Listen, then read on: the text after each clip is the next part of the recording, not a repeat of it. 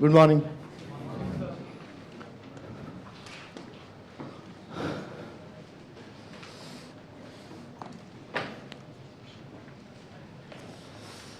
Myself Ashish Kumar and I take Polity Governance here in Vision IS. Welcome to all of you. See, it's an open session. So as usual, I will not start speaking from my side. I want you to be very participative and ask questions. So initially we'll have, this is a very crisp session for half an hour only. Okay. So I just start by asking you that whatever queries you have from your side, take 15 minutes, let's discuss that. After that, I'll add the things from my side, right? And be very open, be very frank. Let's start with the doubts which you have come here with. Any question you want to ask regarding the preparation? I hope you know for what we have come here. Sir, किस चीज़ के लिए आए हम लोग यहाँ पे? It's an open session, मतलब discussion session है for the exam which is coming in 2010-18. 17 वाला तो अब शुरू हो ही गया, 18. And also to tell you how you can align your preparation, right? Any questions to start with? Any doubts, sir? कोई doubt लेके आए हो मन में? हाँ जी. एक second sir, 1 second sir. Yeah. Sir, if you want to study, take for example for the other exams, Okay. You read all the subjects for majority of the subjects every day. Okay. Sir, for 1 sec. I'm just here to discuss issues of polity and governance. है ना? So let's stick to polity and governance. Okay. Let's not be very open in the discussion. अब बोलो. sir, what should be the approach of means carrying all the subjects? Okay.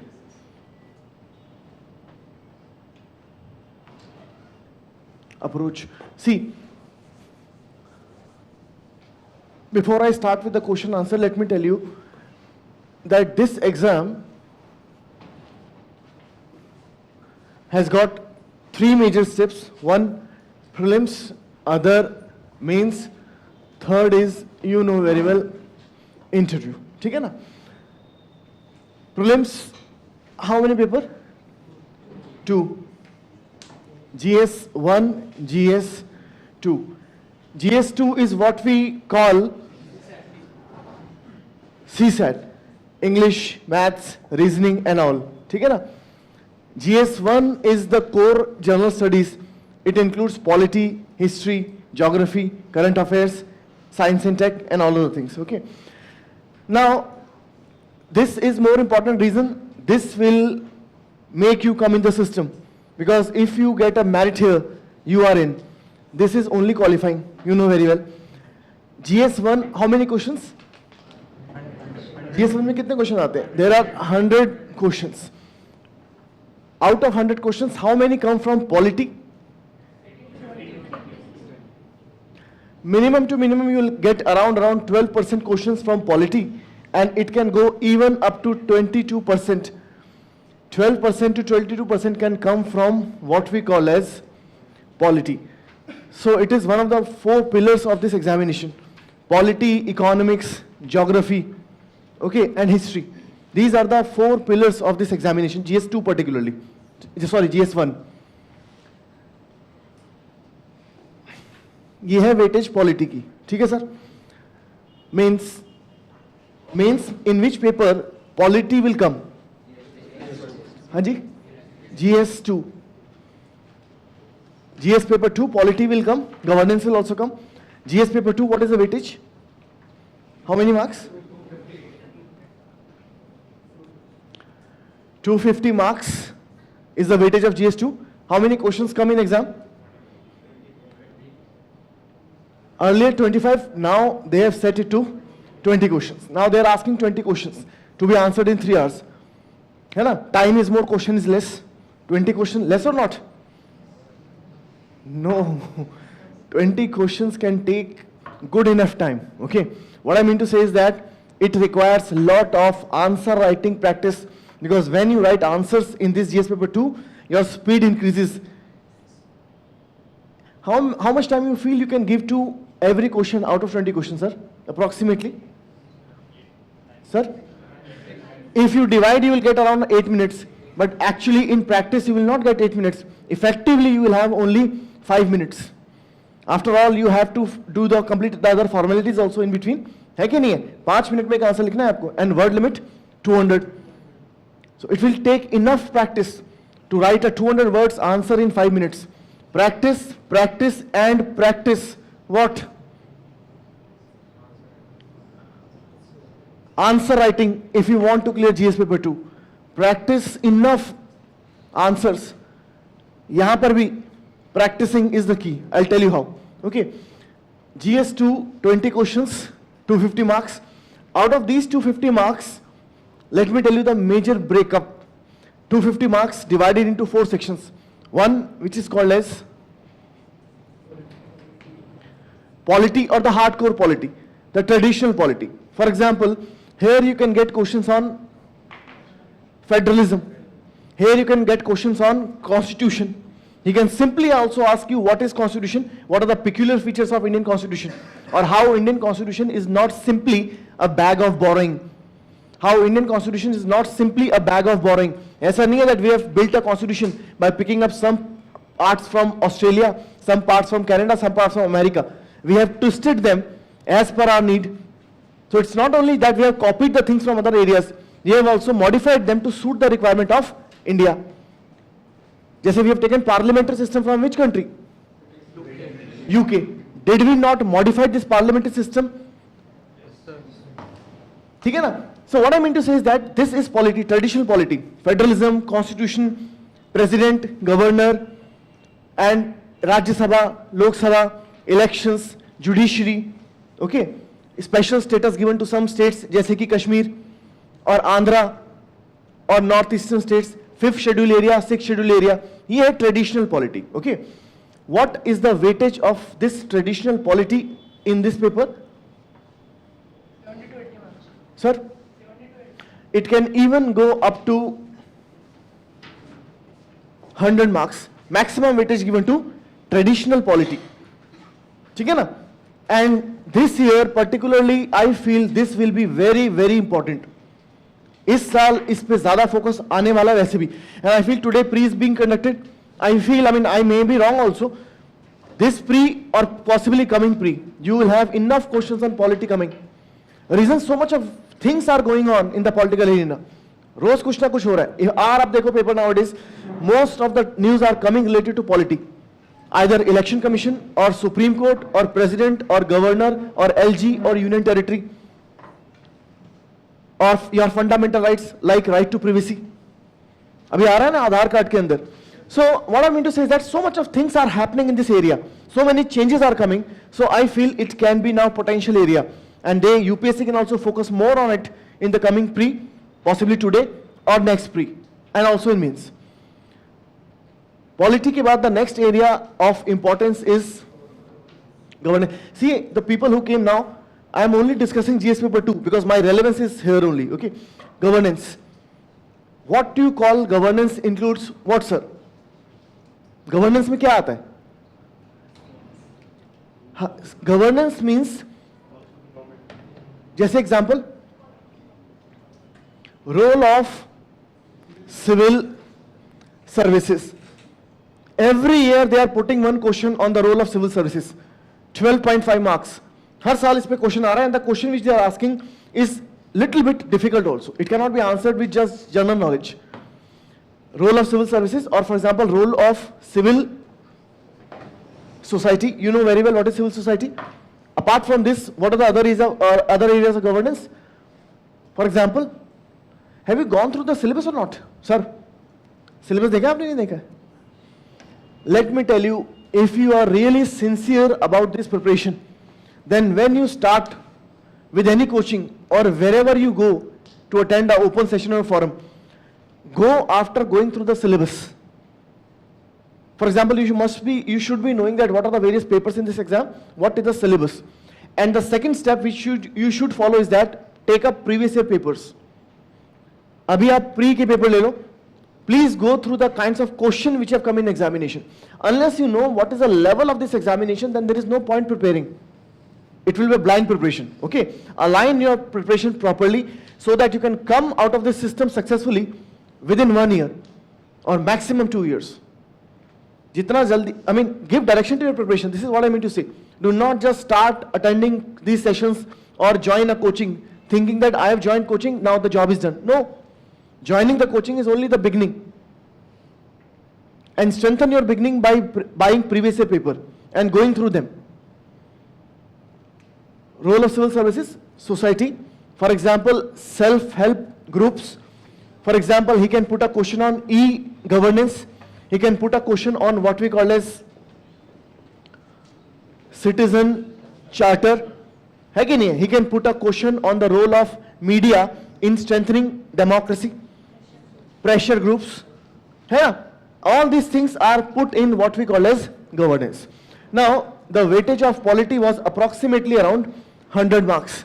What is the weightage of governance around? Hanji? It can go up to 60 marks. Around. Okay. What is the third major area in GS paper 2? GS paper 2 ka तीसरा major area of questions, sir. Third major area is IR, international relations. International relations, the question can come of what weightage? Sir, copy तो खोलो. कितना weightage हो सकता है IR का? Around 50 marks questions come from international relations. Faculty will take this, separate faculty. And the fourth major area is welfare schemes, or you can call it as government schemes or government initiative in the area of welfare. For example, in this, what is the weightage of this part, these schemes? Government schemes or welfare scheme का weightage कितना है? Around 35 marks. 30-35 marks के इसके ऊपर question आते हैं. For example, he can put you that the changes which government has brought in the area of child labor, what are the initiatives taken by the government in this area? Are these initiatives sufficient or not? मतलब क्या? You have not only to know the present initiative which government has taken, you should also know what previous initiatives have been taken in this area, so that you can compare. Okay, for child labor abolition, what were the laws till now? And what changes government has brought in this area? Government has brought change in this area of child labor or not? भाई लेके आए ना वो लोग. So you should know not only the current scheme, you should also know the previous scheme in this area and then compare. Government scheme 35 marks. Is it clear till now? मोटा idea लगे ना breakup का. The next major thing is source. What should be the sources? Sources of questions in this exam. See,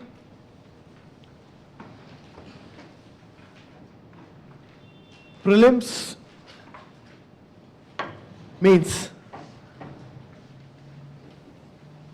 let me tell you, and this must be a very genuine question in many of your minds, NCRT role or role of NCRT in the preparation. है ना? I am not talking about any other subject, let's history or economics or other. I'm talking about polity. For polity and governance, don't waste time on NCRTs, because what they will deliver, we'll also be giving it to you in the class. ठीक है ना? So don't read 9th class NCRT, then 10th class NCRT, then 11th, then 12th. It's a waste of time. Okay. Other subjects, I cannot say anything. Prelims में first and the foremost, class notes. If you are attending the coaching, class notes, because these class notes are prepared by taking up the best part from the best books. And if not coaching, then the other source, Lakshmikant Polity.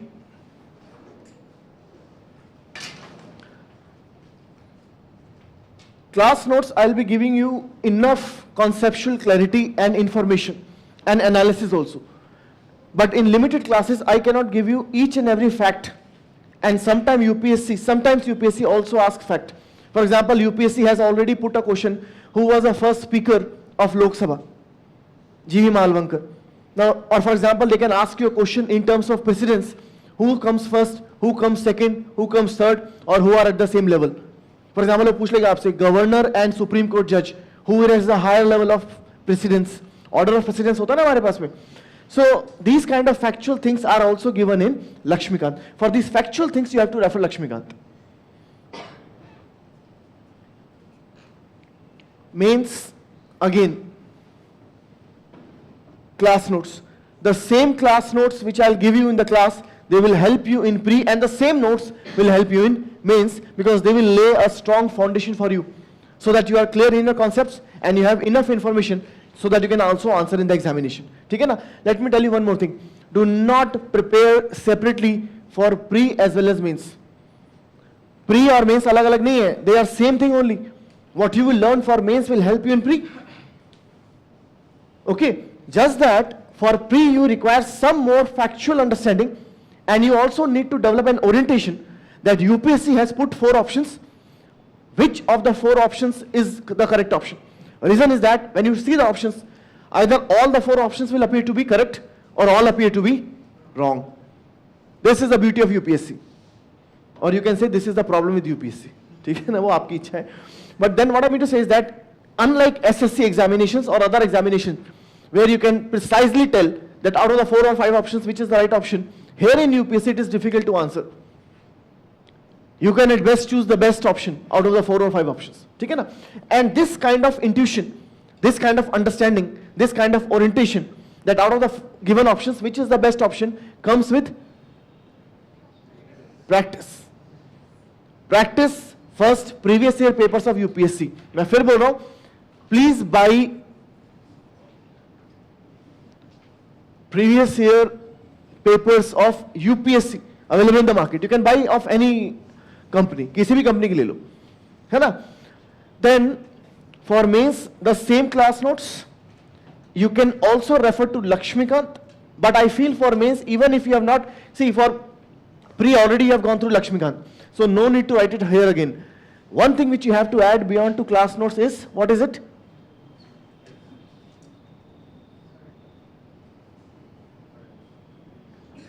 Current affairs. Means class notes plus current affairs. If you are thorough in these 2 things, no third thing is required, believe me. Though people who have, though people can prescribe you number of things, read this book, read that book, not required. आप practically देख लेना इस बात को. Class notes and current affairs, enough. And here also in pre, class notes, Lakshmikant, and third thing, the same thing, which is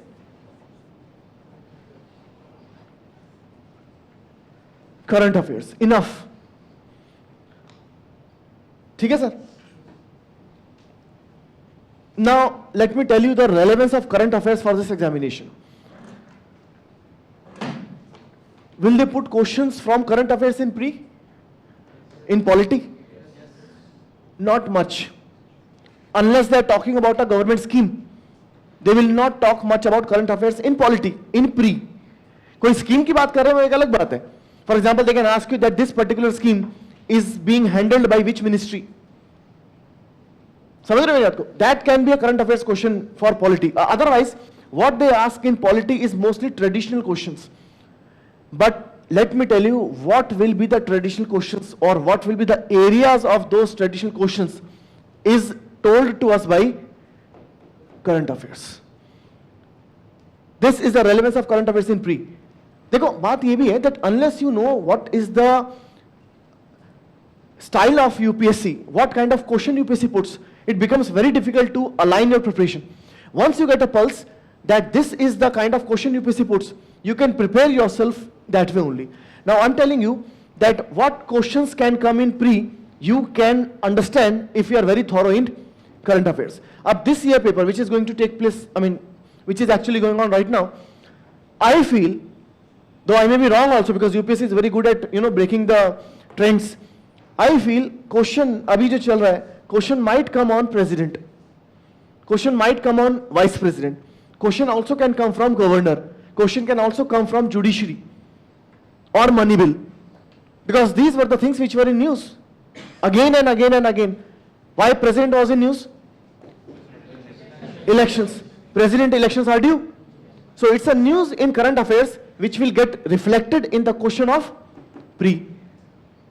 For example, he can ask you that the ordinance making power of president is a legislative power or executive power. Though he is asking you a traditional question, see, understand this. He is not asking you a current affairs question. वो ये नहीं पूछ रहे कि what is the age of President Pranab Mukherjee, वो ऐसे नहीं पूछ रहे, though this was also coming in news.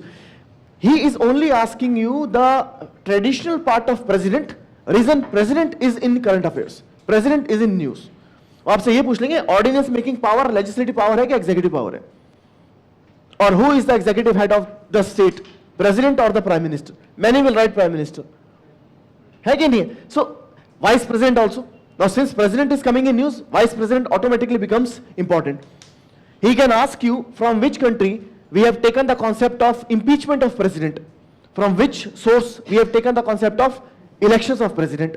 अब वो ये क्यों पूछ रहा है? Because this is important, this is coming in current affairs. So the things which are coming in current affairs can be a potential area of questions in pre. Though you have to read everything, but they are more important. Interstate council was in news. So what are the details of interstate council? This can be a question in pre. For example, he can ask you, is interstate council a constitutional body or not? Or what is the relevant article in the constitution that relates to interstate council? Sometimes they also ask about articles, though they don't have a fascination for articles. For example, this question came twice. 10th schedule relates to what? Anti-defection law. दो बार as it is a question आ चुका है, ठीक है ना? So current affairs is important because it can tell you what can be the potential areas. Okay. अभी यही देखो आप. Right now a fight is going on in Pondicherry between the LG Pondicherry as well as CM Pondicherry. Now he can ask you which UTs have got the administrator who are called as LG. कितने UT में administrators को LG बोलते हैं? And what is the designation given to the same person in other UTs? Now he is making this question because this question was in news. वो ये नहीं पूछेंगे who is the LG of Pondicherry, because this is UPSC. Now this was relevance here. Mains में what is the relevance of current affairs? Not only current affairs will tell you what can be the potential areas of question, current affairs news itself is a question. Listen again, current affairs news itself is a potential question for this examination. Whatever news is coming in paper, please, when you sit with paper, open Google, and whatever is coming, if you don't understand the background of it, open Google and read the background. For example, a news was coming on 5th schedule area some time back. Now you are not thorough, okay, 5th schedule area hai kya? Though you have read 5th schedule area such and such news came, but that serves no purpose. The purpose is served when you understand the in and out of the story, when you understand the dynamics of the story, when you understand the dimensions of the story. Now news came on 5th schedule area, open Google. Though I will be covering in the class, I am telling in journal. If that has not been covered in class, open Google and read what is 5th schedule area, what is 6th schedule area, what are the problems in the implementation of the provision of these areas in practice. वो खुद अपने आप effort लगाओ आप लोग. I give an example. Let's say GS paper 2 2016. There was a question to what extent Article 370 of the Indian Constitution mentioning temporary provision of Jammu Kashmir are temporary. मतलब if you open Article 370 of the Indian Constitution, the heading is temporary provisions of Jammu and Kashmir. Means the special provisions which we have given for Jammu Kashmir were supposed to be temporary under Article 370. Ab the question came in exam. You know why the question came in exam? Because this was precisely the news in current affairs. A judgment was given by Jammu Kashmir High Court, judgment was given by Supreme Court in this area itself. Now if you were thorough with current affairs, you could have easily answered it. Otherwise you would be just writing the traditional knowledge of 370 in exam, which will fetch you no marks but will take away your time. वो ये पूछ ही नहीं रहा है what is Article 370. He is asking you why Article 370 provisions are temporary if they are temporary in reality. And you can answer this only when you are thorough with current affairs. Got my point or not? एक और question. He has asked a question, discuss each adjective attached to the word republic in the preamble, are they defendable in the present circumstances or not? Why he's asking you about the adjectives which are mentioned in preamble? You know, for example, secularism, socialism, republic, democratic. These are the adjectives given in the preamble or not? Now, why the question came? Haji, question क्यों आया इसके ऊपर? Because government said, or there was a voice which came up, that the word, कौन सा? Word secularism can be removed from the preamble because initially it was not the part of it. We added it later. And why we need to tell the whole world that we are secular? We are actually secular. इसलिए ये question आया exam के अंदर. Third thing, I'm just telling you how the news becomes a question in mains. एक बात और, many people, you know, when they start preparation, they feel we'll take care of the mains. Once we sit in the exam, we'll write anything and we'll get the marks and we'll clear it. They take it very lightly. They think the biggest hurdle is this. Let me tell you, mains is as good as a hurdle as pre. Focus on both and do not take them separately. If you are good in mains, with little bit more efforts, you will become good in pre also. Okay. Abhi question पूछ रहा है. This also question came in examination. Discuss the essentials of 69th Amendment Act and anomalies, if any, that led to the recent conflict between the elected representative and LG in Delhi. Last year, the fight was going on between LG Delhi and the CM Delhi, Arvind Kejriwal. दोनों में झगड़ा हो रहा था. Now they are asking you to analyze this issue in light of 69th Constitutional Amendment Act. What is 69th Constitutional Amendment Act? You may not be knowing. Why you are not knowing? Reason ये था, you just read that LG and CM are fighting. We should not be interested in fighting. We should be interested in the background of it. Why there is a fight? Because there is a confusion between the role of LG in Delhi. And what if there is a conflict between the views of CM and LG in Delhi? Because Delhi is not a state. Delhi is a UT with special status. And 69th Amendment Act provided assembly to Delhi, because of which we got a CM, because of which there can be conflict between CM and the LG. And the same thing is now coming up in Pondicherry. Getting me or not? कहने का मेरा मतलब है, if you were thorough in current affairs, just do not read the lines, do little bit research from your side also by spending 15 minutes on the news in Google and write something which is having a relevance with the current news, which was a history. Now the third thing, is it making a sense to you? Third thing is this: what are the sources of current affairs? Very relevant.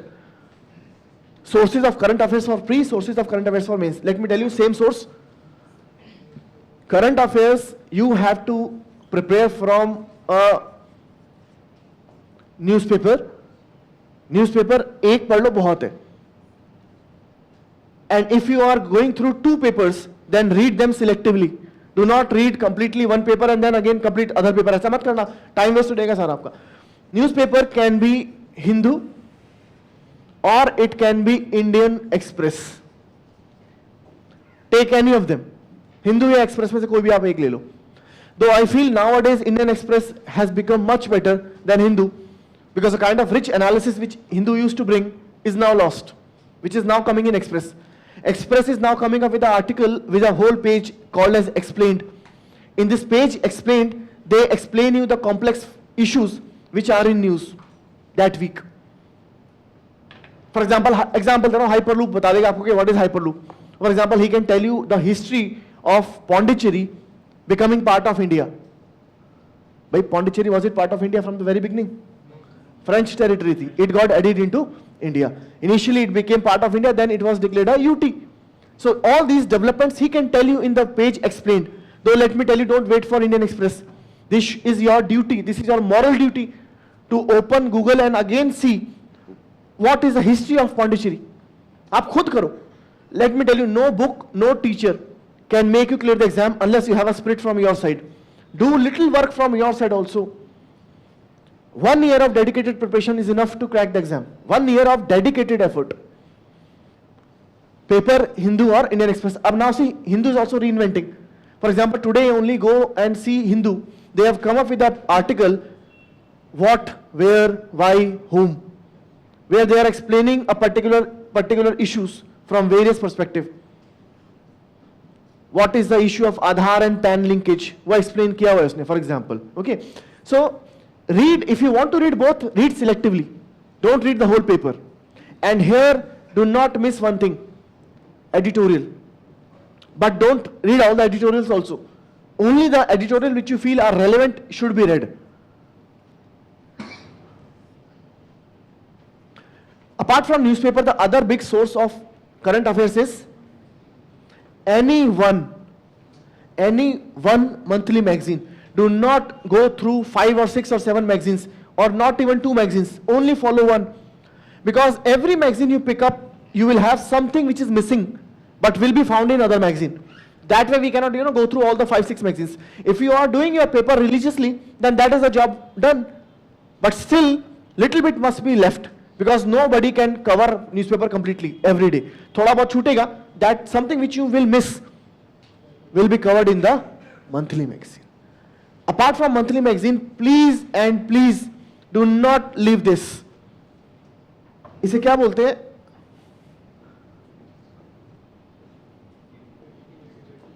Make a practice to go through at least one debate daily. किसी भी issue पे debate. अब triple talaq, uniform civil code is a very potential question for pre or mains. इसमें पक्का question आएगा. Pre में आएगा नहीं तो mains में आएगा. Because this is something which is very hot in news. Now, uniform civil code, okay, you understand uniform civil code, but what are the various dimensions of uniform civil code? What are the various dimensions of triple talaq? What are the various dimensions of polygamy? You must know, but that can only be known to you when you expose yourself to different views. Debate is such a beautiful medium by which within half an hour or 1 hour, you get exposed to so many angles of the issue. Triple talaq को ले लो आप, or polygamy for example. Let's say polygamy. Sir, polygamy good or bad? Bad. Polygamy is bad, ठीक है. But do not just write bad in examination. If polygamy has been sanctioned by the Indian constitution till now, Indian law till now, there must be some rationale behind it. Though that rationale is outdated, unscientific, वो एक अलग बात है. But कुछ तो rationale है ना उसके पीछे. तभी तो law has allowed it till now. You should be aware what is the rationale or what was the rationale which is now outdated. वो आपको पता होना चाहिए, and that you will come to know only when you go through the debate. Because in debate there are people who support it, who oppose it, both the views. And debate, do not watch a debate which appears to be extremely glamorous, where people are fighting or coming to blows. वो अच्छा लगता है ना, when they lift the table and hit on each other. That serves no purpose to you. BP बढ़ेगा और कुछ नहीं होगा. We need not increase our BP, we need to increase our marks. And marks will come when you read, when you go through a sincere debate, which mostly come on Rajya Sabha TV or Lok Sabha TV or CNN, IBN also. They give some kind of decent debate, and or NDTV also. But let me tell you, every channel is pro this government, pro that government. Be aware that they will be somehow making a propaganda towards or against one party. Do not be driven by the propaganda. Be extremely rational. Take up the information. Do not take up emotions. ठीक है? This is current affairs. Now, last thing before I wrap up is this: how to make notes. Class notes, so I'll be giving in the class. After that, please go through Lakshmikant, the same thing. For example, let's say I covered President today. That day itself, go home and revise the notes and read President from Lakshmikant also. If you get some more points, which you will get, 2-3 extra points, add in the notes. Once you have gone through the Lakshmikant once, then everything is covered in the class notes. Then no need to refer Lakshmikant again. Done. And then keep revising the information again and again and again, writing the answers again and again and again, the same answer. You wrote an answer, you got 3 out of 10. Take the feedback, improve it. Now you got 4, take the feedback and improve it. Now you get 5. If you don't get 5, keep writing unless you improve. There are people who have got very good marks, and let me tell you, they didn't get the marks in the first attempt. They got the marks, very good at marks, in 3rd attempt or 4th attempt also. But the key was that they have written the same answer 25 times also. ठीक है sir? make a register for yourself. Current affairs को तैयार करने का तरीका है, do not write the news date wise, write the news topic wise. Make a register, divide the pages of register topic wise. Let's say dedicate first 3-4 pages to president, dedicate the next 3-4 pages to LG, dedicate the next 3-4 pages to the concept of union territory. And this way you will have a compilation of various 35 to 40 topics which were in news, and you will have all the angles of the news. For example, president ke upar, whether president of India is only a nominal head or is really powerful. If you know what Pranab Mukherjee did in his tenure as president, then only you can answer it properly. For example, Pranab Mukherjee was not a rubber stamp president. He was a very proactive president. But how do you prove that he was a proactive president?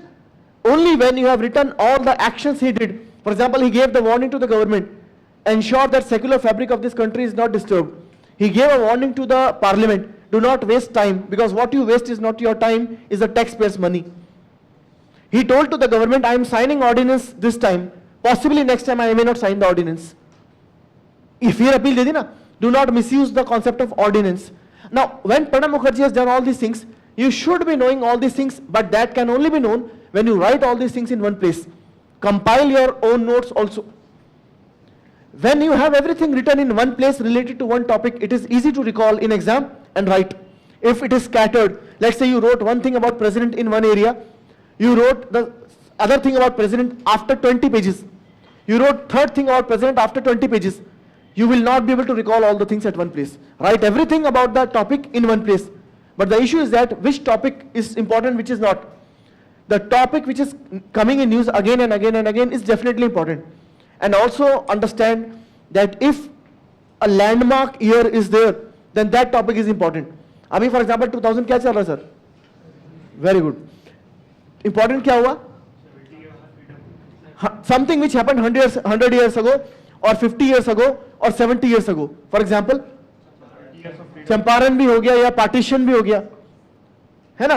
और last year Constituent Assembly was an important area. Reason? Constituent Assembly was formed in 1946. So 2016 year becomes a landmark year. समझ रहे हो मेरी बात को? So these topics are important. Whether you prepare other or not, prepare these topics completely. ठीक है? And let me tell you, polity governance is very easy. Do not be afraid and do not have a fascination for articles. Polity governance is not law. It is about the working, simple working of Indian polity. What are the strengths? What are the loopholes? Focus on it, understand it, analyze it. And the best way to analyze the things is to discuss with friends. Make a good circle of 3-4 people. What you know, share with them. What they know, take from them. And make a healthy mix. Do not write very negative about government. Do not just, be a appreciator of everything which government does. You should be knowing that this can be improved this way also. Understood or not? Before I leave, any question which you want to ask, I'll just give 2-3 minutes. Dekho, if you come here, then they will give questions to you daily. After every class, you will get a question, subjective question, and 3-4 objective questions, rows. After every periodic interval, they will give you a mini test, which will have 30 or 35 questions of pre, and 8 or 9 questions for mains. ठीक है ना? And if you are not coming for coaching, no problem at all. Then take up the news which came in paper and see the relevant topic from the previous year paper and see what kind of questions have come in exam.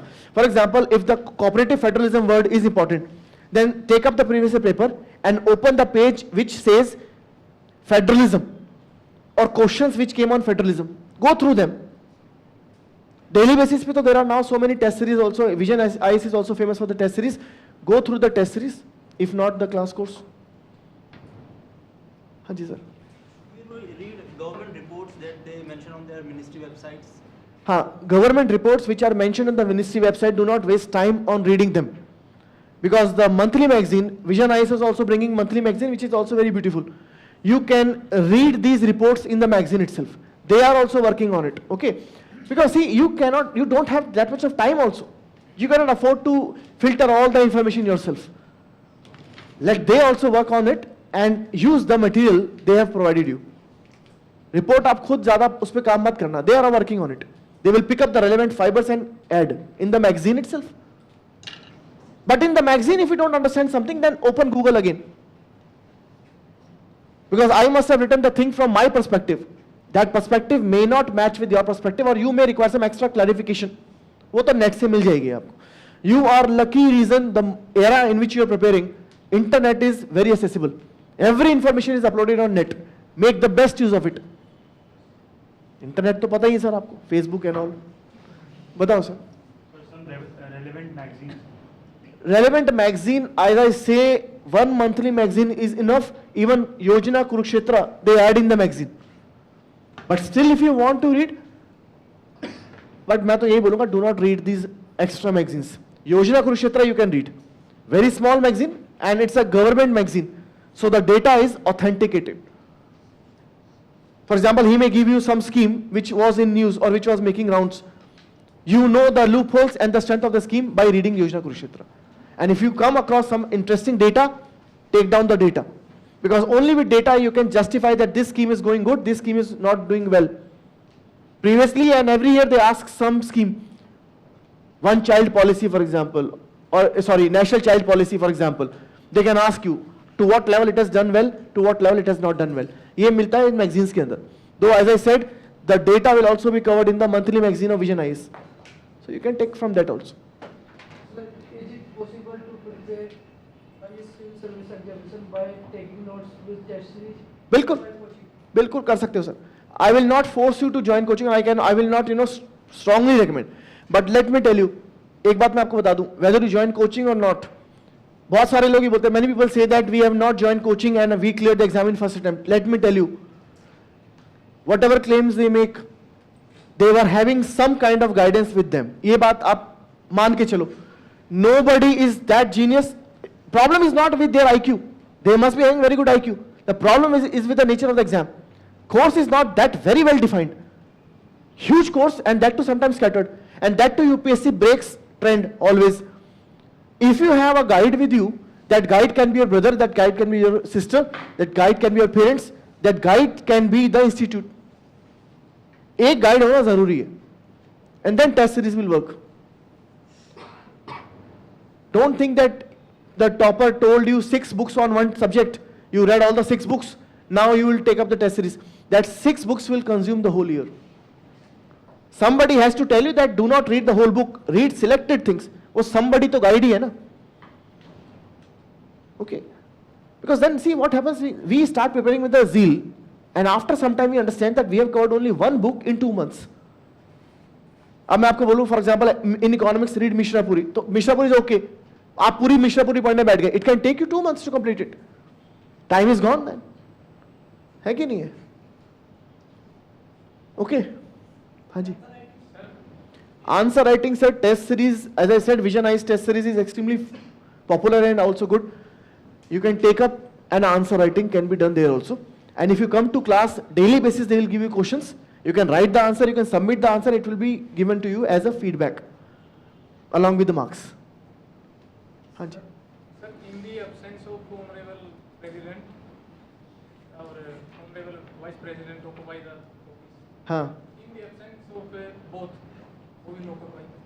यार CGI करता है, मगर ये forum अब ज्ञान लेने का नहीं है. This is about understanding the orientation. हाँ जी.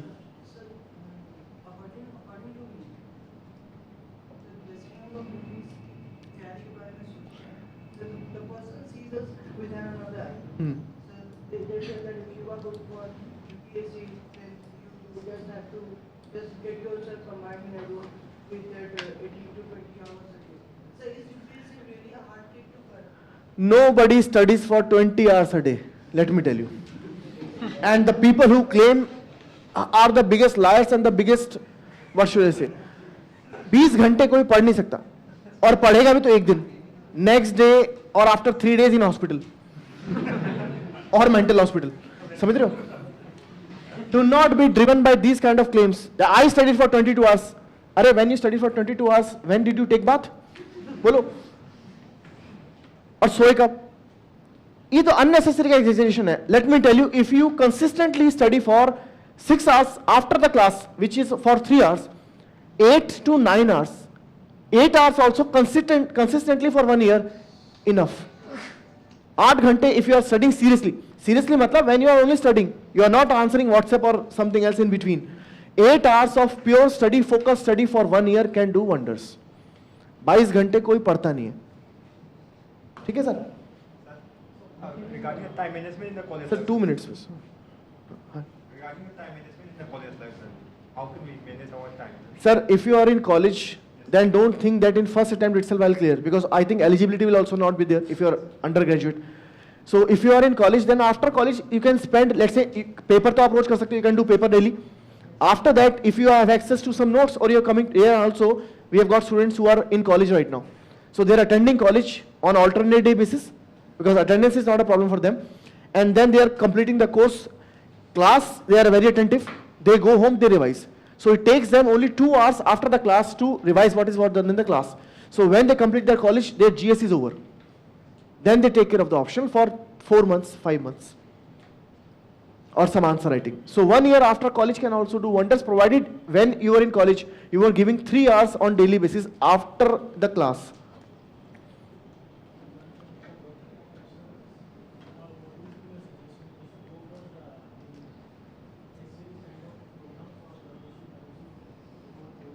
Let me tell you, what he is asking is a very valid question. He says, for the people who are working, what should be done?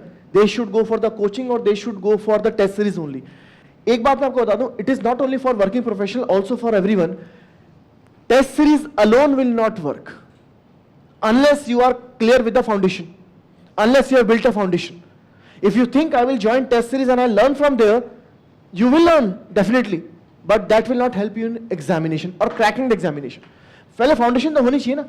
To test the foundation, you take test series, or to clear your concepts further, you take test series, or to do answer writing, you do test series. But just test series without no foundation, difficult हो जाएगा. And if you are working, weekend batches can also be taken up. Whenever we are reading the newspaper, what I felt personally, I am telling you, everything is important. सब कुछ important लगता है. What we start doing after हाँ. after the end of the month. Same thing. वही तो मैं आपको बोलना चाह रहा हूँ. हाँ हाँ, understood. Okay sir, understood. हाँ हाँ, understood your pain. What he says is this: if we read paper on daily basis, the same thing is coming, and if we start writing them, it will take the whole time, and ultimately we come to know that we have just copied the same thing which we have already copied. That's why I said, do not make notes date-wise, make notes topic-wise. For example, let's say you are making notes on president on 3-4 pages. Write first of all in point form. When you are writing in point form, a news which you have already written, you will be knowing that I have already written that. है कि नहीं है? That will avoid repetition. And always write in point form. What he has written in 10 lines, write in half a line or 1 line. Gist form में.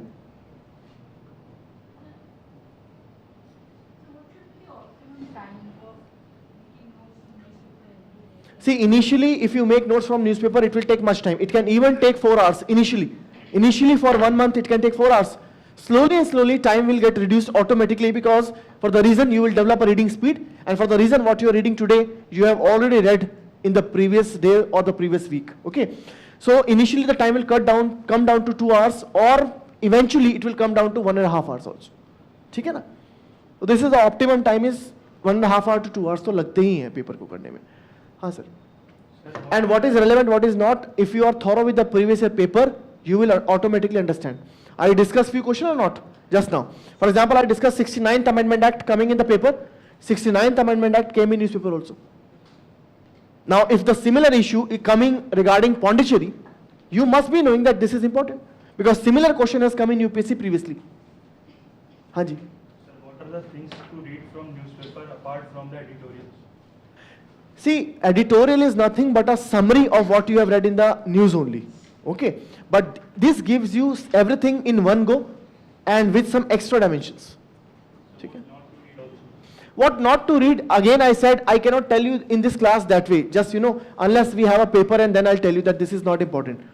For example, you can leave easily sports news. Nowadays paper, they are covering sports in 4 pages. Leave it. At best in pre, if they ask, they will ask you only one question. That too you can easily cover in the test series or the monthly magazine. Don't spend so much of time on that. Don't read the crime news. अब road rage की खबर आई, don't. हाँ जी. Now this is the last question because other sir is also waiting. हाँ जी.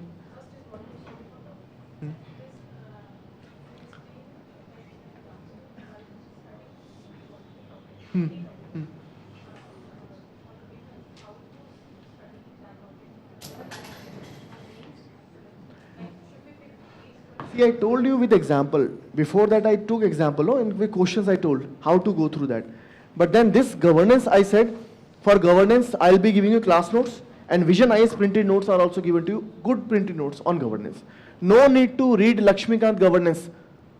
I feel it's a waste of time. He has not the kind of quality he has put in Lakshmikant polity. Lakshmikant governance is not good. Class notes and Vision IS printed notes enough, and then again paper. ठीक है ना? Thank you very much. Thank you.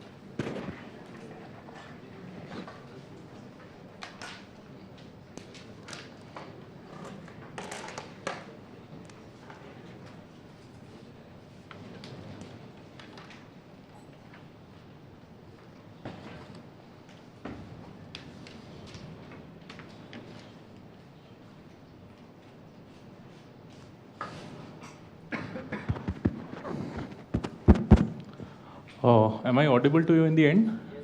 Audible that side? Good. So, good morning.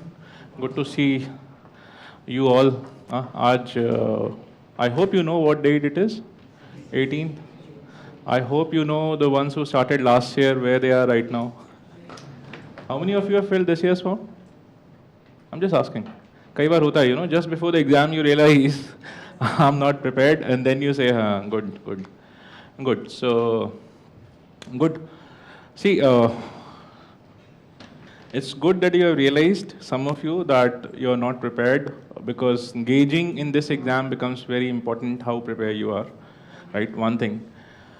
But let me also share this, that almost to most of you, even once you have done your syllabus once, maybe twice, still this feeling keeps coming to you, that I'm not prepared, right? So that becomes a very, walking a very tightrope to understand whether I'm really prepared or not. So there are things which will give you a hint of whether you are prepared or not. Those are the things that we are going to talk about. And I'll be specifically talking around geography, right, and the aspects related to it. I am Harsh V. Singh. I'm with Vision for almost 9 years now. And I'm involved with the geography and some other parts such as ecology and all, disaster management, right? So I think some of the questions, I was outside and I heard some of you were asking questions around, sir, how many hours and all we need to put. So those are the things that I think some of the questions, sir, have already discussed. Some of them another faculty will discuss probably after the history session. So I'll be focusing more around geography, right? Good. And in the meantime, I would also expect you to ask, wherever you feel some questions, you note them down. Let's say by the end of the session, if I have not answered them, you can ask me whatever questions you have, okay? Now, the areas where I will focus in this session,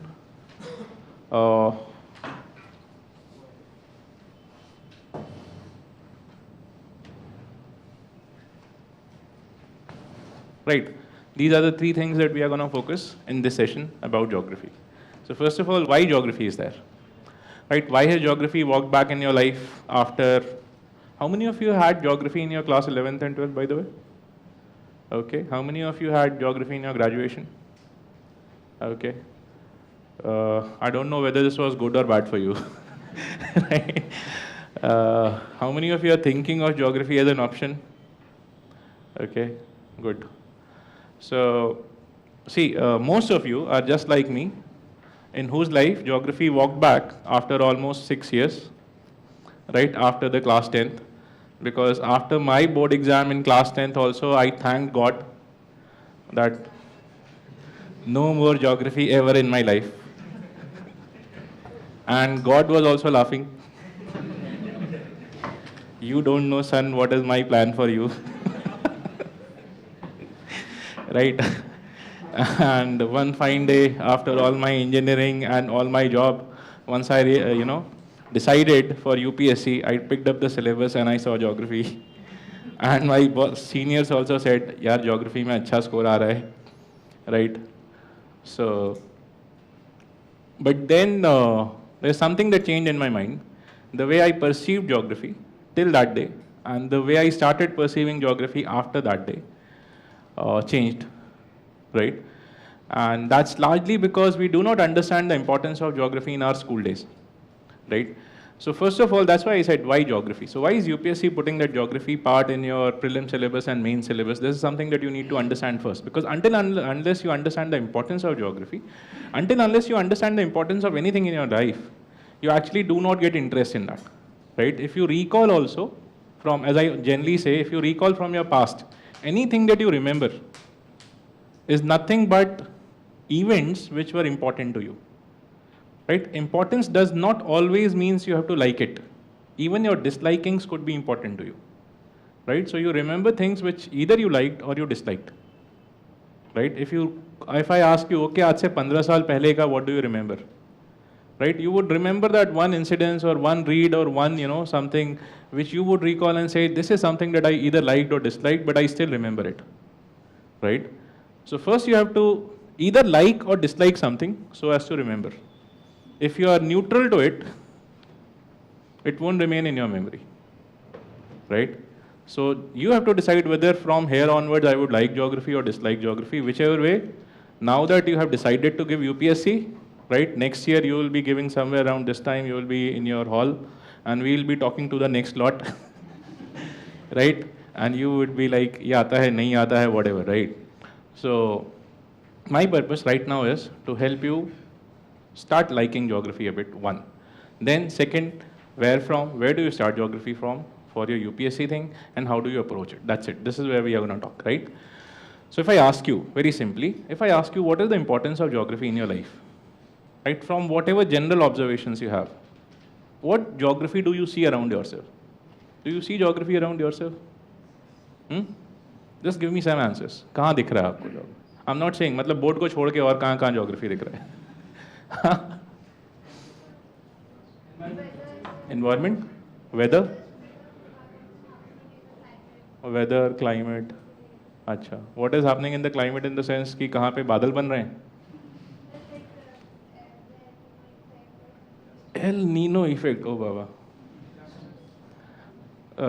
For most of you who have never heard of El Nino, this is some kind of an effect which happens in the ocean and atmosphere, which is of importance to you, right? Don't worry, many of them don't even know El Nino hota kya hai. Effect to bahut dur ka cheez hai. ठीक है? Yeah, so El Nino effect, right? What more? What more do you? Huh? Disaster. कुछ positive नहीं दिख रहा है यार. मतलब if you start with El Nino disaster, life बहुत gloomy हो जाएगा कुछ दिनों में. ठीक है? So start seeing things which are positive around you from geography. Yes. Mountains. Huh? Plains, plateaus. Very good. DC Leong पढ़ लिया chapter number 2. Huh? हाँ जी. Yes. What else? Huh? Vegetation. Okay.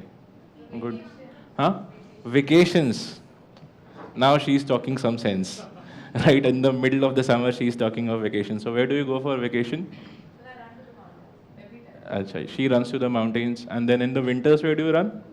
To the oceans? अच्छा दिल्ली ठीक है अच्छा नहीं Delhi not अब ठीक नहीं रहा it has become too polluted right but anyways good so mountains right oceans what else something more there's you know this is a bit okay this is something important but something more How this world is formed. come again yeah you only yeah you said something I think I heard yeah Sir, we should know how this world is formed. how How this cosmos. how the world was formed okay the world was formed with earth was formed okay how was the earth formed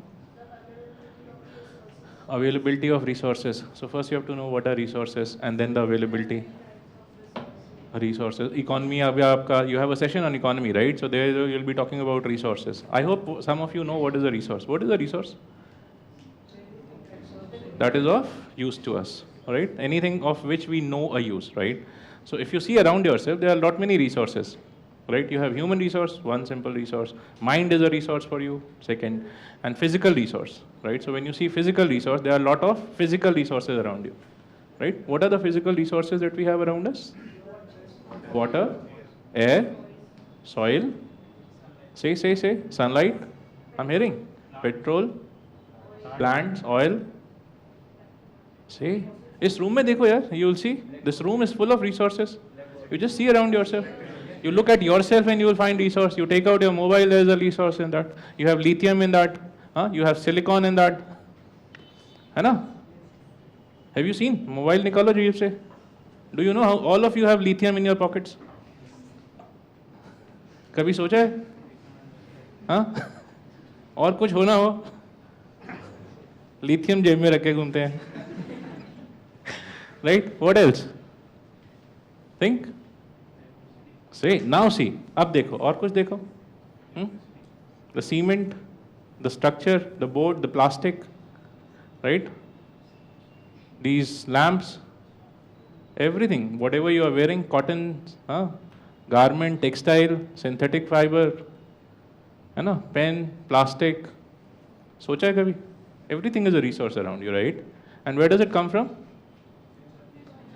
nature different sources where are they some okay artificial like plastic what is the source of plastic chemical engineers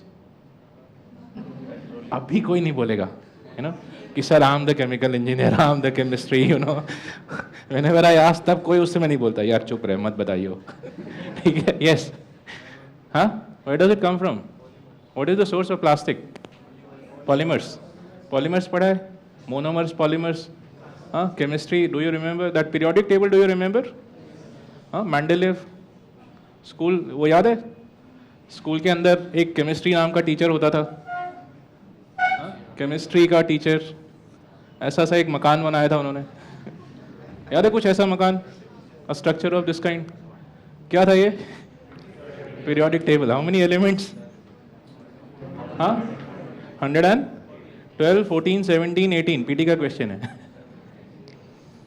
ढूंढो chemistry में मिलेगा जा करके write what were these elements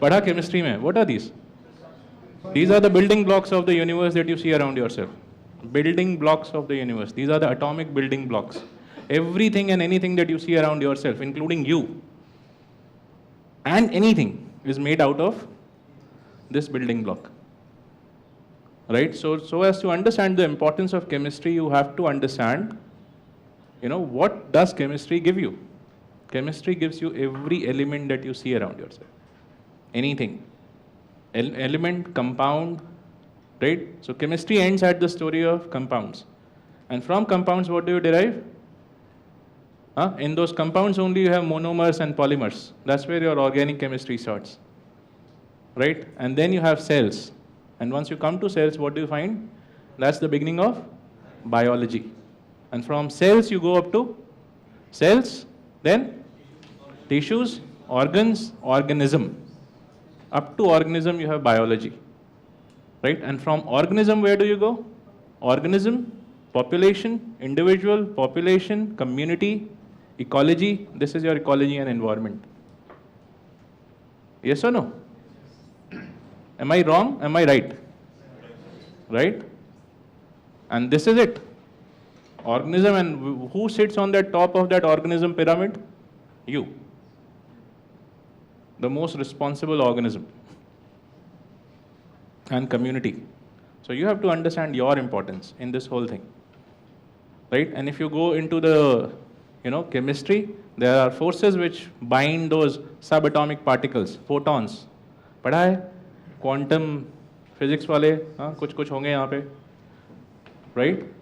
Bosons, नाम सुना है ये सब? Higgs boson, all that. There are news articles. So what you find around yourself is everything and anything that you see is a combination of physics, chemistry, biology, right? Everything. All those natural sciences are, intertwined so as to give you your surrounding. And your surrounding you come to know from geography. So this is the importance of geography in your life. Geography tells you whatever is formed around you, how it is formed. And where does the story start from? Every story starts from somewhere. Where does this story start from? Big Bang. Right? Big Bang was the moment from which the formation of the universe started. And this is where your first chapter of geography NCERT starts from. Formation of the universe and the earth. How many of you have bought that NCERT? Okay, so you don't know which NCERT, right? But once you start preparing, your geography starts in your class 11. The first chapter starts from formation of the universe. After that, it comes to the earth, right? And in the earth, it starts with the formation of the earth, then the atmosphere, the climate, right? The lithosphere, the ocean, everything on it, right? And then the different formations. So if I say on the surface of the earth, what all do you find? क्या क्या मिलता है? What all do you find on the surface? You have water in the form of oceans and the rivers. So you have fresh water and salty water, right? And then you have land, right? And on the land, what do you find? What on the land? What do you find? Which is the biggest formation on the land? Forests. Biggest formation on the in sense of a physical structure, probably a yeah. So continent itself is land, but on the continent, what do you find? You find mountains, you find plateaus, and you find plains, right? And in those mountains, what originates? Rivers, right? And where do they flow? Can you name some of the major rivers that you have heard? Forget geography. नाम तो सुना होगा. 22 साल मतलब ऐसा तो है नहीं. Let's say 20, whatever years I was born, and after that today, in between, कुछ सुना देखा नहीं है. ऐसे हो? नहीं ना? कुछ तो सुना होगा. So give me some names of rivers that you know. Huang Ho. Wow. India से start नहीं करना. Where? गंगा, ब्रह्मपुत्र, इंडस और झेलम, चेनाब. वाओ, गुड यार, ग्रेट. अब थोड़ा सा बाहर जाते हैं. हम ओवर क्राउड हो गया है. यस. तो tigris, Euphrates, Nile. Wow, great यार. Now can you recall something more that formed around these rivers? Civilizations. Right? So if the mountains were not there, have you ever thought, will we ever get a river, major river, if mountains are not there? What are mountains for us? Mountains for us are water towers. Water towers. टंकियाँ होती है ना, घर पे आपके छत पे एक पानी का टंकी है, वहाँ से पानी बहता है, पूरे घर में पानी आता है. Mountain is like that. Mountain is the water tower. What does it store? Glaciers. What comes from them? Rivers. Rivers are nothing but the pipelines of your house. They bring water to every corner of your house. And around those rivers, what do you have? Civilization. So you grew in the Indus Valley or the Ganga Valley or the Nile or the Euphrates or the Tigris or the Wango because of the mountains which were the source of those rivers. Right? Now what more do we need around them? What else does the river bring? The soil. Right? Rivers are also source of a fertile soil. And what do you do in that fertile soil? क्या करते हैं? You either have the natural vegetation as he rightly said, and then what do? Once we see this place has excellent soil for natural growth of vegetation, what do human beings do? Go cut down the vegetation and then pick our vegetation, which we call as crops. We domesticate plants, grow them. And around them, we grow what we call as agriculture. What is agriculture? Domestication of plants and animals, right?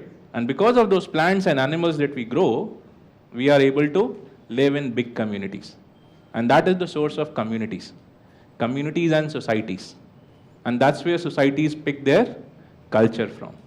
Cultural practices are ingrained in the region in which that society grows, right? So if a society grows in a region where animals will grow, that society might be pastoral.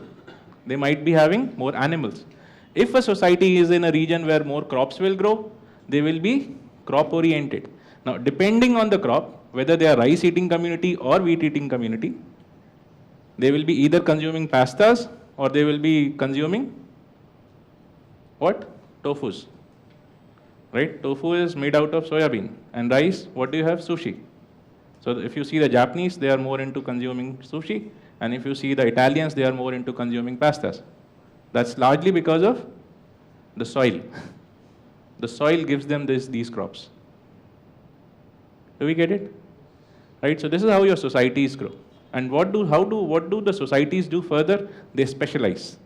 And specialization leads to growth of economy. Right? Because you specialize into few activities and then you exchange. And that exchange is nothing but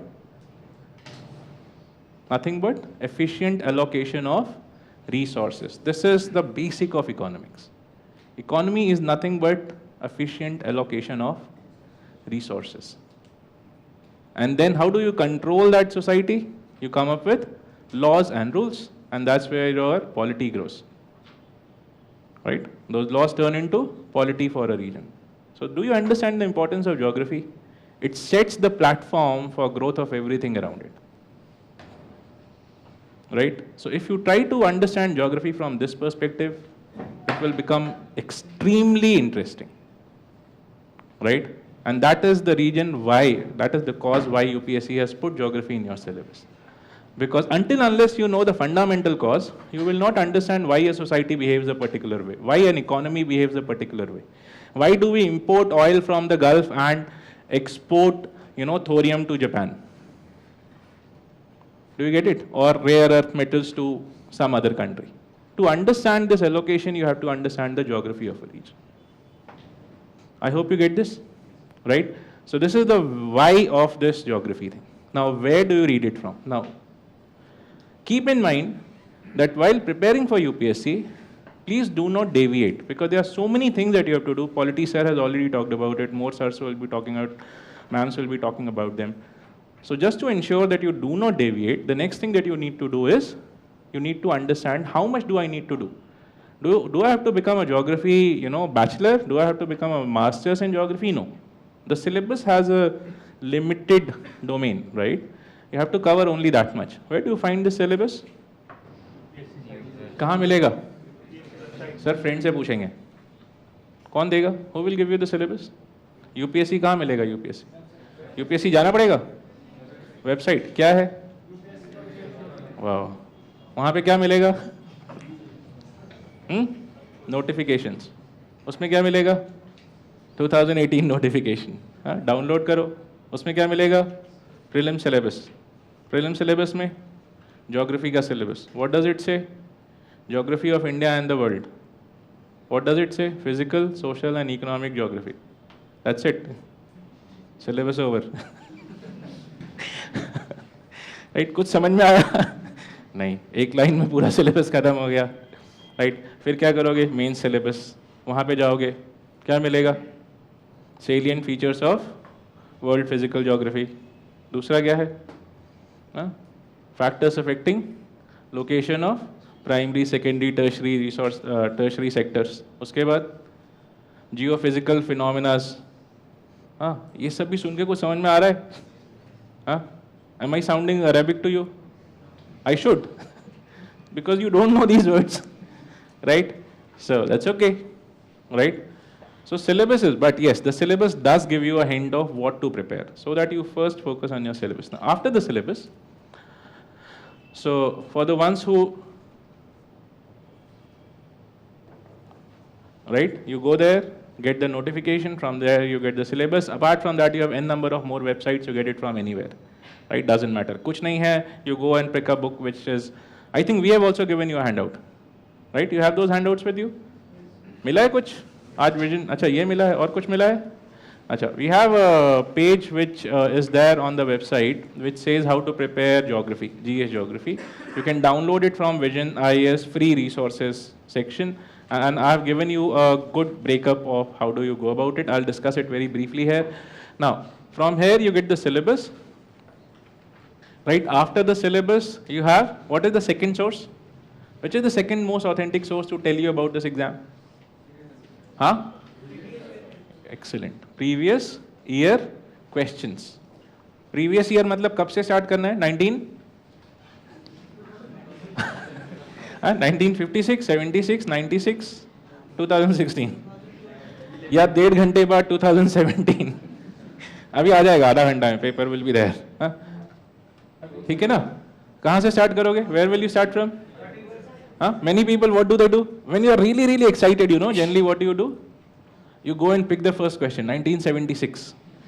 76, 77, 78. Questions which actually your father and mother should have seen.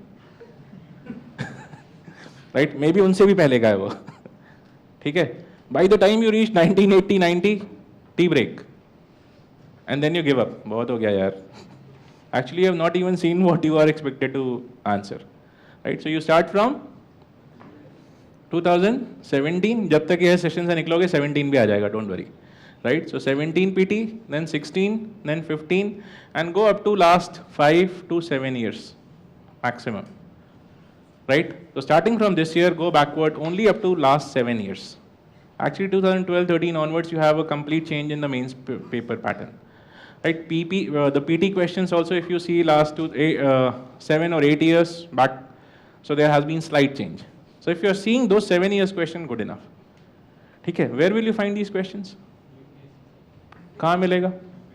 UPSC दे रहा है. Yes, UPSC gives you 16, 15, 14, 13. ये सबका PT questions are loaded. So go get those questions. Otherwise, you have those 10-year planners. From there also you get those questions. The focus should be right, as I am saying. Otherwise, you will be lost in this battle. Right? You are in the middle of a battle, right? Where you don't know where I am and whom to attack at until unless you really know.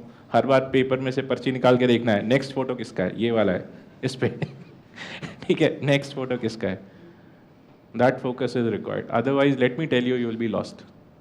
Right? So these are the sources which will tell you about where do you prepare from. And that's it. To me, this is it. You don't have to ask your seniors. बहुत ज़्यादा मत पूछो यार. क्योंकि उनके ऊपर भी एक मोरल बर्डन होता है. The moment you go and ask your senior, sir क्या करना है? The one who has himself never been able to make out क्या करना है, right, is under a moral pressure. अब तो इसने पूछ लिया है. कॉलेज में और यहाँ पे मैंने इतना शो पानी मारा हुआ है, मुझे तो आंसर करना ही पड़ेगा. तो वो बेचारा सबसे मुश्किल बुक्स निकालेगा, ये सब पढ़ लेना है. आपको भी लगा यार मैं बेकार में एनसीईआरटी में लाइफ बर्बाद कर रहा था. ठीक है, I should have started from these books. And after 2 years you are under the same moral pressure. Right? So just to avoid that moral pressure, the best thing to do is that you stick to these questions, only UPSC questions. If you see PT, you have more than 500-700 questions. That's a good enough source to let you know क्या पढ़ना है. अगर 700 question से sense नहीं बन रहा है तो फिर शायद कभी नहीं बन पाएगा. Do you get it? So just stick to these questions. From that you make out a sense, and from there you keep going ahead, right? And do not go to what others have to tell you too much. थोड़ा मोड़ा sense low, that's okay. But the best source is this. So this was the why and the where, in the sense of where do you get a sense. Now what do you read? Right? I'll give you a list of things that you need to refer, because the session is all about how do you prepare. Which books do you start from? First give me your names. क्या क्या नाम पता है यार, बता डालो. हाँ? गौचैंग Leong. अच्छा. And let me also have a sense of how much time I have. So you have GC Leong. Okay, और बोलो क्या नाम है इनका बुक का? इन्होंने 2 बुक लिखा बाय द वे, पता है? हाँ, certificate physical and human geography, वो बुक है, Oxford publication, orange colour, certificate physical and human geography, ठीक है? बट और बताओ, और क्या बुक है? एक सेकंड यार, ये नाम यहाँ नहीं लिखूंगा, बहुत भारी है। हाँ, और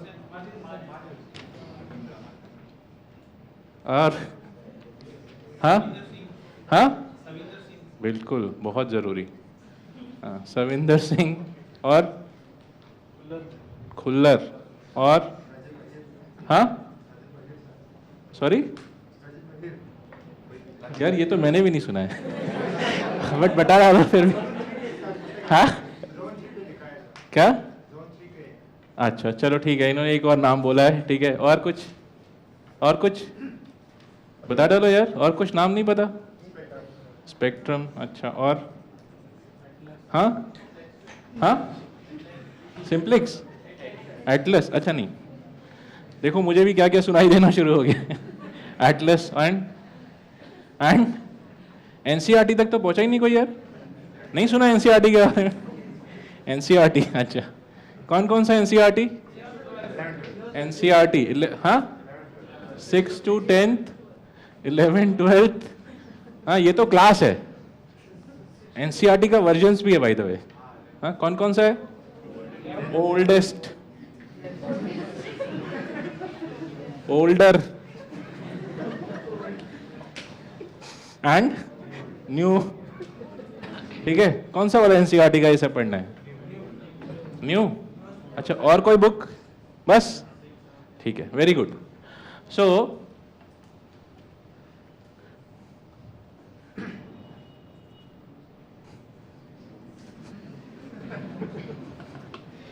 ठीक है, ये सब आपका डोंट का लिस्ट है।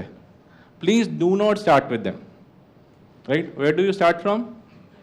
You start from not even this, before this you have, वहां जाओ, NCERT, right? You start with class 11th and 12th, right? Do not start with class 6, 7, 8, 9, 10th, right? Class 11th and 12th start the geography from almost scratch. The problem is, at times you do not get the language. If you find the challenge in the language, that's where you go to class 6, 7, 8, 9, 10th. Else you don't go to class 6, 7, 8, 9, 10. Right? I assume most of you have passed your class 12th. I'm assuming. ठीक है? And if you do not understand what the class 6, 7, 8, 9, 10 say, then start reading some language books and literature books. The challenge is with literature and language, not with geography. ठीक है? There is nothing more fundamental than class 6 level geography. मतलब छठे का बच्चे को समझ में आ गया, आपको नहीं आ रहा तो आप समझो यार लैंग्वेज का प्रॉब्लम, ठीक है? That's okay, perfectly fine. Don't worry about it. But right? But this is it. That's where you start. So class 11th NCERT. There are 4 NCERTs in your class 11th. कौन कौन सा है? You have the first one is fundamentals of physical geography. That is the first. Now go on writing these things because that's where you have to study, right? The ones who are aiming 2018, this is the book for them. I can share this to you with you because of some of the previous, I remember 2015 we had a similar session. There was a similar girl, मतलब आपके जैसे ही बच्चे बैठे थे. There were 2 candidates from them. इस साल उनका selection है 186 and I think और कुछ rank है, right? So there are people who walk in, they pick the right books, they keep working for that 1 year, and next year PT clear, mains clear, interview clear, rank, right? That girl that I'm talking to, I think she might be there in some of our sessions. She joined us in 2015 November, right? Similar, आपके जैसे ही, picked up the books, read through, giving an improvement attempt, right? So if you also focus right, you have ample time. If you get diverted, that's where you get lost. So start with your NCERT class 11, 12. The first is fundamentals of physical geography. Start with the first chapter, universe. Then you have the second chapter, formation of oceans and the continents. Right? After that, the story will go on. Read all the NCERT chapters of class 11th. All. Up to the end is biodiversity. That is the last chapter in that NCERT.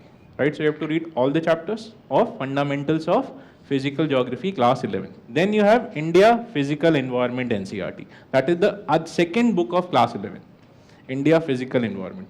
You read that book almost from the first chapter, which is introduction, till the last chapter, which is disaster management.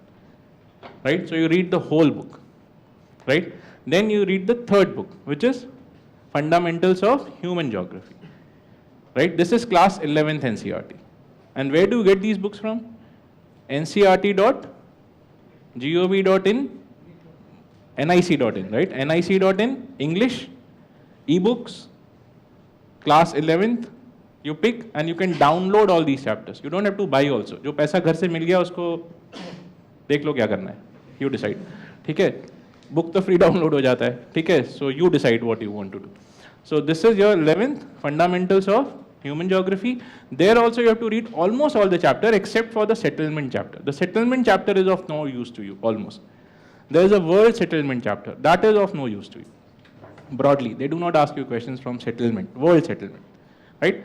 Then you come to the fourth book, which is this, India, People and Economy NCERT, right? The name of the book is People and Economy. This is a geography book, right? In that also you start with the first chapter. There you read the settlement also. What all will you find? You will find population, you will find migration, you will find settlement, then you will find primary, secondary and tertiary sectors. Then you will find transport, communication, international trade. The international trade chapter of this book as well as the previous book, which is Fundamentals of Human Geography, will build your basic of international trade, economy and international relations, right? So this is it. These are the 4 books that you need to read. After that, you come to that G.C. Leong book, G.C. Leong Certificate Physical and Human Geography book. There you start with not the first chapter, complete. You leave the first chapter, first part, which is universe, because that was written in 1970s. Universe has evolved since then, at least as per our understanding. So uske andar abhi bhi 9 planets hai, right? So you come to what your NCERT says, leave the first part, start from where they start. The first chapter of G.C. Leong starts with date and time. That's where you start the chapter from, right? Not the universe. And from there you read it till chapter number 25, right? The whole thing, except for the chapter on weather, which is chapter number, I think 11 or 12, right? One is weather, the other is climate. The climate chapter you read, weather chapter, please don't read, because it becomes a bit technical in terms of measurement of barometers and all. You don't need to do that, right? This is it. If you are done with this, and then you read it, and then you reread it, and then you reread it, and you read it as many times as you want. And I can assure you, every time you will read it, you will find something new in it. Even I find it after, I don't know how many times I have read these books, right? But I still find something new every time. It gives me a connect to anything which is in current or something. So it will help you and it will assure that your attempts in your PT are right and your mains facts are right, right? So this is the source. That's it. If you are done with this, one more thing that will supplement your understanding is the atlas. So which atlas do I pick? You pick a student's atlas or a school atlas, either Oxford or Orient Longman. किसी कोई दोनों में से एक ले लो. Student or school atlas, both of them are good enough, right? That's it. इतना ही पढ़ना है. आपको Majid Hussain, Khullar, Majumdar, Savinder Singh, you don't have to read them right now. Once you are done with the NCERTs, then you yourself will understand how much section of these books I have to read. You have to read some pages of Khullar. You have to read some pages of Savinder Singh, not the whole book. Right now you have no sense of what not to read. Right? So first read your NCERTs, then only touch these books. Otherwise you will be lost in those books. Okay? So this is your geography thing. In addition to this, the only thing you have to add is current affairs. Where do you add it from? Pick any one proper current source, wherever you can put your heart and soul and mind. It could be vision, it could be whatever. There are many current sources. But stick to one and read the whole year's current affair from there. Okay? Whole year. पूरा साल, 1.5 साल का current affair पढ़ना है. So if you are appearing in 2018, you have to start from January 2017.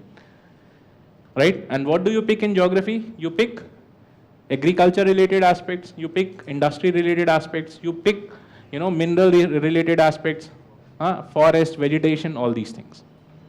Right? New locations which have been in news more than twice or thrice, they can ask you. Right? So this is it. If you read this much, I think I can assure you your geography will be taken care of. And you are already prepared for disaster management, ecology, environment, all these things. and many more things which you would realize later, right? So this is your, why all the three answered. And that's it. This is all I had to share with you. Right? If you have anything to ask me, else the session gets over. Yeah. NCERT का version नहीं बताया आपने कौन सा है? सबसे नया वाला. ठीक है, पुराना वाला छोड़ दीजिए, लैंड एंड पीपल छोड़ दीजिए. सबसे नया जो ncrt.nic.in पे है वो सबसे नया ही है, पुराना है ही नहीं. तो यही पढ़ना है. Why? Because every year NCERT is picking 1 or 2 or 3 questions directly from these chapters. तो पुराना पढ़ लोगे वहां से उठा ही नहीं रहे. राइट? इसी को पढ़ो. राइट? मत पढ़ो. अगर पढ़ लिया है तो कोई बात नहीं, नया को फिर से एक बार तो पढ़ना ही है. Reason being, as I said, UPSC is picking question directly line by line in mains and PT from these NCERTs. Right? We can discuss this. There are many questions which I can share. If you see last year's question, last to last year question, mains question, tea plantation का question, steel industry का question, वो सब का सब नया वाला NCERT से उठाया हुआ है. You get? So there are questions which they are asking, why should you leave them? You can leave them only at your risk. ठीक है? Anything else? India Yearbook will come later. Right? India Yearbook you have to talk of somewhere in January 2018, not right now. And once you are done with geography, you will yourself understand that from India Yearbook, I have to pick the chapter which is on land and people, on agriculture, on industry, right? Because you would yourself realize कि NCERT का data 2010 का है. I have to pick the 2018 data. Simple. How to prepare for mains answer? See, mains answer, you have to look into those questions and start writing right now. Write those 100-150 word answers every day. Don't worry about the quality right now.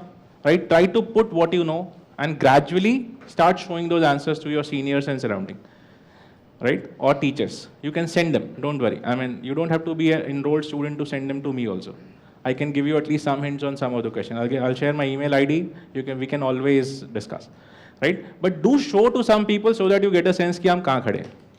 Probably down the line you will join a test series. That will also help you, but get in the practice of writing. Anything else? While starting, so should the grades be subject specific or should I study with several subjects in a day? Maybe start with 1 or 2 subjects maximum at a time so that you don't get too much bored with one subject, but don't start with 3 or 4 subjects because then you don't get a sense of any subject. Like if I start with geography, how many days should I study? Let's say if you start with geography and if you are sincere about it, I think 1.5 months is good enough to complete geography along with some other subject partially, right? Yeah. Do we need to study all the data that are provided? You don't have to. You have the sense you will get from कहाँ से मिलेगा? PT questions. They themselves will tell you to what level data I need to pick and what are the data that I have to leave, right? By gauging the quality of the data rather than the numbers. Are they asking me national data? Are they asking me district data? Right? Yes. You can start writing. First read the chapter, see the question. From every chapter you will get at least one question in the UPSC mains. Start writing there, then and there. Right? And after you have written, read the chapter once again or revise it. You will get a sense मैंने miss क्या किया है. Then improve your answer. And do not improve your answer that very day. Improve your answer after 1 week. Right? Once you read something that you have written after 1 week, you get slightly disassociated and you are really able to objectively gauge the quality of the answer. उसी दिन पढ़ोगे तो लगेगा मैंने तो सब कुछ लिख दिया है. Right? After 1 week, you are slightly okay. कुछ तो गड़बड़ है. Do you get it? I think that's it. Yeah. Okay, notes making, good thing. Every chapter, once you read, in the beginning or the end of the chapter, everything which was important in the chapter should have been written. So that the next time when you read it, you only first read those things, then you read the chapter, and then you sense मैंने क्या miss किया था, you again write it. In 2 or 3 readings, only your written part becomes important, the chapter is already there in your notes. That's it. And for every chapter, you have your own notes. Right? So you are not now reading NCERT. And then you can add anything current also in those chapters itself. So your NCERT becomes your NCERT, which will be different from his NCERT.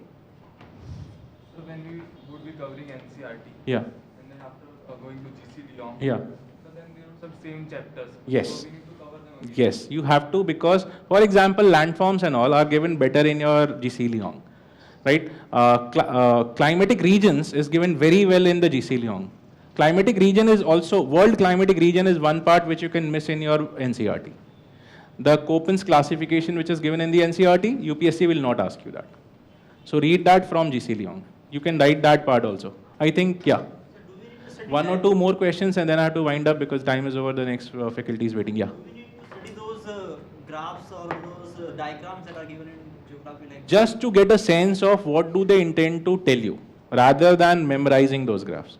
Every graph gives you a hint. For example, when you reach climatic regions of some section, you will find that you have rainfall twice with the two maximas. there are some diagrams also, sir, like they are mentioning anything. For example, Ocean reach or- yes, those diagrams which are world diagrams, you have to somewhat understand what is the current, what is the direction of winds, those you have to. Because that's where the PT questions lie. If you see last to last year question, they asked you, between 30 degrees south and 60 degrees north, the winds which blow are westerlies. That was a wrong answer. The question should have been 30 degree south to 60 degree south, or 30 degree north to 60 degree north. Right? So they just confuse you. Until unless you can, close your eyes and recall kaun sa region hona chahiye. Right? So I think that's it. Yeah. This much is almost enough for optional.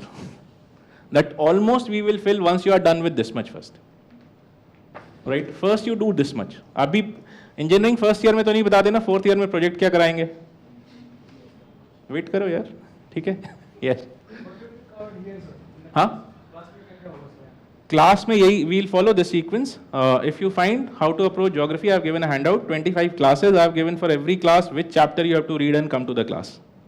Right? So if you are done with that, you are in tune with the class. Else you might find, yaar, ye kya bhasha chal rahi hai. So if you read slightly, you know what is happening.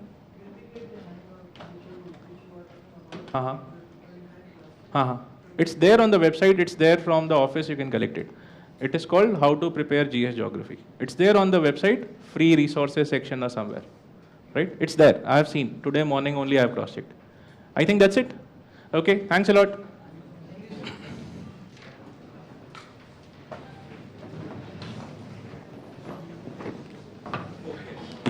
I'll put my phone number and email ID on the board. You can call me 929.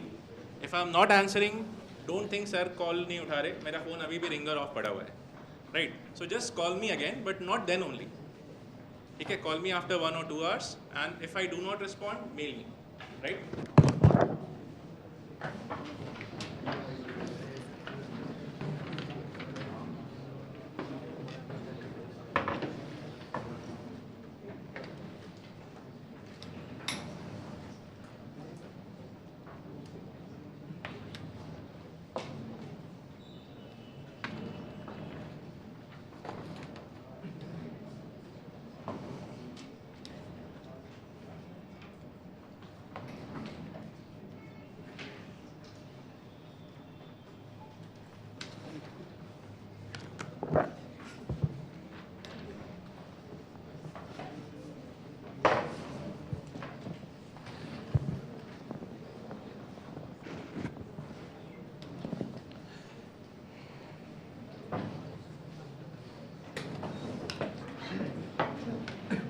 So good afternoon, everyone.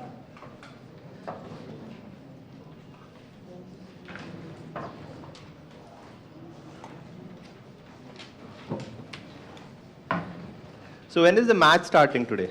What time? 3 o'clock. Huh? So yeah, there was a joke doing on Twitter, right? That India, Pakistan, Bangladesh, United Kingdom, England, everybody's playing, right? So it's like the reunion of the batch of 1947. Yeah. So what I'll be talking to you about is primarily history. And history will be seeing both from the prelims and the mains perspective. I'll just put in some 25 minutes, very brief, very precise, of what one should focus upon while you're preparing for the examination. I'm not getting into the details of discussing questions, etc. Okay, what I'll be doing with you in 25 minutes is basically to firstly tell you what you should not be doing in history. Okay. Secondly, what are the key areas that you should focus upon in all the aspects of history. Thirdly, talk about a brief distribution of weightage of different sections of history from ancient, modern, medieval, to world to post-independence history, and which are areas which are important from prelims examination point of view, which are areas which are important from mains examination point of view, and more importantly, how the orientation for the two is relatively different from each other. My name is Dr. Jayesh Khattar. I'm from the School of International Studies and the Center for Study of Law and Governance, JNU. And I have a master's in political science and international relations and a PhD in public policy. So what we need to do firstly is talk in brief about the prelims and then about the mains examination. See, in the prelims examination, in history, when I'm referring to history, I'm saying ancient, medieval, modern Indian history plus art and culture. So history and art and culture together out of 100 questions would put somewhere around 15, 16 questions.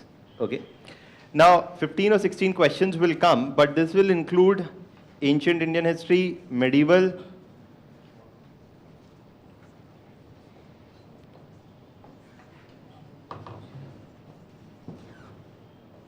art and culture, 4 different areas. Okay.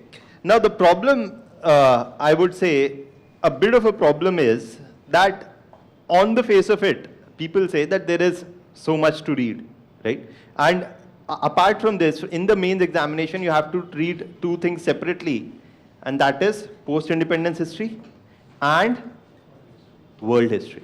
Okay. Now, the advantage of something like a geography or a history thing is that these are relatively static portions. Okay.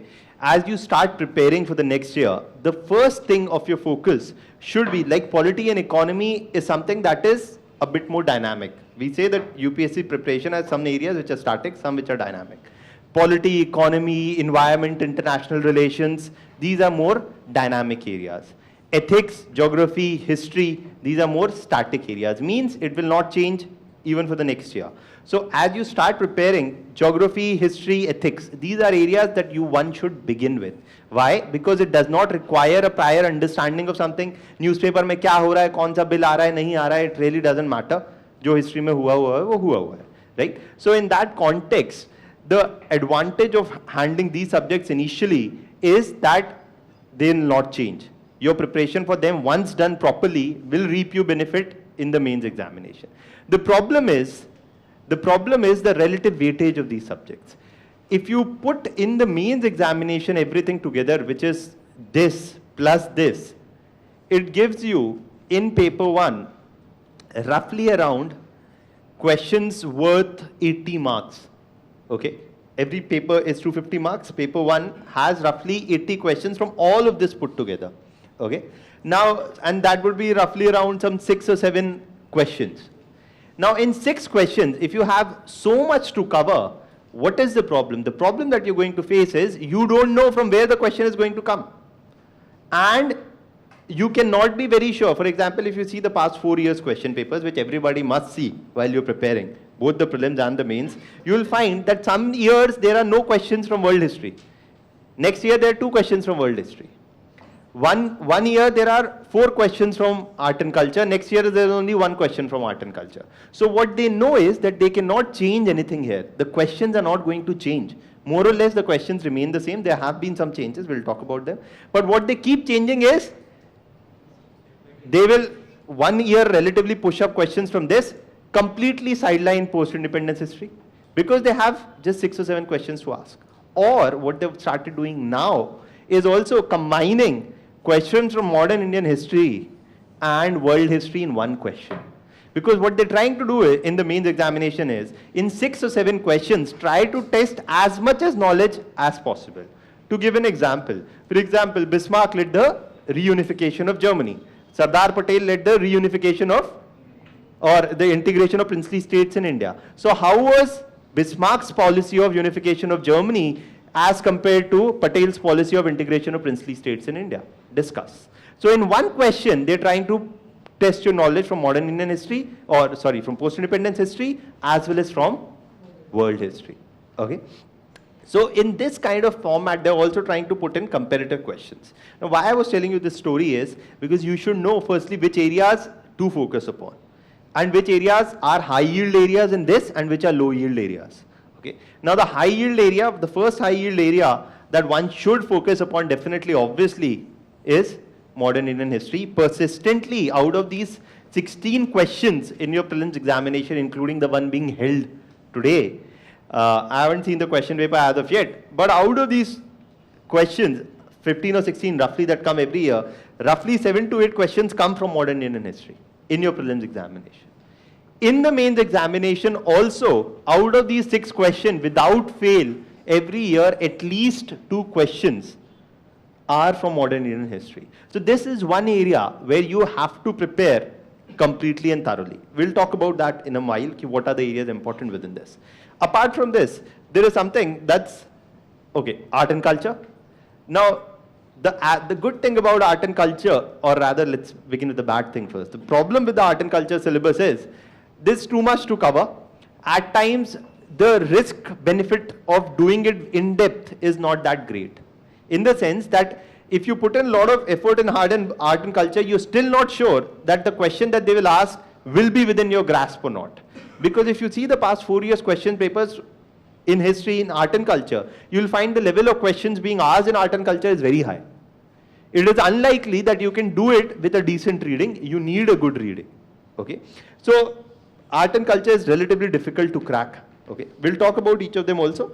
But then let's come about medieval Indian history. This is being asked only in the prelims examination. As of now, there are no questions in the mains examination that are being asked from medieval Indian history. In the prelims, they've asked some, but again, that is not essentially a very important focus. In your prelims examination, the most important focus has been from MIH, modern Indian history, and art and culture, predominantly.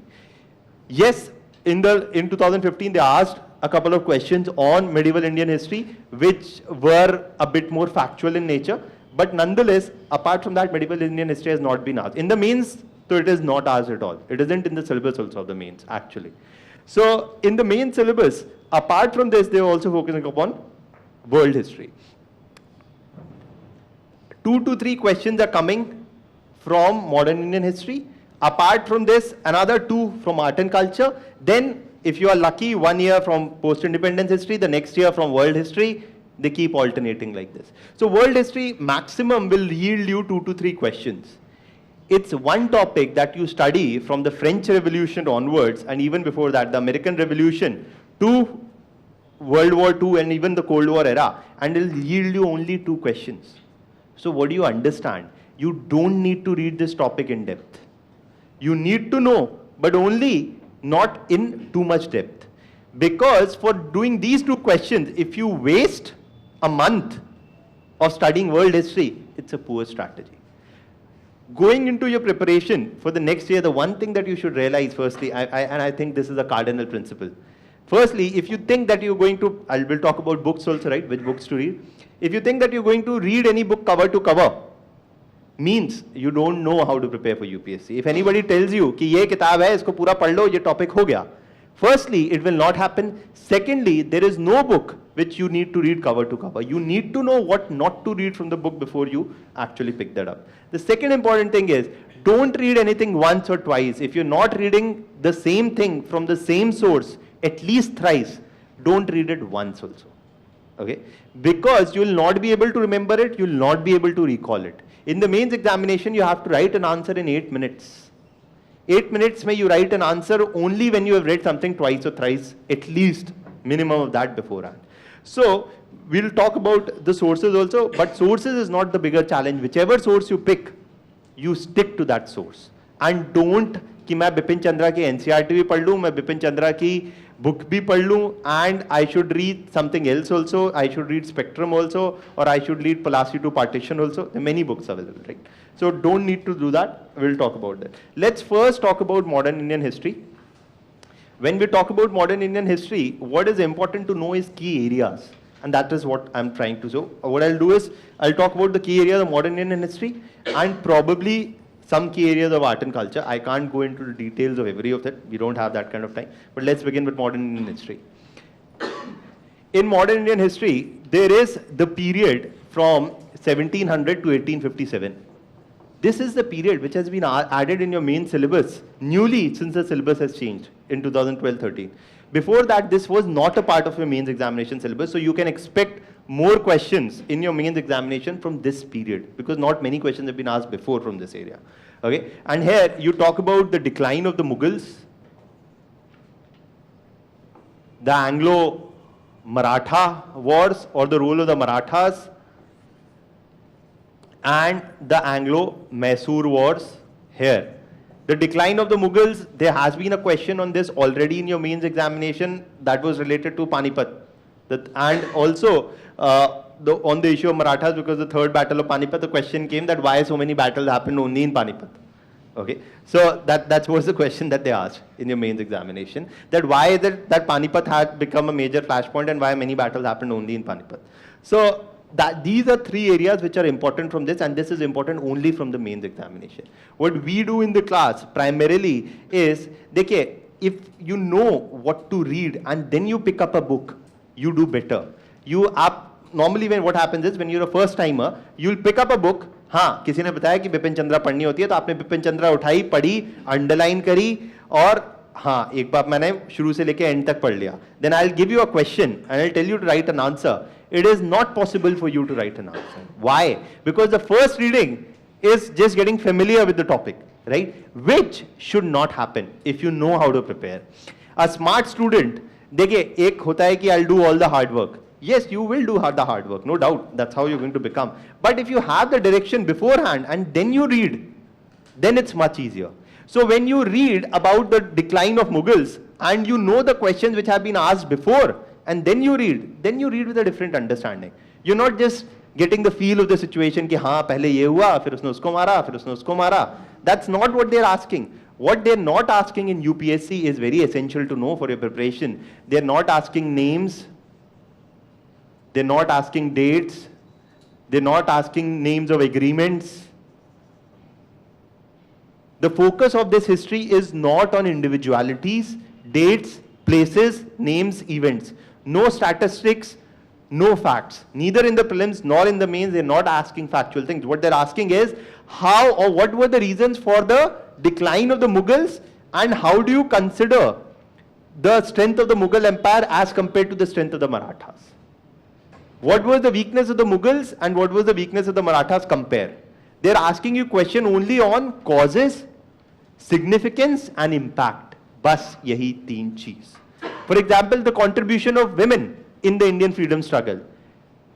Causes, significance and impact. That's all that they ask on all these three topics. They asked a question in 2015 in your mains examination. The impact of the changes that were brought in after the war of 1857. उनकी terminology बस यहीं पे है. Causes, impact and possibly the third kind of question that they're now coming up with is comparisons. How do you compare the French Revolution to the American Revolution? How do you compare India's first war of independence probably to the French Revolution? Because the French Revolution was also a violent revolution, right? So they will ask these kind of questions, which is the last paradigm that they've reached as of now, and that is comparisons. Next thing to keep in mind is, apart from this area, is the period from 1857. इसमें मैं आपको कुछ चीजें बता रहा हूँ. आप आज का भी जो paper I have also not seen because it's just got over, right? Even if for today's paper you will see that what I'm telling you from these areas only in the prelims examination, there would have been questions today. If you go back and see, there would be questions today also from firstly key Congress sessions in your prelims examination. Every year, when I say past papers, I mean only past 4 years. Beyond that, you don't need to do. A lot of people think that 10 years के papers solve करने होते हैं, 15 साल के करने नहीं करने हैं. The pattern has changed and it keeps changing every 3 or 4 years. So for now, what is relevant is the past 3 or 4 years. Key Congress sessions are very important. The 1906 session of the Congress, the 1907 session of the Congress, the 1921 session of the Congress, 1929 session of the Congress. In the past 4 years, they've asked twice question on the Lahore session and its significance. In the past 4 years, twice they've repeated the question, the same question. Okay. The 1906 session of the Congress is similarly very important. So is the Surat split of 1907. So the call for Swaraj was given here, the call for Purna Swaraj was given here. Even such basic things they're asking in the prelims examination. They will not ask you the date. They will not ask you who presided this session. So they will say that 1907 session was presided over by Rashbiari Ghosh. It was held in Surat. What was the significance of the session? In the prelims also, they're not asking the names or the dates. 10 years ago, they used to ask the names and the dates. That's why I say don't look at 10 years papers. That's changed. Okay. So these Congress sessions is one important area that you should know. Okay. Apart from the Congress sessions, another important area is British government administrative reforms that the British government introduced, or government bills. Here, they've asked repeatedly, they've asked questions about the Ilbert bill in your prelims examination. Again, not asking you who was the Governor General who introduced the Ilbert bill, or when was it introduced, or when was it repealed. They only asked what was the Ilbert bill about. The discrimination of between whites and non-whites in the judiciary. That is what the Ilbert bill was about. So one should know what to focus upon. Often when students read Bipin Chandra or Spectrum or XYZ books, they are so mesmerized by so much amount of information which is there कि ये वाला इस governor general ने ये चीजें लाया था, ये इस डेट्स में आई थी. Nobody is asking that. Okay. So Ilbert bill.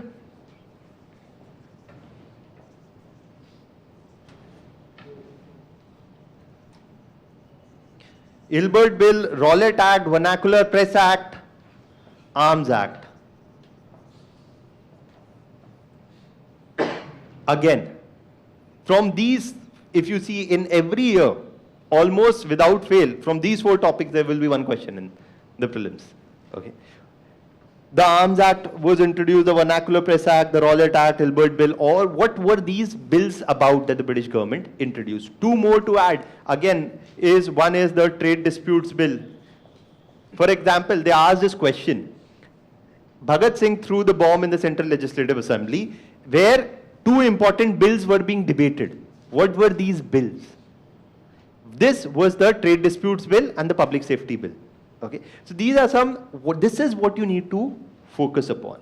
Next important thing to know, apart from this, is the third major, and these are the constitutional reforms introduced by the British. Again, super important from your prelims examination point of view. And here you talk about the 1909 reforms, the monumental reforms, the Montagu-Chelmsford reforms, then the 1928, this is not a British reform, but obviously is the Nehru report, which was debated. So the Nehru report itself is extremely important, what the Nehru report promised. And again, apart from this, last is the 1935 Government of India Act. The Government of India Act 1930. Repeatedly, you will find every year there is one question from these four. So you see that there is a pattern. And I'll tell you, for almost every subject, there is a pattern, if you know how to look for that pattern. Okay. So if you see these things and then you focus upon your preparation, that is the thing you know that I have to focus upon them. This is all for the prelims. For the mains, some things which have been asked, okay, repeatedly and will be asked. Okay, women and UPSC are like strongly bonded. No year paper goes, no year. From the past 6 years, I have not seen one paper where there is not at least something not worth 50, 60, 100, 200 marks also on women. Every year. Okay. This year, UPSC asked 2 questions specifically on women. Again, one was in history. The other was a essay topic on women. Unless growth is engendered, it is likely to be endangered. कई बच्चों को तो समझ ही नहीं आया ऐसे का topic क्या है. ठीक है. उसके बाद next that they asked a question in history was discuss the contribution of women in the Gandhian phase of the freedom struggle. In the past 5 years, thrice questions have been asked on women and their contribution to the Indian freedom struggle in 3 different ways. One has been a question on the contribution of women in the militant phase of the freedom struggle. Militant means violent phase. The militant phase of the freedom struggle. The next is the contribution of women in the non-violent phase of the freedom struggle. The next is the contribution of women organizations in the freedom struggle. So इससे आपको क्या पता चलता है कि women is essentially a very important topic, not just for history. Every year, and this is the motto, this is almost the motto of UPSC, as the UPSC the prospectus itself says that wishes to encourage women. So in that context, you will see the topics also every year are there on women issues. Last year, there was a topic on the Uniform Civil Code in paper 2. No year it will pass that women issues will not come. Similarly, the next important thing also is about Gandhi. There is no escaping Gandhi if you're preparing for UPSC. If you don't know Gandhi and you're preparing for UPSC, this is like unacceptable. So one important area again on which they are asking comparative questions today is in the mains examination comparing the political ideas of one Indian freedom fighter to another. 2015, there was a question in the mains examination comparing Gandhi and Ambedkar, their political ideas and ideologies. So we anticipated that again major, and because these were major flashpoints, okay. So we also anticipated a similar question can be asked in the future. So we gave a question in the test series about comparison of Gandhi and Bose. This was asked this year. We gave it in the question in the test series also. It came same by same in the, because there is something that you see as an emerging pattern and you build on it. So these two have been asked before, they can be asked again. What can also be asked probably is a comparison between, and this, देखिए गांधी पे और क्या पूछा है पलट के. If Gandhi would not have been in the freedom struggle, what would have been the shape of the freedom struggle? तो अगर Gandhi would not have been there, तो Ambedkar पे भी आ सकता है. If Ambedkar would not have been there, what would have been the shape of the freedom struggle? Apart from this, there is also a very important comparison between Gandhi and Tagore, Rabindranath Tagore. So their viewpoints on freedom movement struggle, this is also something which is important. They can ask you this, and I'll tell you, if you don't know Gandhi, Ambedkar, Tagore, तो अगर आपको ये चीजें पता है, तो you can use it for your essay writing as well. So it's a very useful area to focus upon. So what I'm basically trying to arrive at here is, if you know the areas and then you read something, it's important. Now coming to the books on modern Indian history, very briefly, what you don't need to do is jump from one source to another. देखिए NCERT क्या options available है? Bipin Chandra's NCERT, okay, then Bipin Chandra's Orient Black Swan वाला publication वाला जो freedom struggle पे, then there is a Bipin Chandra Penguin publication. So Bipin Chandra is available in various shapes and sizes. It's up to you what you want to choose. But what I would recommend is, firstly, if you're taking a reading of the NCERT, it will only familiarize you to the topic. Questions you will not be able to solve either in the prelims or in the mains from the Bipin Chandra NCERT. Other variants of Bipin Chandra are also there, but what I will personally recommend is that, and apart from this, there is also another book, Plasi to Partition, okay, by Shekhar Bandyopadhyay. So Plasi to Partition is relatively a complex book to read. Unless and until you're a history optional student, I will not recommend you to do it. So don't you forget Plasi to Partition. The relevant areas of Plasi to Partition we cover in the class separately. Okay? Because there are certain areas like women पे जो है, Bipin Chandra में कुछ खास ज़्यादा नहीं लिखा हुआ है. ठीक है? Apart from that, there is also another fringe area which has started coming up. It's the role of backward class in the freedom struggle. In the mains examination, they will not ask questions from non-cooperation movement, civil disobedience movement, etc. These things which already catch your attention. They focus in the mains examination on fringe areas. Okay? So because in no history book you're going to directly read, if Gandhi would not have been there, what would have been the shape of the freedom struggle? They want you to apply a bit of your imagination as well. Okay? Or if Ambedkar would not have been there, what would have been the shape of freedom struggle? Or if Subhash Chandra Bose would not have been there, what would have been the shape of the freedom struggle? Okay, so these kind of things, if you need to focus upon, firstly, you need to know that if you want to pick up one book, I'll say there are two things, it's your choice. One is you can pick up the Orient Black Swan, Bipin Chandra. Okay, Orient Black Swan publications का जो Bipin Chandra है वो पतला है, that's why I'm saying. Okay, it's a bit thin. It will serve your need for the mains examination. Okay, and apart from that, Orient Black Swan, Bipin Chandra. Or there is also the age-old Spectrum. Spectrum के साथ problem, Spectrum is a good source. Spectrum is basically a summary of Bipin Chandra. कुछ नहीं, it's just a summary. But the problem with Spectrum is it's got too much facts put into it. Okay, so there you find it a bit at times difficult to handle the facts. What I often do in the class is basically prepare mind maps. So for example, if you're discussing 1857, I'll just give you 3 flow charts. where we talk about 5 main causes, 5 main impacts, and 5 main long-term consequences. That's it, and you complete the topic. Ideally, when you're reading history, you should be able to make this. Because if you're reading a book cover to cover, anything of this, and then you expect कि अब आपको याद हो गया, अब आप answer लिख देंगे, नहीं होगा. Firstly, for writing answers well, you should have read the same source thrice. उसके पहले तो answer writing attempt करना is being ambitious. Secondly, while you are reading itself also, you should be able to point out ये 5 point I will use if there is some comparative question, if there is something. You do this framing before you write answers. So for this, one should ideally prepare their own mind maps.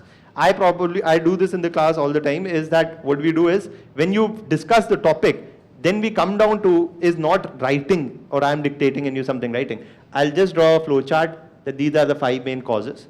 You remember these 5 main causes because this is what you revise one day before the examination. Your preparation today is to be geared for that 1 week before the mains examination, where you have to finish everything. And you have paper 1 and 2 on one day, paper 3 and 4 on the next day. You barely have, you're writing 6 hours of answers, then next day, आपको revise भी करके जाना है. या आपको एक हफ्ते में, how will you do the revision? Is possible only when you made your summary on key important topics. If you talk to anybody who's been preparing for 2 or 3 years, the wisdom that they'll give you only is, dude, आपके पास हर subject की एक separate file होनी चाहिए, paper 1 to 4.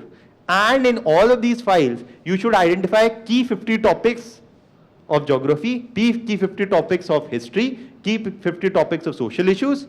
So if you have 100 topics in history, 100 topics for paper 1, that is something that you can revise one day before the examination. Similarly, for paper 2, 3 and 4.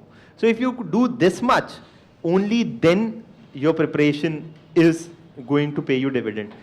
Reading more is not the solution. Reading less, but knowing what not to read is half the battle won. Okay, so I'll end there because my particularly time ends there. Any doubts that you have till now? For the prelims, book. देखिए यही book है. अलग spectrum is one thing which covers both prelims as well as the mains.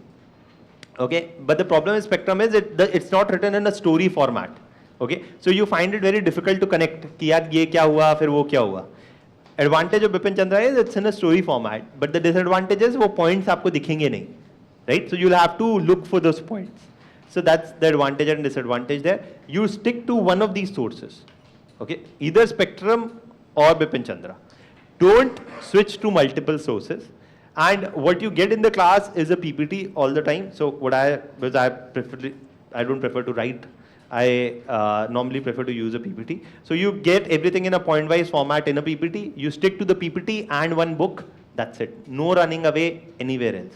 Because if you're running away from pillar to post to collect materials, it's a problem. Anything else? For optional we'll talk about later. Yeah. I'll come to you. Does NCRT? Does studying NCRT will be useful or not? See, studying NCRT is useful, okay? But the problem is it is only a beginner's level thing for you. In the context of history, I'm talking. I'm not talking about other subjects because it may change for different subjects, okay? But in the context of history, it's only a beginner's level thing that they will help you for getting a feel of the topic. Rightly, if you'll say कि इस NCRT the questions आ जाएंगे and I'll write the answers, no, it's not going to happen. But if you want to get a familiarity कि एक दिन में मैं पूरी NCRT पढ़ लूँ, you know, it's just कि पूरी story एक बार पता चल जाए, and then I'll probably do that. For that purpose only NCRT is useful. Okay, yeah. Anything else? Art and culture. See, for art and culture, what you need to do is, firstly, there are many options available. The 11th class NCRT of art and culture is very important and useful, not the 12th class. The 11th class NCRT is useful. Apart that, you have to read 100%. Apart from that NCRT, there are 2 more things, one of which you can consider. Okay, one is the vision ka handout material that you get. Okay, or the second thing is also what a lot of people talk about is CCRT or Nitin Singhania. So even Nitin Singhania is fine. Okay, so but I'll say NCRT though you have to read, supplement it with either the vision handout material that you get or Nitin Singhania. Okay, Yeah. Then about the wall history here. World history, what you probably need to focus upon for the sources is, because it will pay you limited dividend in the time period that is there. Yeah, so in the sense that you can't be expecting to put a month on it, what you rely on primarily is the class notes and the vision handout. Okay, in terms of books, I will not suggest you to read a book on it. Okay, Arjun Dev is the NCRT, which is itself is a good NCRT, but it does not cover certain areas of this world history. Okay, but if one book you want to talk about, I'll say it's Arjun Dev. It's old NCRT Arjun Dev, or that's being published by Orient Black Swan these days. Okay, so Arjun Dev is that for that. Anything else?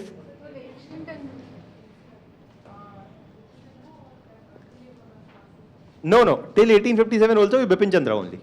NCRT till 1850. Yes. Yeah, it's only Bipin Chandra, nothing else. Yeah. Ancient, देखिए ancient का जो भी overlap है, ancient में what you'll need to do is to stick only to the NCRT, and even beyond that, देखिए इन चीजों में NCRT is बहुत. Why? Because these are not that high yield areas. Art and culture and modern Indian history, you can't be relying on NCRT. That's the strategy. Okay, and beyond this, जो ancient Indian history के कुछ important topics हैं, Jainism and Buddhism, that would be sold separately in the handouts because they are relatively more important topics. Yeah. Anything else? Sir, old NCRT का source. Old NCRT का source, वो market में photocopy मिलता है. It's no.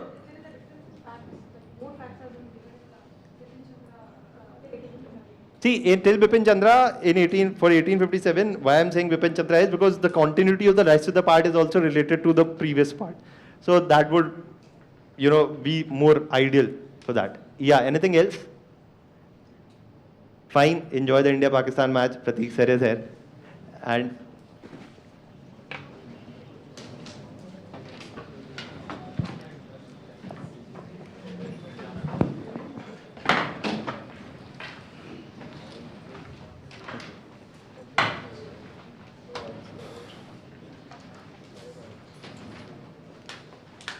Connect कर दो उससे.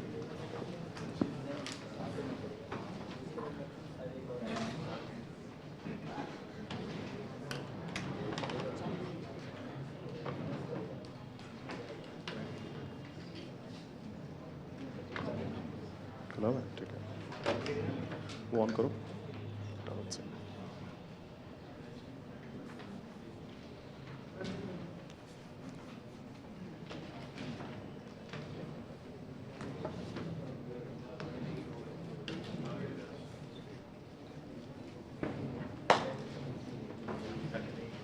Hi, good afternoon. So I think, it's a kind of a thing which is being dreamed by any civil service aspirant that they want to become an IAS officer. So like before starting the discussion, I just want to ask what you all know about the civil service examination. Do you know how many services you are aspiring for through this examination? 24. Okay. So, what are the highest service? What do you think? IAS. I'm saying the highest service, the highest. IAS.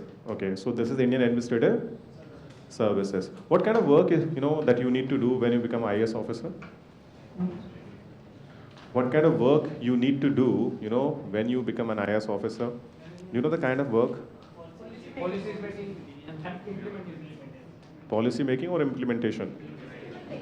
Implementation. Administrative work. Okay. What else? Work related to economics. Okay. First of all, when it comes to this examination of civil services, the kind of syllabus that has been designed by the UPSC is mainly from, IAS point of view. Like when you become an IAS officer, you know that you're going to, hold so many posts. For example, you will be posted in the defense department or in the finance department, and moreover in a science and technology department. Then maybe you will become agricultural secretary, or that you will be posted in any kind of area. So the point is that you need to have a knowledge about each and everything. Okay, so that's why in case of civil service examination, The UPSC, is asking these students to read each and everything in a very basic manner. You're not supposed to have the very deep knowledge about anything. It's just that a basic knowledge is being required. Okay, that's why you're having, economics section, polity section, geography section. Like when you become the DM of any district, you need to know the basic aspect of the geographical thing. Like when it comes to providing any kind of, or you can say analyzing any kind of problem faced by any particular area, then unless until you're not knowing something about the geography, climatic condition and the all, then you won't be able to provide proper feedback that what kind of things we need to include or induct in the main policy making of the government of India, you can say the state government. Okay. Now, when you see the other services like IPS, IRS, so these are certain kind of a specific service. Like when you become IRS officer, income tax commissioner, so they will teach you, what kind of things is being there in the income tax act. Okay, like when it comes to this, like IRS custom and excise, so they will teach you what kind of things is being there when it comes to indirect taxes. Like when it comes to Indian foreign services, they will tell you what kind of policies that has been made by the government of India in the early year when it comes to maintaining good relations with the foreign country. Okay, so the only, you can say this entire examination is being designed mainly from IAS point of view. So that's why you need to know basic things. Okay, now when it comes to, the section of economics, like economics is one of the section that is being, I would say, is a kind of a very dynamic area. Under that, first of all, you need to know the basic things about economics. Second thing that you need to know about the current development. So that is the area which requires maximum updation on your part. Okay, so first of all, I'll show you that what kind of syllabus has been given by UPSC for the economics section, how many questions were asked by the UPSC in the last few years paper, and then I'll tell you what kind of sources that you can refer. And then we'll discuss in very brief about, what kind of things you need to do and what kind of things you need to avoid when it comes to preparing for this examination. Like, when it comes to the syllabus for economics section in the prelims examination, then you're having three things only. So in case of economics prelims area, the syllabus is not properly defined. Okay, they're only providing you certain basic aspect that these are the things that you need to prepare when it comes to economics section. Like basic principles of economy. Under that, you can expect questions from banking, fiscal policy, then you're having things like inflation, then foreign trade, foreign exchange, these kind of things will be asked. So basic principle means whatever things that will govern the basic aspects of economy. Okay, so economy is what? It's basically about the resources that you need to utilize for the purpose of fulfillment of various demands of the people. That is basically economics. Okay, so basic principle means that you're talking about the working of the government in terms of providing various monetary things. You can say income, expenditure, inflation, foreign trade, these kind of things will be asked by the UPSC in this particular area. So we cannot say that these area you need to stick. So the area is being kind of very vast when it comes to first topic. Now, when it comes to second one, that is social schemes of the government. Under that, they're asking you specifically about the various flagship program initiated by Government of India for the purpose of, poverty elevation, then you can say unemployment issue, then the various, welfare aspects of the economy. Okay, so like, for example, last year from this particular thing only, UPSC asked around 7 or 8 questions. So this topic is being kind of currently very, very relevant. Okay. Then social development through economic empowerment. Again, you can say it's a kind of a very general thing. So they will ask you a question about poverty, unemployment, various aspects of the economic again. Development means that what kind of things is being done by the government of India for the purpose of development in the economy. Under that, you can expect question about anything. Like for example, they will ask you a question about the census. They will ask you a question about the population. They will ask you questions about, the international relation also in this case. And specifically in economics, international trade. Okay. Now, if you try to analyze, what kind of things is being there in case of this particular area, that is what kind of subtopics we are having. So as you can see here, when it comes to subtopics, we are having topics like population, employment, planning and development, national income, poverty, and the other area. The maximum number of questions that was asked by UPSC in economics section was in 2010. So as you can see here, 36 questions they asked. So imagine out of 100 questions, 36 were only from one portion that is called economics. And most of the questions were current based. Okay. Now when you see in actual number, then in 2010, 36 questions, then 16, 19, 18, 22, 15, and 29. Last year, 29 questions were asked from the economics section. So on an average, you are getting around 22 questions from the economics portion. So you can expect 1/5 of the paper from one section that is called economics. Okay?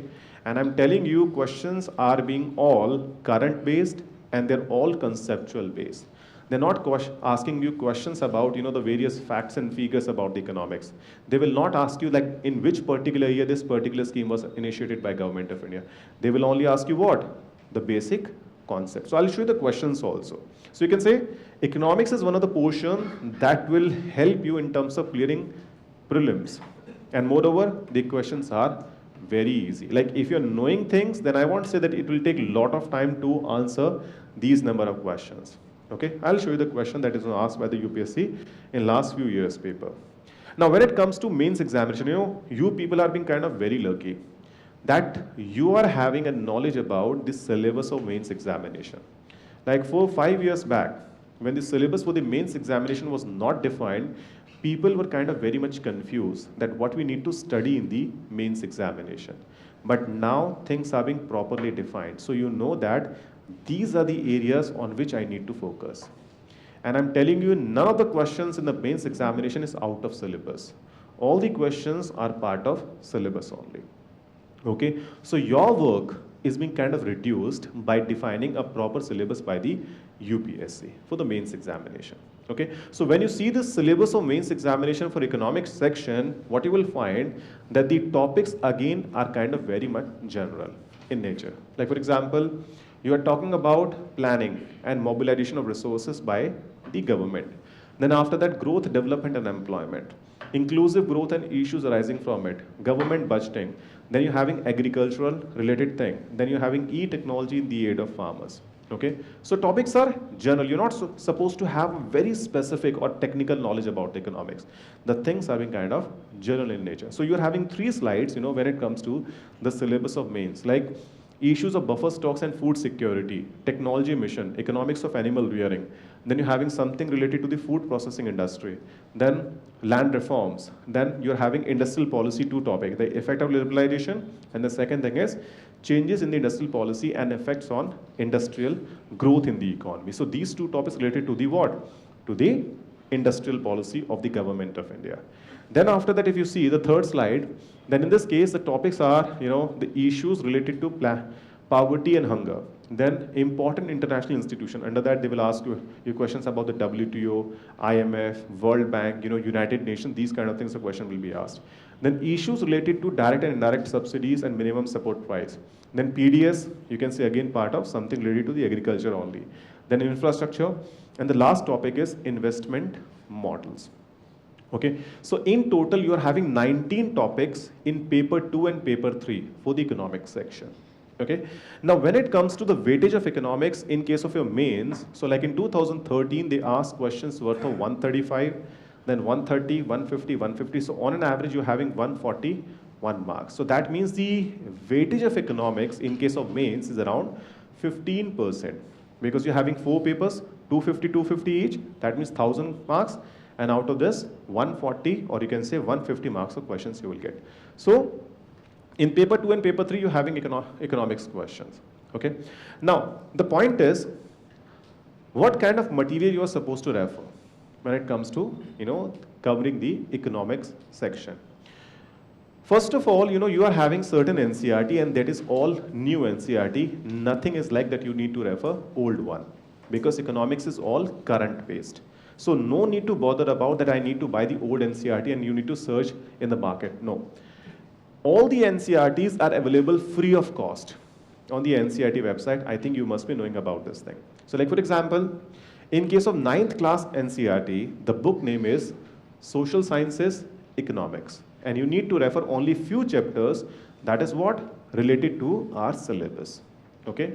So chapter number 1, chapter number 2, chapter number 3, and the final chapter that is about the food security in India. And I'm telling you, the books are being very interesting to read. NCERTs are the book which is being very interesting. Why? Because they are providing information that is current based, and moreover, they're also providing you certain real examples in the book itself with certain pictures also. So books are interested to read. Okay. Now in the 10th standard, you are having chapter number 1, 2, 3 and 4 and the last chapter called consumer right you need to refer. Then after that in the 11th NCRT, you are having entire book that you need to refer because this book is being kind of very general in nature. It's a kind of a story book only. Okay, don't worry. You know, I'll give you my email address and just send me email. I'll send you the entire slide. Okay, just focus on this thing. Then after that, in the 12th standard NCRT, you are having chapters number 3, 5 and 6. So that is only the macro you need to follow. Do not bother about following the microeconomics because micro is not a part of our syllabus. Okay, so in this case, the chapter number 3, 5 and 6 are about the monetary policy, fiscal policy, inflation, and then after that you're having something like what? The foreign trade in the economy. Okay, so these chapters are you need to refer when it comes to the NCRTs. No need to refer the other NCRTs, I'm telling you, because they are not relevant from our examination point of view. Okay, so once you will complete these NCRTs, what you're supposed to do, like if you're preparing yourself and you're not taking any kind of coaching. So I'm telling you first of all from that particular point of view. So in this case, these books are available in the market. Okay, all these 4 books are mainly, you know, provided by their writers from Delhi University BCom Honors syllabus. Okay, but the point is, whatever topic we are having in our mains examination, they all are being covered by these books. So you're not supposed to buy all the 4. Don't worry, you just need to buy 1 out of these 4 because all the books are having same topics, but the way of classifying, or you can say the way of explaining things is being kind of different because you know that different writers are having a different way of providing things. Okay, so you can buy any of these 4, but if you'll ask which one is my favorite, then I would say my favorite book is this one, Indian Economy by I.C. Dhingra, because this book is having all the relevant thing, and moreover this writer is also providing you certain current development in certain, you know, separate chapters.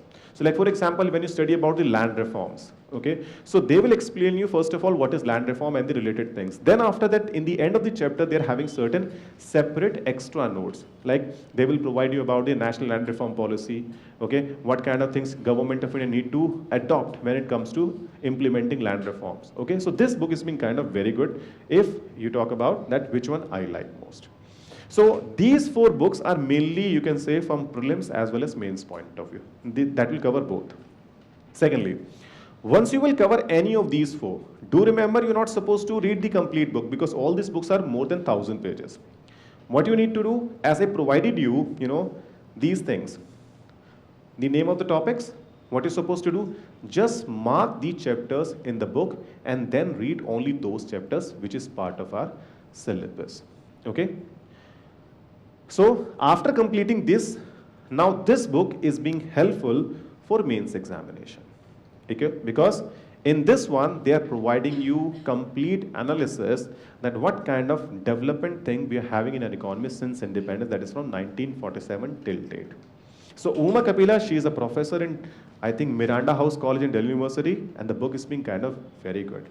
Because this lady, you know, is trying to compile the various readings by the various good economists in case of India. Like you must have heard about C. Rangarajan, Y.V. Reddy, okay, Bimal Jalan, okay, and certain good other writers. So what she is trying to do, she is having the good articles from the various earlier readings and the current readings, and she is trying to compile all these things in this one particular book.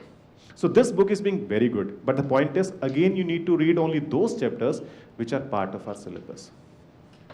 Fine? Now, if you will do this, an NCRT, what else you need to do to cover the economics? Just read the newspaper. That is all.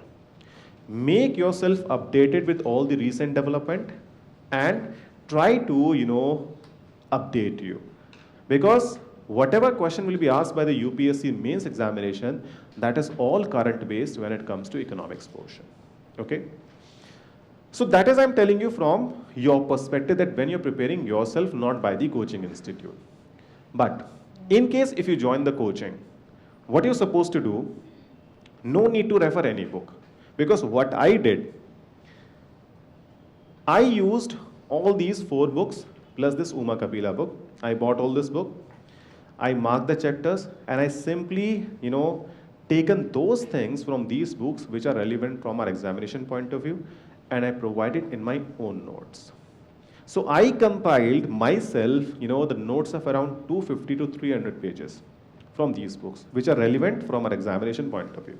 Second thing, in those 250 or 300 pages of notes, I also use certain Government of India website. For example, Ministry of Finance, Ministry of Commerce and Industry, okay, then Ministry of, you can say, Foreign Affairs, okay, then website of PIB. Then you're having something related to this thing, that the budget, economic surveys of the various years. So I try to, focus on those things which are relevant from an examination point of view, and I simply jot it down in my own notes. Okay, so that you will be able to get when you join the coaching. So what we are providing, you are having one notes from the institute side. Then secondly, whatever notes I will provide you, that is all up to date. Like for example, if today we are discussing banking, and I'm providing you banking notes, so I will provide you one banking handouts from my side. That will be provided to you in soft copy form. Okay, that will be uploaded on your student platform. Like when you join the institute, you will have one login ID and password. So whatever class you will do here, like by sitting in this classroom, that is recorded by the person who is standing over here. And then after that, all the classes are available on your platform. So let's suppose, like if you are not being able to, understand certain things in the class, and you are reluctant to ask questions, and maybe let's suppose that if you are discussing banking today, and after 2 months you are having certain issues to understand banking because certain concepts are being kind of little light in your mind. So what you can do, again refer that particular class. So that is a kind of a plus point, I would say, okay, of recorded classes. Then after that, you are having class notes. So whatever we discuss, I will provide in writing also. So certain things I will dictate. And then after that, you are having the institute's notes. So if you are having these three things, first of all, institute notes, again 300 pages, then having certain handouts of mine, and then class notes, I'm telling you, you will be able to cover around 80 to 90% of the economics portion. Nobody can guarantee you about 100% for economics. Why? Because it's a dynamic area. Maybe it is possible that 1 or 2 questions will appear that is out of the discussion we are having in the class. Yes or no? So that is more than enough, I would say, to cover the entire economics thing. Then what kind of question? Like see, this question was asked by the UPSC last year from economics area. And this question is very, very simple because as I'm telling you, all the questions are current based and moreover conceptual. Like for example, recently, which of the following currencies has been proposed to be added in the IMF STR? So when you discuss about IMF, I'll tell you about the STR. So last year, this currency was added. Which one? Renminbi. So renminbi is a Chinese currency. So you must be knowing Chinese currency is what? Yuan. But the official name of Chinese currency is RMB, renminbi. Like for example, when you see in case of UK, so UK is having a currency name that is what? Pound. But when it comes to measurement of unit, it is what? Sterling. Okay. So you're having things like that. So question is current base and it's very easy. So as soon as you read the statement of the question, you will simply start searching where is RMB. Okay. You won't bother about analyzing the options. You will simply try to search the option and they will mark it. So it won't take, I would say 20 to 25 seconds to mark this question in your prelims examination. Now, see the second one. Which of the following best describe the term import cover, sometimes seen in the news? So last year, this thing was there in the news. So they asked this particular question that is called, what is import cover? So import cover, if you try to analyze these, option, then I think this is the answer which is correct. It is the number of months of imports that could be paid for by a country's international reserve. So as I'm saying, the things are current based. Like you know that Reserve Bank of India is providing a thing called foreign exchange reserve. So we try to analyze that if we are having this much amount of reserve, then for how many months it will be able to take care our imports. In case if we are going to have a war with any country. Because at the time of war, you know that we're not going to focus anything on the agriculture and the other thing. Our focus is basically on saving our country from the enemies. Okay, so this question was asked. So this term was appeared, so they asked the questions in news. So it will take time, like 1 or 2 minutes it will take to answer this question because you need to at least study all the 4 options. Okay, now when you see the third question, why does the government of India promote the use of neem coated urea in agriculture? So like when we discuss about subsidies in your class from mains perspective, that time we need to discuss subsidies like food subsidies, then fertilizer subsidies, then petroleum subsidies. Okay, so that time we will discuss about that why the government of India is asking the various companies to coat the urea with a neem oil. Because you know that when it comes to using urea, there is a lot of diversion of agricultural fertilizer into the industry. Like for example, in case of Punjab and Haryana, they're using this urea thing for the purpose of making artificial milk. Okay, that is being kind of very, very dangerous to the human health. Okay, so in this case, if you will spray neem oil on this urea thing, then what happened? They won't be able to use in the industry, and moreover, it will also helpful in terms of increasing the agricultural productivity. Okay, so point is, it's not like that if I'm saying something that it is from prelims point of view, the question will come only in prelims. And if I'm saying something is from mains point of view, then the question will appear only in the mains. Point is, they can ask questions in prelims also from a main syllabus. So point is, currently you cannot segregate things. You have to prepare for prelims and mains at one go. In fact, you need to prepare for prelims, mains and interview at just one go. Okay, imagine today's prelims and next year you people will sit in the examination room to provide it, you can say, to write your prelims examination. Okay, so point is, think from this perspective, like if you're starting preparation from today, okay, then think from this perspective, next year I will be in the list. Okay, how? That you are having certain time, okay, then you will appear next year for your prelims examination, then after that mains and interview, so you can say in 2019, the things will be over for you and you will be part of services. Because I'm telling you, if you think that I need to complete this examination by 19 only, then you will prepare accordingly. But if you think, I'll do this, I'll do that, I'll take care of it, I'll take care of that, then I'm telling you, you will simply waste your time. I'll tell you the story of one of the candidates of classroom, I was talking like yesterday. So what kind of things he was telling me about his experience when it comes to, preparation for this examination. So this is a question for prelims 16. Now what kind of mains questions? What were the reasons for the introduction of FRBM Act 2003? Discuss critically its salient features and their effectiveness. So point is, the thing which appeared in 2003, they're asking question in 2014. Why? Because in 2014, Government of India appointed one committee under the chairmanship of Dr. Bimal Jalan to simply provide certain suggestion that how the FRBM target need to be revised. Okay, so question was provided.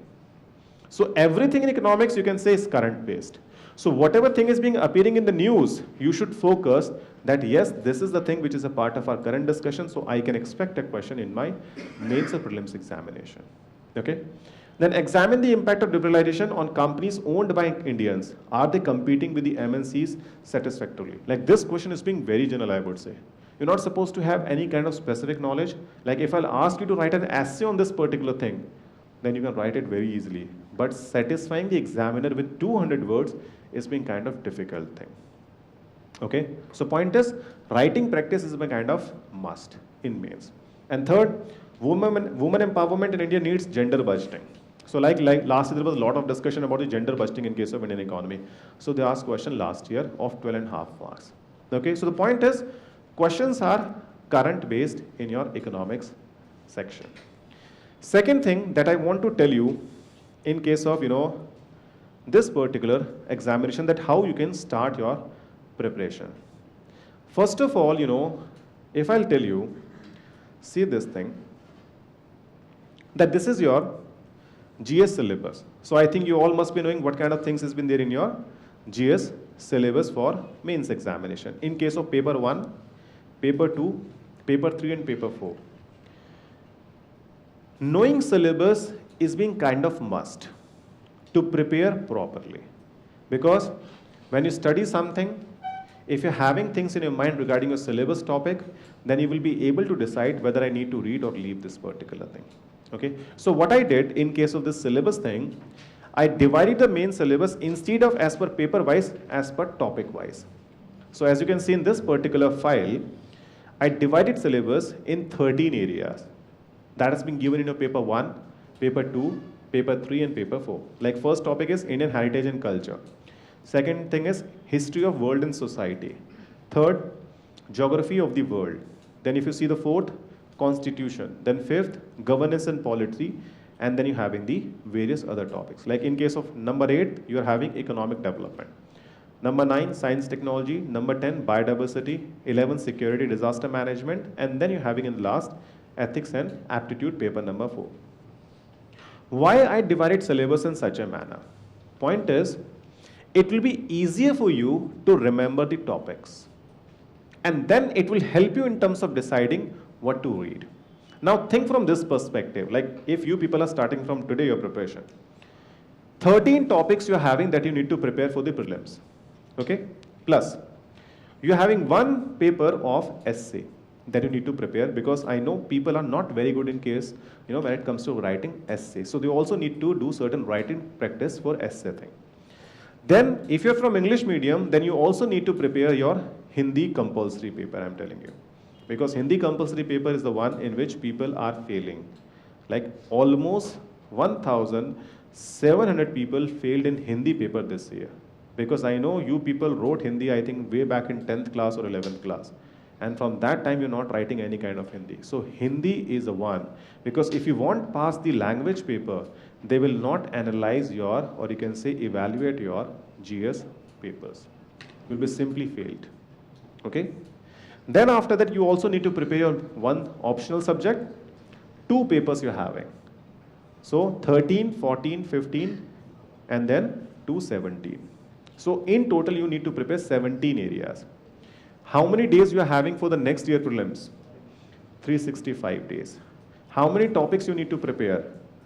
17 areas you need to prepare. So imagine you are having around 21 days for one area. That means you are having maximum 3 weeks to prepare one thing. So the point is, time is less and things are very vast. Okay? So in these areas, you're having certain things which requires continuous updation. For example, economics, science and technology, polity, governance, international relations. Okay? So your focus in the newspaper while you're reading it, that these topics are part of my syllabus.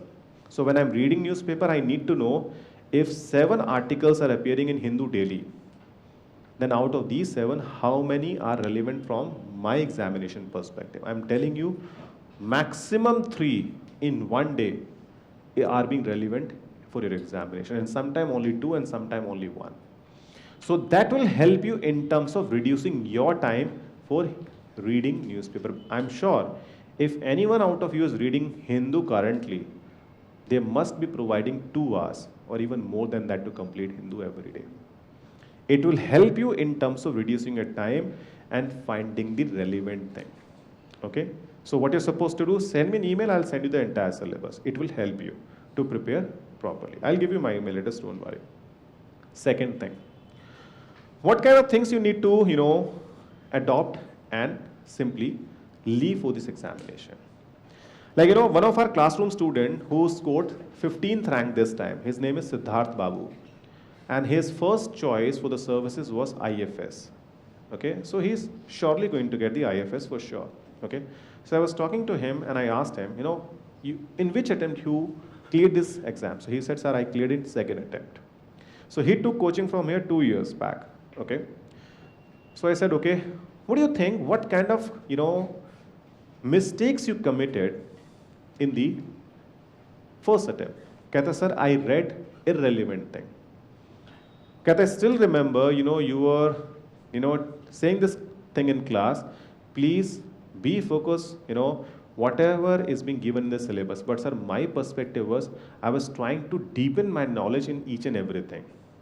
Like when it comes to completing constitution, I start, focusing on or start reading something about the discussion that happened in the Constituent Assembly in 1947-48. So I want to broaden my knowledge. So I start reading a lot of things. Kehta, sir, that was not relevant from an examination perspective. When it comes to reading geography, I start referring multiple books.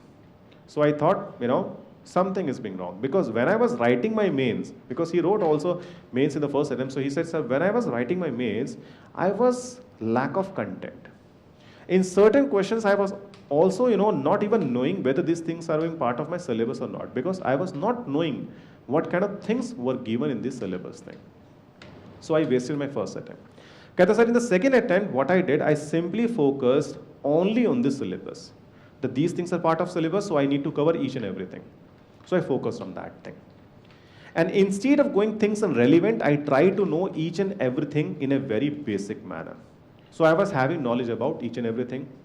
Secondly, I was trying to connect each and everything with the current development. So मैंने कहा यार एक बात बताओ, was my economics class was kind of useful for your preparation? So what he said, मैंने कहा tell me honestly. So he said, कहता sir, whatever we discussed in the class was actually helped me in terms of reading newspaper properly. Because whatever discussion was having in the class was actually helping me in terms of building my concept for economics. Okay, so if my concept are clear, then it won't be very difficult for me to understand the newspaper. So what I did, I was having my notes, I was having your printed notes.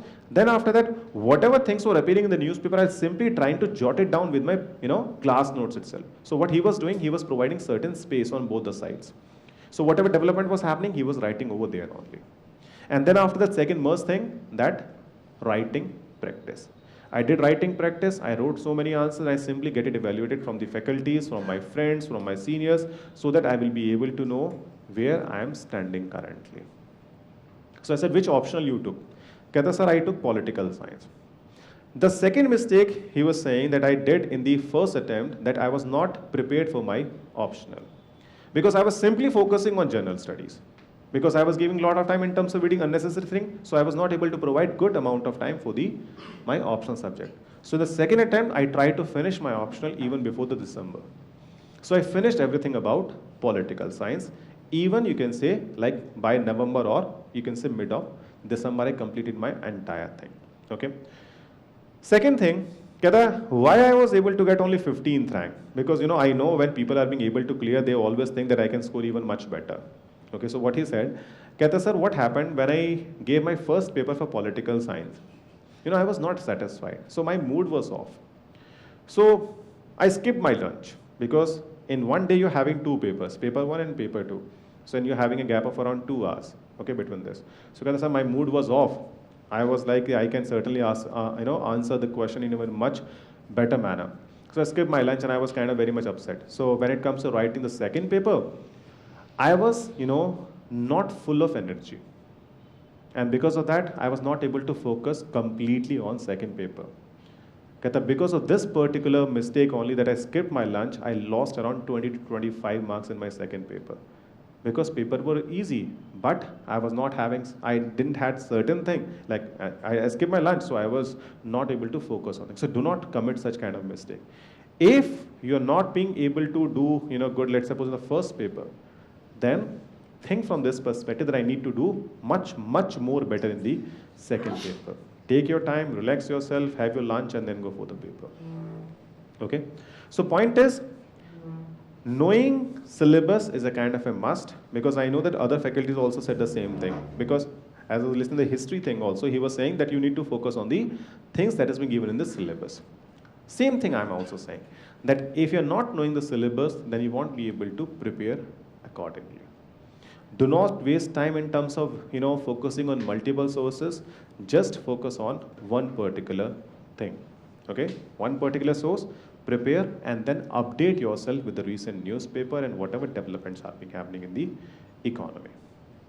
Okay, so whosoever need this particular syllabus, just mail me. Okay, this is my email address, pratik pratik GEE2001 @gmail.com. Okay, so I'll mail the syllabus to you. And the second thing is, if you need the slides, like whatever topic is being there in the, because if you're having this, then I don't think there is any kind of need, for this PPT thing. Okay, but if still you want, just send me a mail. I'll send both the things. Okay, so that is in brief, I would say, about the things you need to refer for the economics if you're preparing yourself. And the second thing is that if you're preparing by joining the institute. Okay, now if you're having any question about the economics thing, you can ask. Tell me. Because the remaining thing that how you need to read newspaper and the other thing, because I know that so many other faculties have already told you. So there is no need to provide or repeating these things again and again. Okay, tell me, any question you're having about economics, you can ask. Yes, ma'am. Yeah. There's a lot that I can cover on my own before I will go into my class and understand it better. Okay. And after getting all of these resources, I feel like should I go to them before I sit in a class, or should I prolong my joining of the institute, or should I get into it without any prior preparation? Ma'am, see, this kind of question, is in the mind of each and every candidate, like when it comes to joining any coaching. So basically, the style of taking different subject is being basically varying from person to person, you can say faculty to faculty. Like for it comes to preparing my subject, economics, how I cover, I start from very basic. So if you are not reading anything, even before joining coaching, it is not a big issue. But in case of certain other areas, like for example, history, polity, then the other thing, that if you're having certain basic knowledge, I'm not saying you need to have a very deep knowledge, because if you're having deep, there is no need to have a coaching. So if you're knowing basic, only the NCERT if you have referred, then what happened, then when you sit in the class, it will be easier for you to understand things. Okay? So the only benefit I would say, like if you are reading something before, it will help you to understand, and that will simply reduce your efforts when you join the classroom coaching. But if you have not referred anything before joining classroom coaching, then what happened when you join? And when you have something in class, when we discuss something, in the classroom, then what happened? You need to put extra effort to get all these things, because you're not having any kind of prior knowledge. So, two things you need to do before joining any coaching, even if you're not reading anything. First of all, sit and read the syllabus properly. That what kind of things is being given in the syllabus of prelims, mains and interview. Second thing, at least analyze the last 3-4 years paper. So that if you're having knowledge about the syllabus and the proper analysis of questions you're having with you, then you will be able to decide till what level I need to read certain things. Because what happened, like as I was saying, what kind of mistake he committed, he started reading about the debates that happened in the assembly in 1947-48. Okay, that was not relevant. So point is, if you analyze the question, so when faculty is discussing in the class, you will be able to figure it out that whether the person is also being discussing the relevant things or not, or it's just that he's passing time in classroom. Okay, so point is, before joining coaching, please read the syllabus, please analyze the question, so that your classroom, joining will be even more fruitful. Even if you're not reading anything. That is, these two things are being kind of must. Okay, what else? So I come from a non-economic background. So is it very difficult for me to get those technical terms that are in economics? No, it is not difficult, because what happened, in my class, what I am doing, I'm discussing all the concept, which is relevant. Like what happened in one of my class, last week only, like one of the candidates in the classroom was saying, sir, you're not discussing about difference between GDP, GNP, NDP, NNP and the other things. I said, boss, this is not relevant. Because if you analyze the questions of last few years, then what happened? Only basic things is being asked, and moreover, the current development is being asked. So no need to go in the very deep. So when you discuss, have faith in your faculty, that he will discuss basic things. And moreover, if you're not aware about basic things, raise questions. Okay? So if you're not good in terms of knowing the technical thing and the other, I'm sure the other candidates are also not very good in terms of economics section. So point is, in economics specifically, what is our focus? That we will start from very basic. Then reach to the next level, that in terms of discussing thing. And then after that, we'll go to the next level, that is called, you can say, under which you need to have at least basic and some knowledge, so that you will be able to understand remaining thing. So it's a kind of a step ladder manner that we will discuss this particular subject. So don't worry, if you're not knowing basics, it will not be a big deal. You will be able to cover everything. Okay? So why didn't you mention anything regarding the economic survey? Economic survey, because what happened, when it comes to joining coaching, whatever things is being relevant in the economic survey, I'm simply incorporating in my notes itself. Okay, so I'm not suggesting my students, who are joining classes, that you need to refer economic survey separately because it is a very time-consuming process. So only few things I would say are relevant in the economic survey. So I'm simply incorporating it and discussing in the class itself. Like for example, if today I will discuss something about the banking. So in economic survey, they mentioned about Basel and leverage ratio. So I'll incorporate with my banking class discussion itself. I won't say there is a part of economic survey, okay? Because that was there, so I incorporated because it is relevant from our examination point of view. Okay, but if you think that when it comes to covering economic survey, what is the thing that we are providing you free classes? I think that once the economic survey will come, we are having 3 lectures for economic survey that can be attended by anyone. If you're not joining coaching, you can still come and see this thing. So that will be covered accordingly. Yes, what else? Sir mail कर दीजिएगा, भेज दूंगा, list भेज दूंगा पूरी books की. Second paper तो आप क्लास के डिस्कशन से कंप्लीट कर लेंगे. जो फर्स्ट पेपर की आपकी माइक्रो मैक्रो और जो बाकी एरियाज हैं, ठीक है, भेज दीजिएगा मुझे, मैं आपको बुक की लिस्ट भेज दूंगा, मेल कर दीजिएगा मुझे, ठीक है ना. All done. चलिए, all the very best and see you soon. Thank you.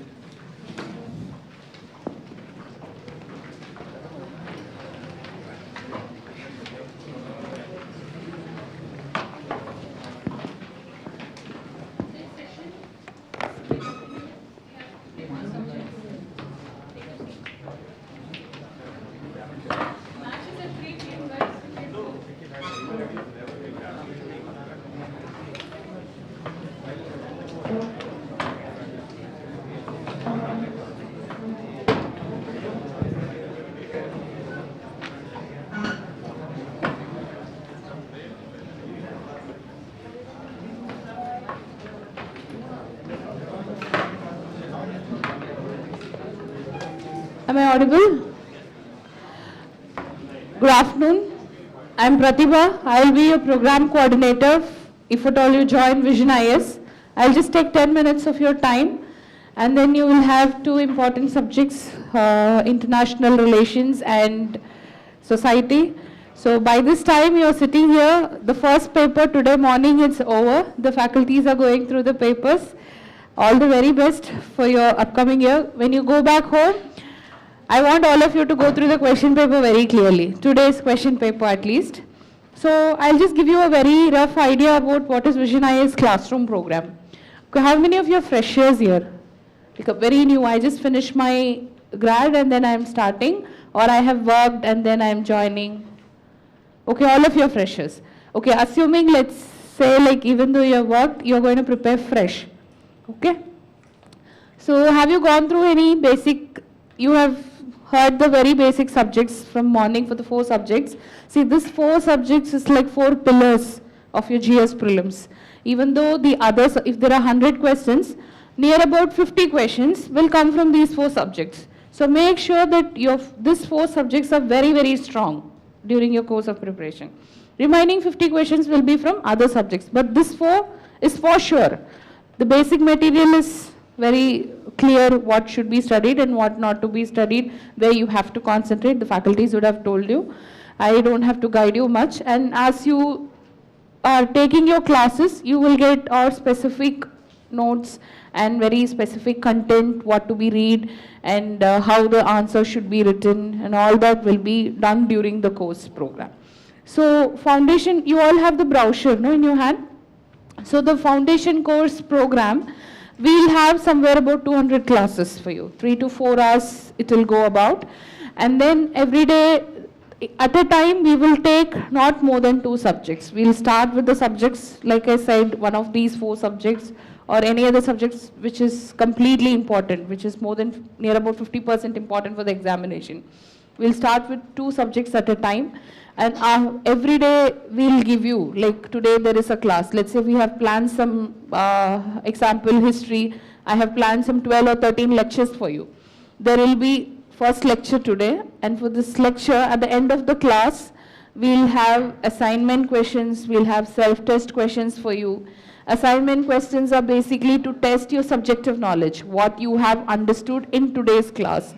I have taught you topics A, B, C, D, E, and the question is asked from the topic C.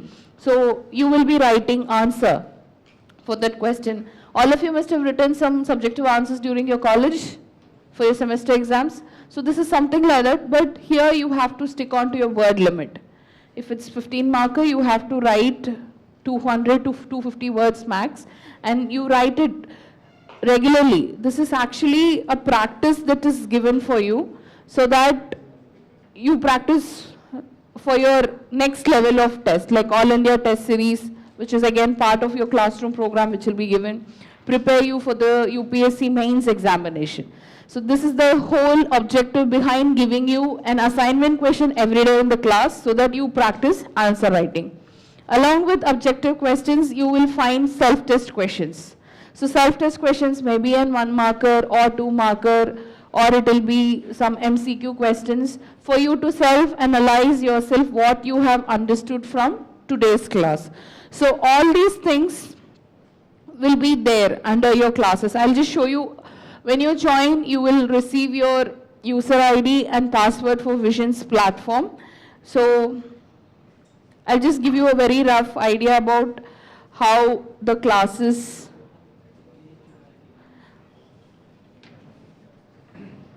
see. I'm just taking history classes, let's say. So your class 1, if it's your live classes, you can watch the classes live. Let's say if you're not being able to come to the class today, you're there at home for some reasons, or you're out of city, but there is internet connection, you can always watch the class live, and you can ask your questions also live. There will be a batch coordinator appointed for each batch, just like class teachers during the school days. So they will take care of all your doubts, academic queries and managerial queries. You're not getting mails or messages or anything related, your preparation during your period with Vision IS. In the classroom, there will always be a support system for you. And you can ask your queries. Let's say your class is over. You're not being able to watch the class live. You can always go to the video of the classes that was held and watch the classes, and you can watch it any number of times. It's not that once you have watched and you cannot watch it later. You can watch it any number of time till you will have an end date. Let's say you have joined for 2018 course. Until your final results of 2018, the interview results of 2018, you will be able to watch these videos. And during this period, you can watch it any number of times. And if you have any doubt, you can always watch. So below each classes, the batch coordinator who sits in the class, just like you, he or she will always available in the class, and they'll take notes of what is being taught, a synopsis, just like the index page of the book. For each and every class, you will find this synopsis. So this will actually help you to know what is being taught in that day's class, and if you have any doubts, let's say after 1 month you want to revise back the subject, you go back and you know where it has been exactly taught. And then the self-test questions are uploaded in the tab next, like I told you, and then the assignment questions are also here. So if you want, you can upload the answer by writing in a specified, we have a format, you can find the assignment sheet here. Either you can upload it, or you can write it in the hard copy and submit it to your batch coordinator. They'll evaluate, they'll give a proper feedback of your answers, how to improve, what more you can write, what you can reduce, which part you have to reduce. Basically, they'll groom you to write a better answer day by day. And then talk to expert is something, like I said, during live session, you can ask your doubts where there was a place for academic, and during the live classes, you can ask your doubts here, academic or technical. When the classes are not live, you can drop your questions to talk to expert, they'll answer you. And then there is a feedback system also. Your feedbacks are very necessary for us to improve things, both in the classes and then academically in whatever ways we want, okay? And then this is how your online classes looks. Offline classes are no different than the online classes, except you are here and you get to meet the faculty, you are staying here and then talk to them. Online classes, you do it through chat. And then you have prelims test series, All India Test Series of prelims, mains, and then essay test series will be added for the year that you are joining. And if you're joining for 2019, let's say, you will have access to this year's class, but you will have access to PT, mains, essay test series of both the years, 2018 and 2019, and videos you can watch till 2019. And during this period, 2018 classes, you have one more assessment in between called mini tests. Mini tests are nothing but, like I said, there are 12 classes of modern Indian history. Let's say we are dividing the syllabus by 4 parts. There will be 4 mini tests, each comprising of some 8 questions, again subjective, not the assignments. Assignments are something that you write daily. Mini test is something that you write after completion of certain portion in the class. It will be divided into equal parts. It will be conducted as mini test for both prelims and mains. Prelims may be 50 questions, and in mains there will be 8 to 9 questions for 1 hour timing. And All India test series is very independent. You can write it any time. But making use of daily assignments and mini tests so that you are in touch with what is being taught in that day's class, and there is a regular interval in preparation. Okay? So apart from this, we have our faculties and experts who are always available round the clock to help you with your doubts. Any doubts, any subjects you want, name it, we have people. You will have our entire support. It's not like you cannot, let's say the faculty is very busy in taking classes. You're not being able to meet the faculty, but you need some senior person to guide you with answer writing, who have been doing it for years, who have been guiding the students for years. We are having number of people for that. They'll guide you, they'll tell you how to write. If you're not, for each and every subject we have people with us to have ask your doubts. Okay, this is how our classroom program works. So if you have any queries regarding our classroom program, anything at all, yes? What's the average batch strength? See, this is the classroom.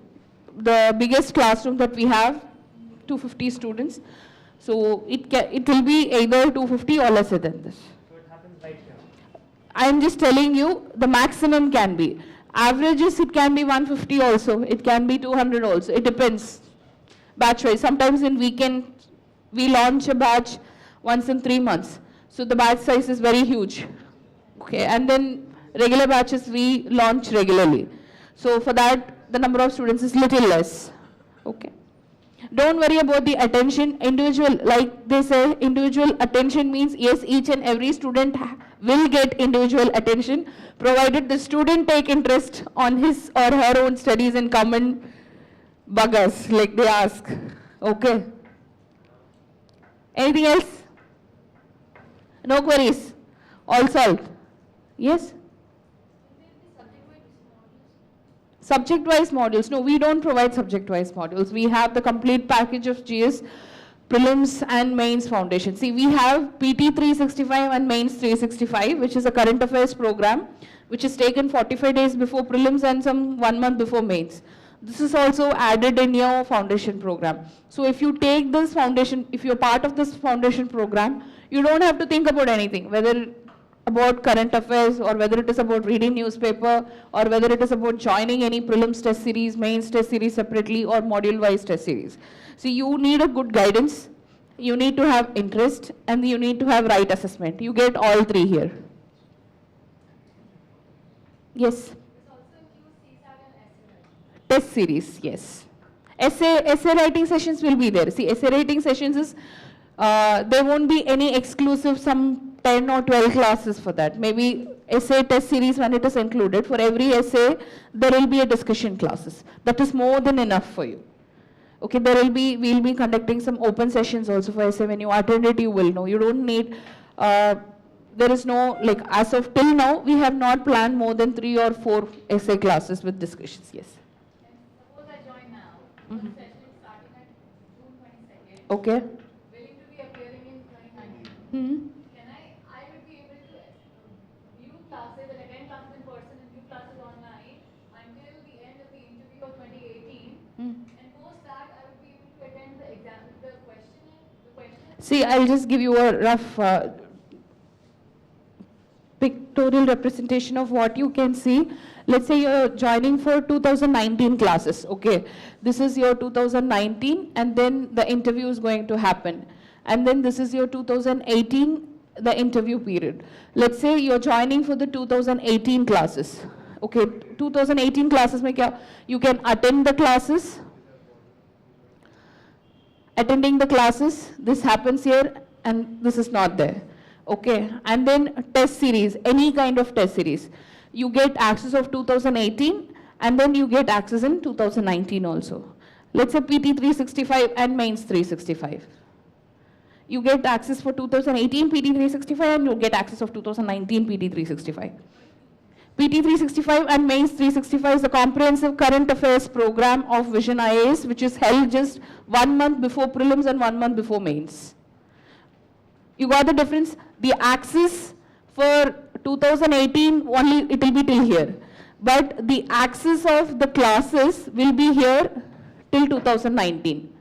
Let's say you're taking 2019, the video access will be here till interview of 2019 results. And if you're taking for 2020, it will be there. You will have the 3 years access of watching all the videos.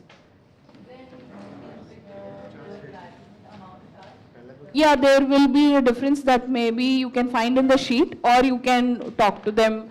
But very less difference. But if you separately see, there will be a huge difference. But if you see it all together, it is a very minimal difference of fees.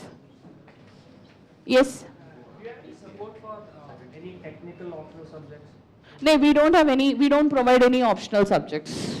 No coaching for optional subjects. Anything else, any queries related classroom or test series, test? Yeah, there is a weekend batch that is starting from June 24th. Yeah, same. See, the only difference between regular batches and weekend batches, in regular batch, every day you have 3 hours of class. Okay, like let's say if the class timing starts from 1 o'clock, maybe the class is from 1 to 4 or it's from 9 to 12, regular batch. Weekend batch may you have in a day 3 classes, that is 9 to 12, 12:30 to 3:30, 4 to 7. The classes will be only on Saturdays and Sunday, and the remaining whole week you are free to prepare on your own. Same accessibility, there's no difference. Yes? There will be a batches launched in September. Either you can join or you can join the present batches also. But I cannot assure you exactly which date it is launching, but there will be. Okay guys, thank you. The next class session will be on international relations. It will be taken by Ruchika ma'am. You can talk to her. Thank you.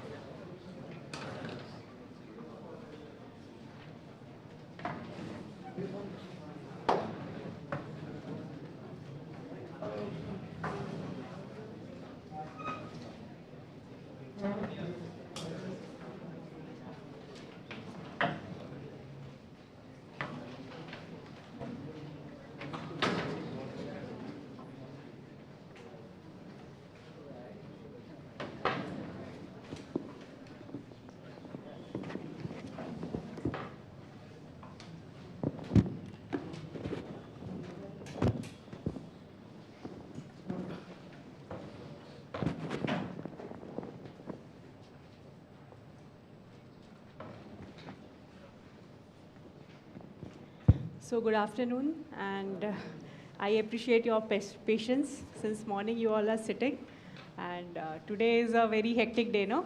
UPSC question paper is out. पता है ना GS1 आ गया है आपका PT का, and at the same time match is also there. What time? 3 o'clock? India Pakistan?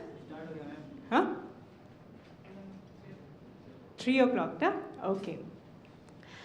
So a very hectic day, है ना? How many of you have seen the question paper? GS paper 1? Prelims? Paper 1? No, but many of you do it, no? नीचे देख करके. No? Okay, okay. This time the question paper is like not too much of current. Traditional questions are also there, basic questions are also there. Like last year there were too many current questions. So even I have just gone through the question paper once, not in too much of detail. And even again IR last year there were 12 questions, this time again I could find out till now 10 questions are there. from IR also. So I'll be talking about IR and I'll not take much of your time. Okay? International relations, yeah? How do you prepare for international relations? Because of late, if you see, international relations is becoming very important. They are asking you questions in prelims. 2 years back, there were only 2 or 3 questions in prelims. Last year, 10 to 12 questions were there. This time again, till now, I have just sorted out 10 questions. Okay? I need to go through the question paper again. And in mains also, last year mains, paper 2, 4 questions are there. Paper 1, IR was there. Paper 3, IR was there. They are mixing up the IR thing. They are mixing it with ecology environment. How many of you have seen the last year question paper? Okay? They have asked you, Indus water dispute was in the news. Ecological impact of Indus water dispute. Okay? So that is something IR, Indus water. No ecology environment teacher has taught about Indus water treaty. Okay? It was IR plus ecology environment. Similarly, in paper 1, they have asked you question on geopolitics of South China Sea. That was there. Geopolitics of South China Sea. So paper 1, you have geography. No GS geography teacher teaches about South China Sea, its geopolitics and all. Of course, optional geography teacher, they teach. But here, nobody teaches you. So IR is becoming of late very important. Right from your prelims to your mains, and when it comes to the final match, UPSC, final match, your interview, there they ask you lot of questions on international relations. So IR is becoming very, very important. It's not just a subject, only 4 questions will come in your paper 1, paper 2. Now it is expanding. They are expanding the ambit of IR. So how are you preparing for international relations? Newspapers? Okay. Ministry website. Huh? Ministry website. Okay. Okay. How many of you have gone through the syllabus of IR? No need. Huh? Investing your prime time, your youth for UPSC, but no need to see the syllabus. It's only just current padho aa jayega. How many of you have seen the last year's question paper? Many of you have seen it. There was one question number 20, paper 2. What was the question? Some report, UNESCO report. What was the name of that report? McBride Commission. McBride Commission, they have asked you a question. No newspaper, no current. That was one question. No newspaper was bringing out articles on McBride because it was nothing related to your current. So it's not only the newspaper that is going to suffice the requirement of your UPSC IR content, GS content. Okay? So first and the foremost thing for any subject, whatever you prepare, first and the foremost thing is go through the syllabus. UPSC has written only 4 lines for IR.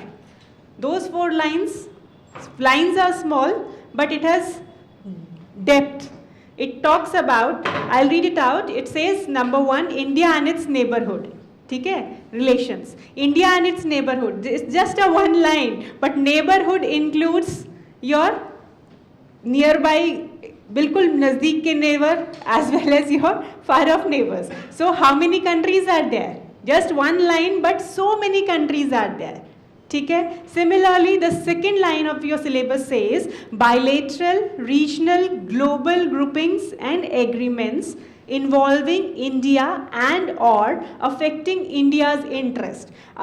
आज के date में, in today's environment, you see how many groupings are happening. ASEAN is there, New Development Bank is there, AIIB is there, World Bank is there, European Union is there, okay? NATO is there. Of course, NATO has again come into limelight after Trump coming into picture. Then you have a NATO-like organization that has been recently formed with respect to your Saudi Arabia, your Arab countries. So these so many groupings, regional groupings, SAARC is there, BIMSTEC is there, Mekong Ganga Cooperation is there. So it's only 1 line, but so many groupings are there.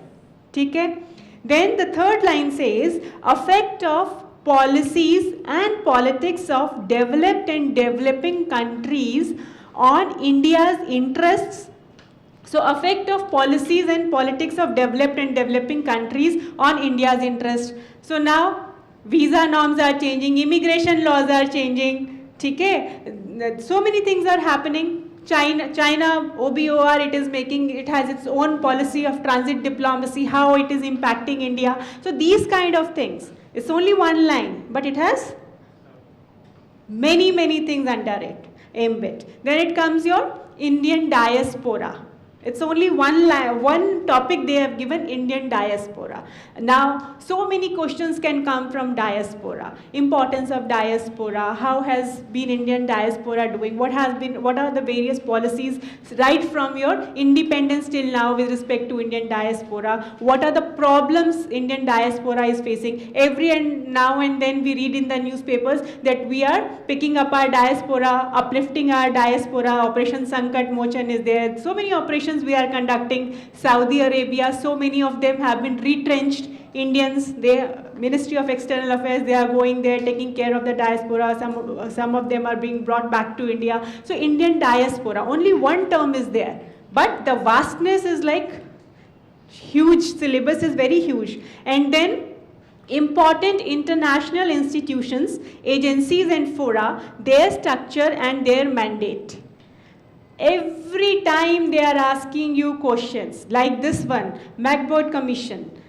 This is a UNESCO ka commission, okay? So UNESCO has 10-12 important functions. And if you see the UNESCO website, you will find like last but third or fourth function is democratic, there should be democratization of communication channels. So this particular report can be linked to that UNESCO's that function. And your syllabus says important international institutions, agencies, fora, their structure and their mandate.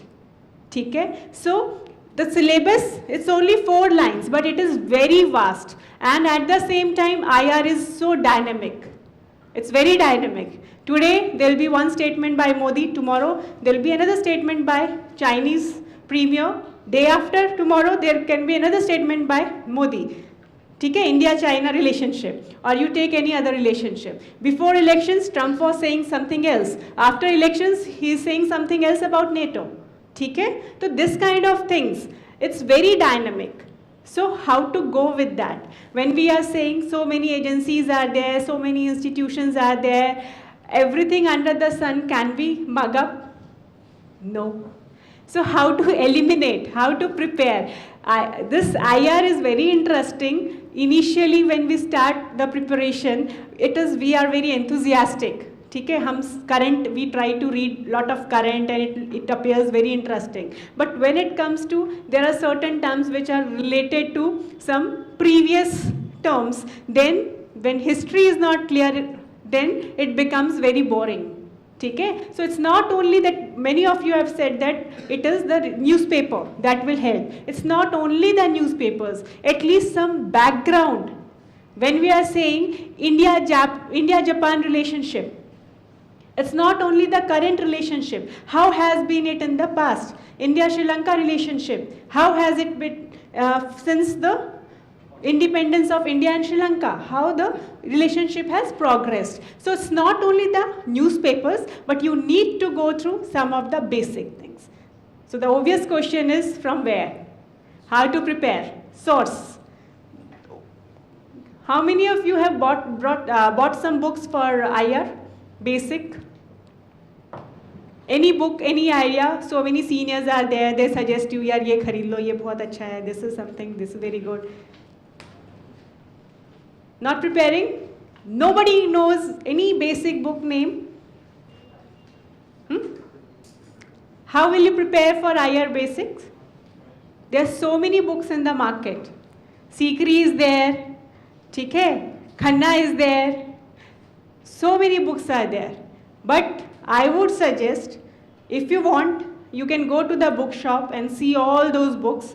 But personally, I would say, for GSIR, you don't need to go too much in depth. NCRTs are the best friends, time-tested friends. NCRT, you can write down the names of the books, NCRT. Politics in India since independence. This is your class 12 polity and NCRT, politics in India since independence. Chapter number 4, India's external relationship. India's external relations, chapter number 4. Okay? Then you have world history. Read it, how UN was formed, before and after Cold War, how the things have happened. So that your world history will help you.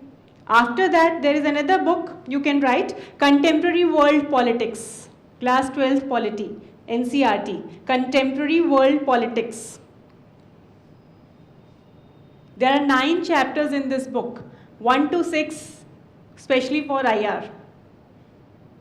It talks about your Cold War era, it talks about end of bipolarity. Bipolarity means during Cold War there were 2 poles, USSR and USA. So how the world has changed after Cold War. So 1 to 6 chapters are dedicated to this thing. And you need to read it.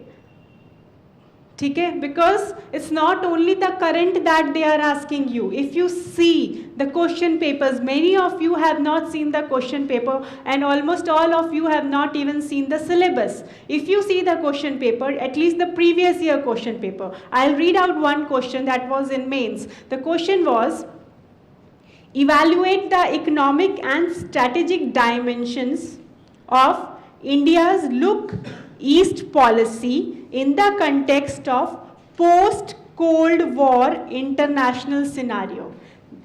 It is saying, Look East policy, post-Cold War international scenario. So, you don't need to go into too much of depth, but NCRT has this particular book, chapter number 2, specially dedicated to end of bipolarity.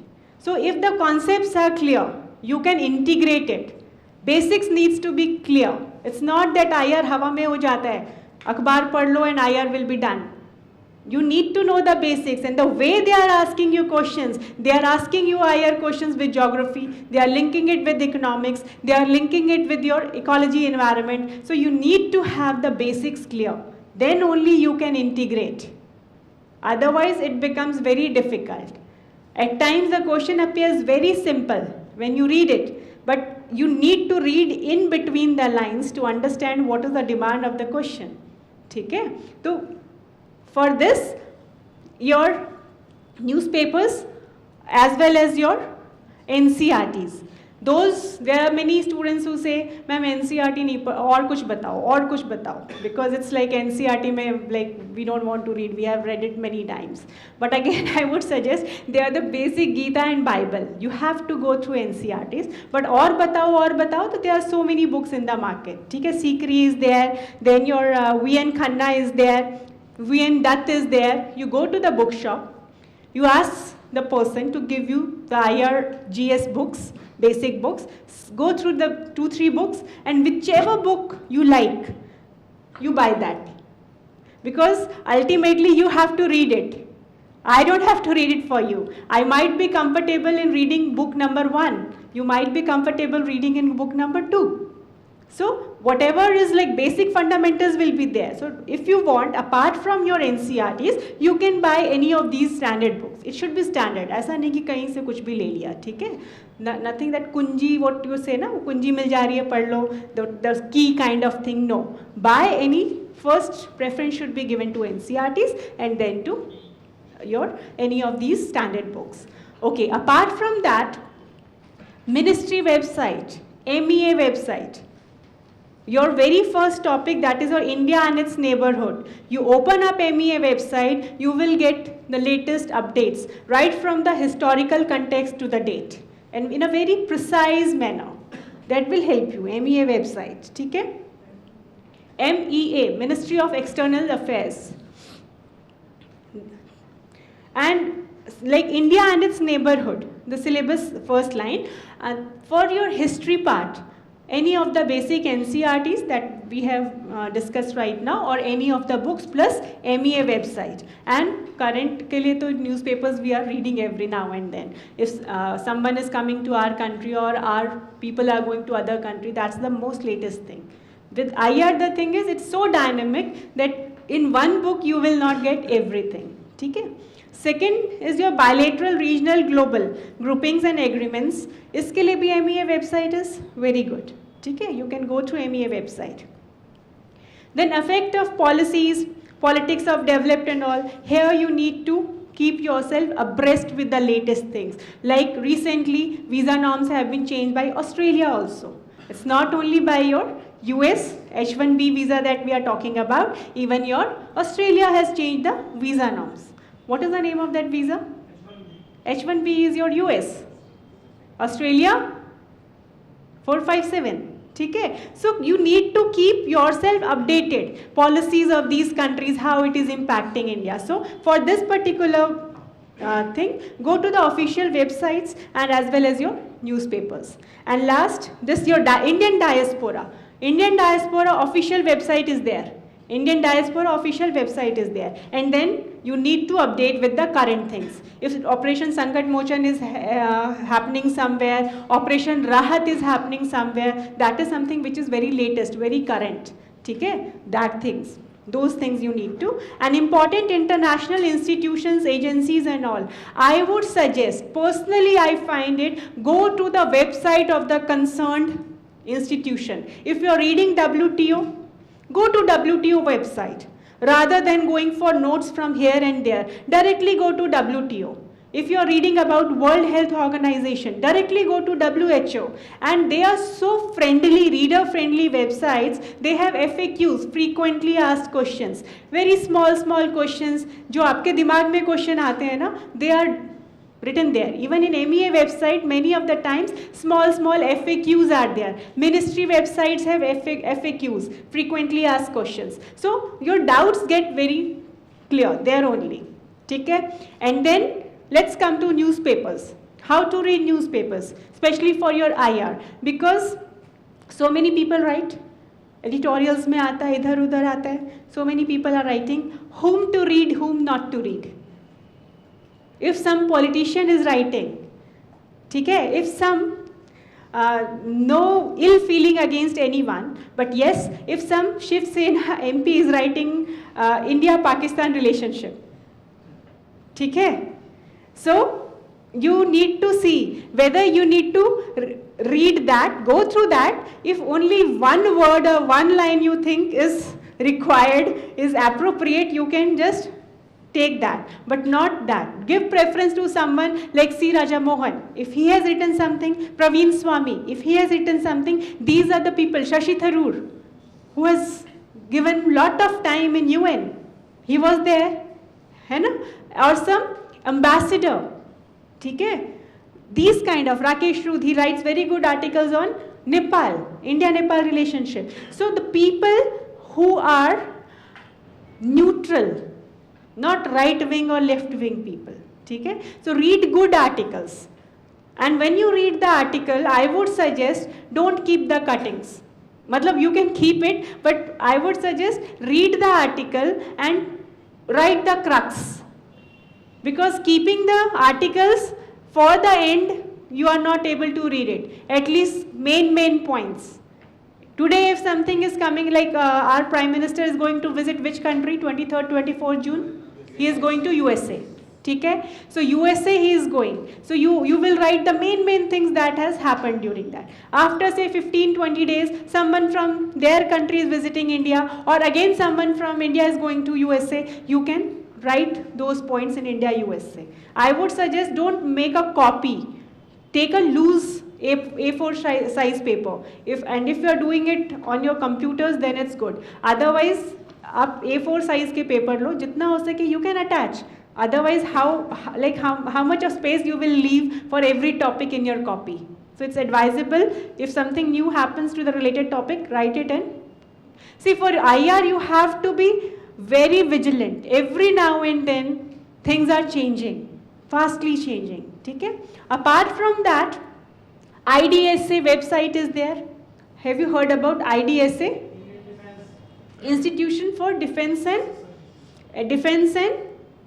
Studies and Analysis, IDSA. IDSA website is very good. Okay? MEA website is very good. Go through these websites.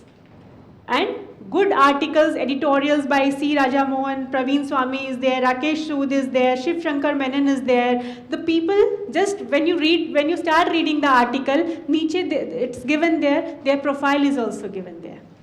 Okay? So just first read and then. And another thing is, whenever you are reading and you are writing, jotting down the points, always keep in mind the first and the foremost quality required in a civil servant, and that too in a would-be civil servant, is political neutrality. Okay? So you have to be political neutral. It's not about that you are writing India and Pakistan and you are becoming radical.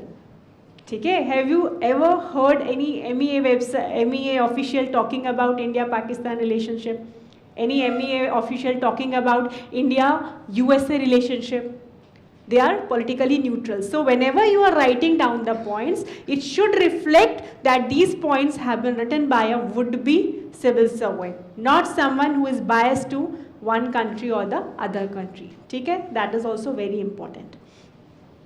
Anything else you want to know about this? Syllabus clear?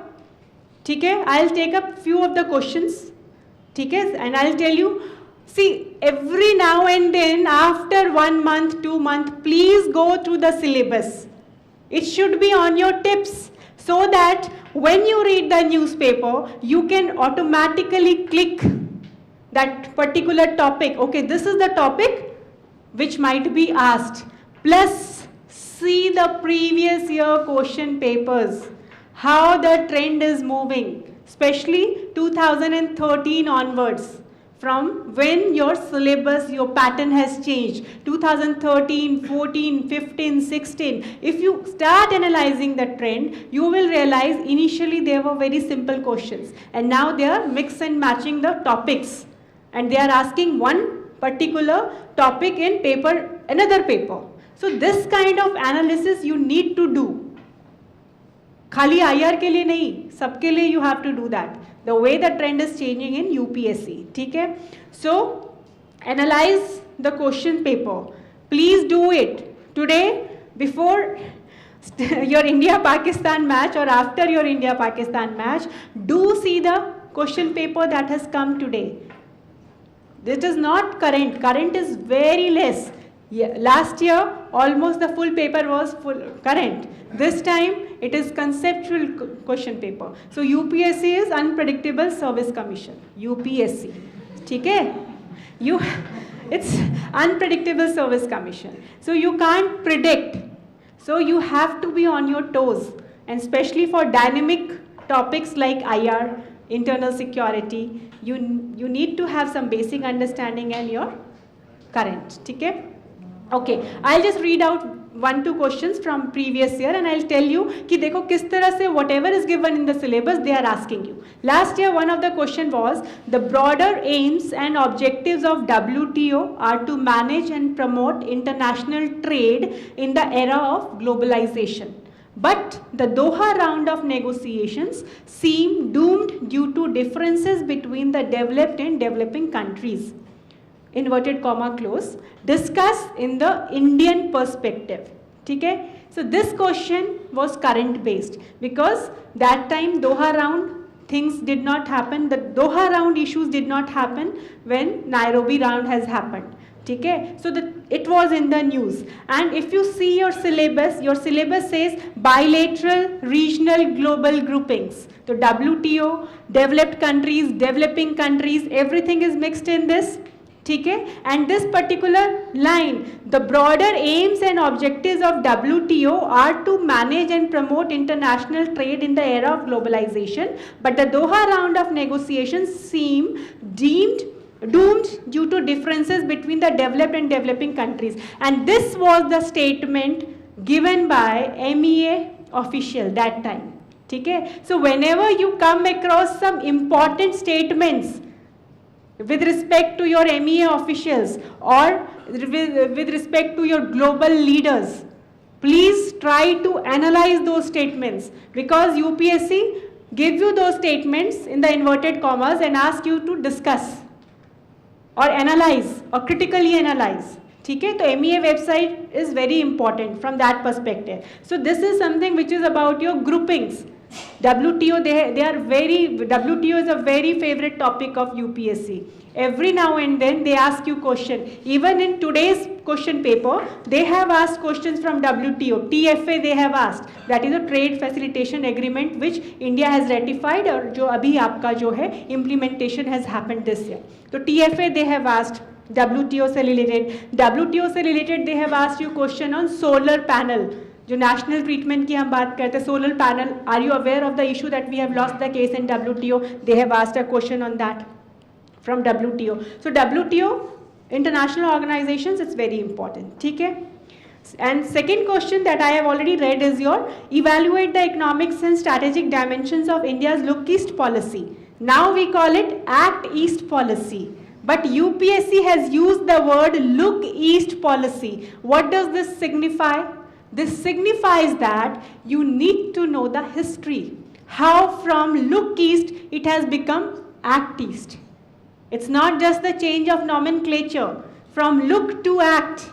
You should be knowing, because right now you are reading your newspapers 2014, 15 say onwards you are reading. So you are from 2014, it has been named as Act East. So everything is like Act East, Act East, Act East. But you should be knowing the background of Look East. The question has said that India's Look East policy in the context of the post-Cold War international scenario. Evaluate the economic and strategic dimensions. See, initially it was only your economic, majorly your economic dimension when it was your Look East. Now it is Act East. Strategic dimension has been added. So the syllabus says that affect, I am telling you how the syllabus and how the questions are being asked from that.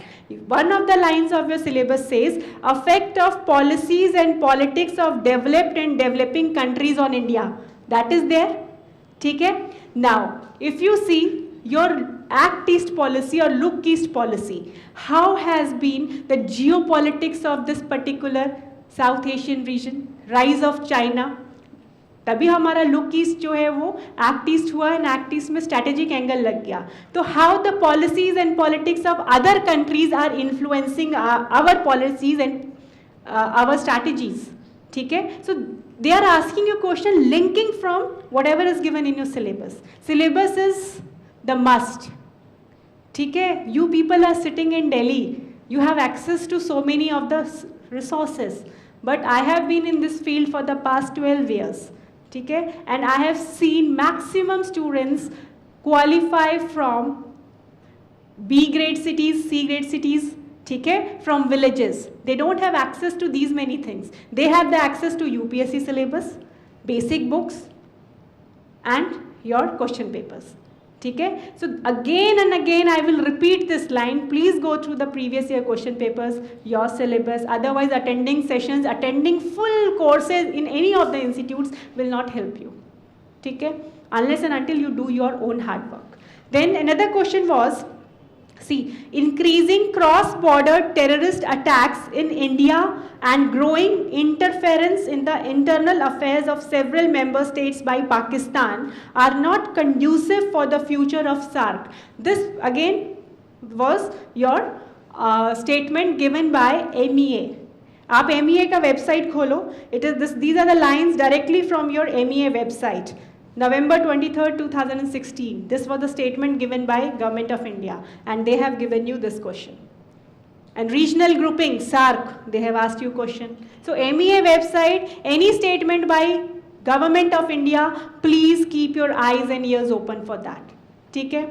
And the last question, last year for paper 2 was, what are the aims and objectives of MacBoard Commission of the UNESCO? And the last line of your syllabus says, important international institutions for their structure, their mandate. UNESCO Commission they have asked.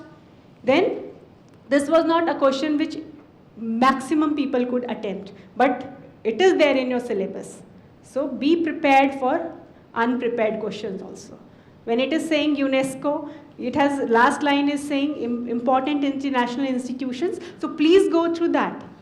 And why they have asked you this question, MacBoard Commission, which is related to your media. Last year, what was happening? There was media ban. NDTV ban was there. In Assam, there was one day, there was bilkul blank editorial was published. J&K, the media was banned for some time. The things were happening and they are relating it with the current things. So you need to be updated with the current things, okay, with respect to IR. And this time, 2-3 questions are there, like current related questions that they have asked in prelims. Global Infrastructure Facility, which organization has launched it? GIF. Aaj ke paper mein they have asked. So you need to be updated. World Bank, they have given you the option. TFA, I have told you. Then BTIA. What is BTIA? What is BTIA? Broad-based Trade and Investment Agreement. This is a FTA with European Union that India and European Union has been trying to conclude this agreement. And 1 month back only, European Union, one delegation has come to India for this. Okay? And even our Prime Minister has recently gone to Germany to go for this BTIA. And they have asked you here in this time question paper. So things which are in news, in the current, you have to see. BTIA, what is BTIA, with which organization or with which country we are doing it, that is your prelims. In the mains, they might ask you, what are the challenges, what are the hurdles, give some suggestions why BTIA has not been able to be concluded between India and European Union, what are the challenges, suggest measures for its fast implementation. So whenever you read some topic, prepare a note, PT, write the factual things there, and at the same time also analyze what kind of questions might be asked and how you will understand that, seeing the previous year question papers.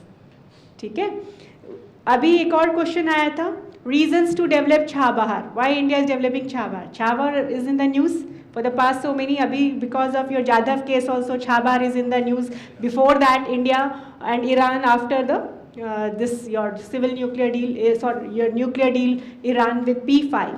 ठीक है? Chabahar we are developing, we are giving line of credit. So these things have been in the news, and today they have asked you all these things. Then digital single market strategy. Which countries or group of countries or organization has launched it? These kind of questions they are asking. Then every year they are asking you question on indices, index or indices that you call. So this time they have asked you Global Gender Gap Index. Who publishes this? Okay? So these kind of things you need to be alert. Current plus basic. Any question with respect to IR?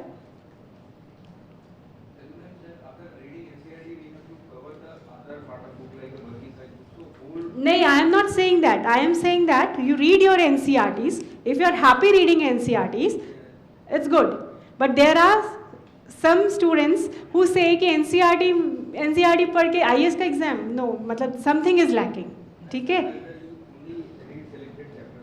हाँ, and for any topic you don't need to read the whole book. Read the topics. Not only in IR, but pura GS paper 1 to paper 4. Read the topics, not the books. And the ultimate thing is your revision. It's not 10 books you are reading. It's one book 10 times you are reading, then only you are qualifying. Concept should be clear.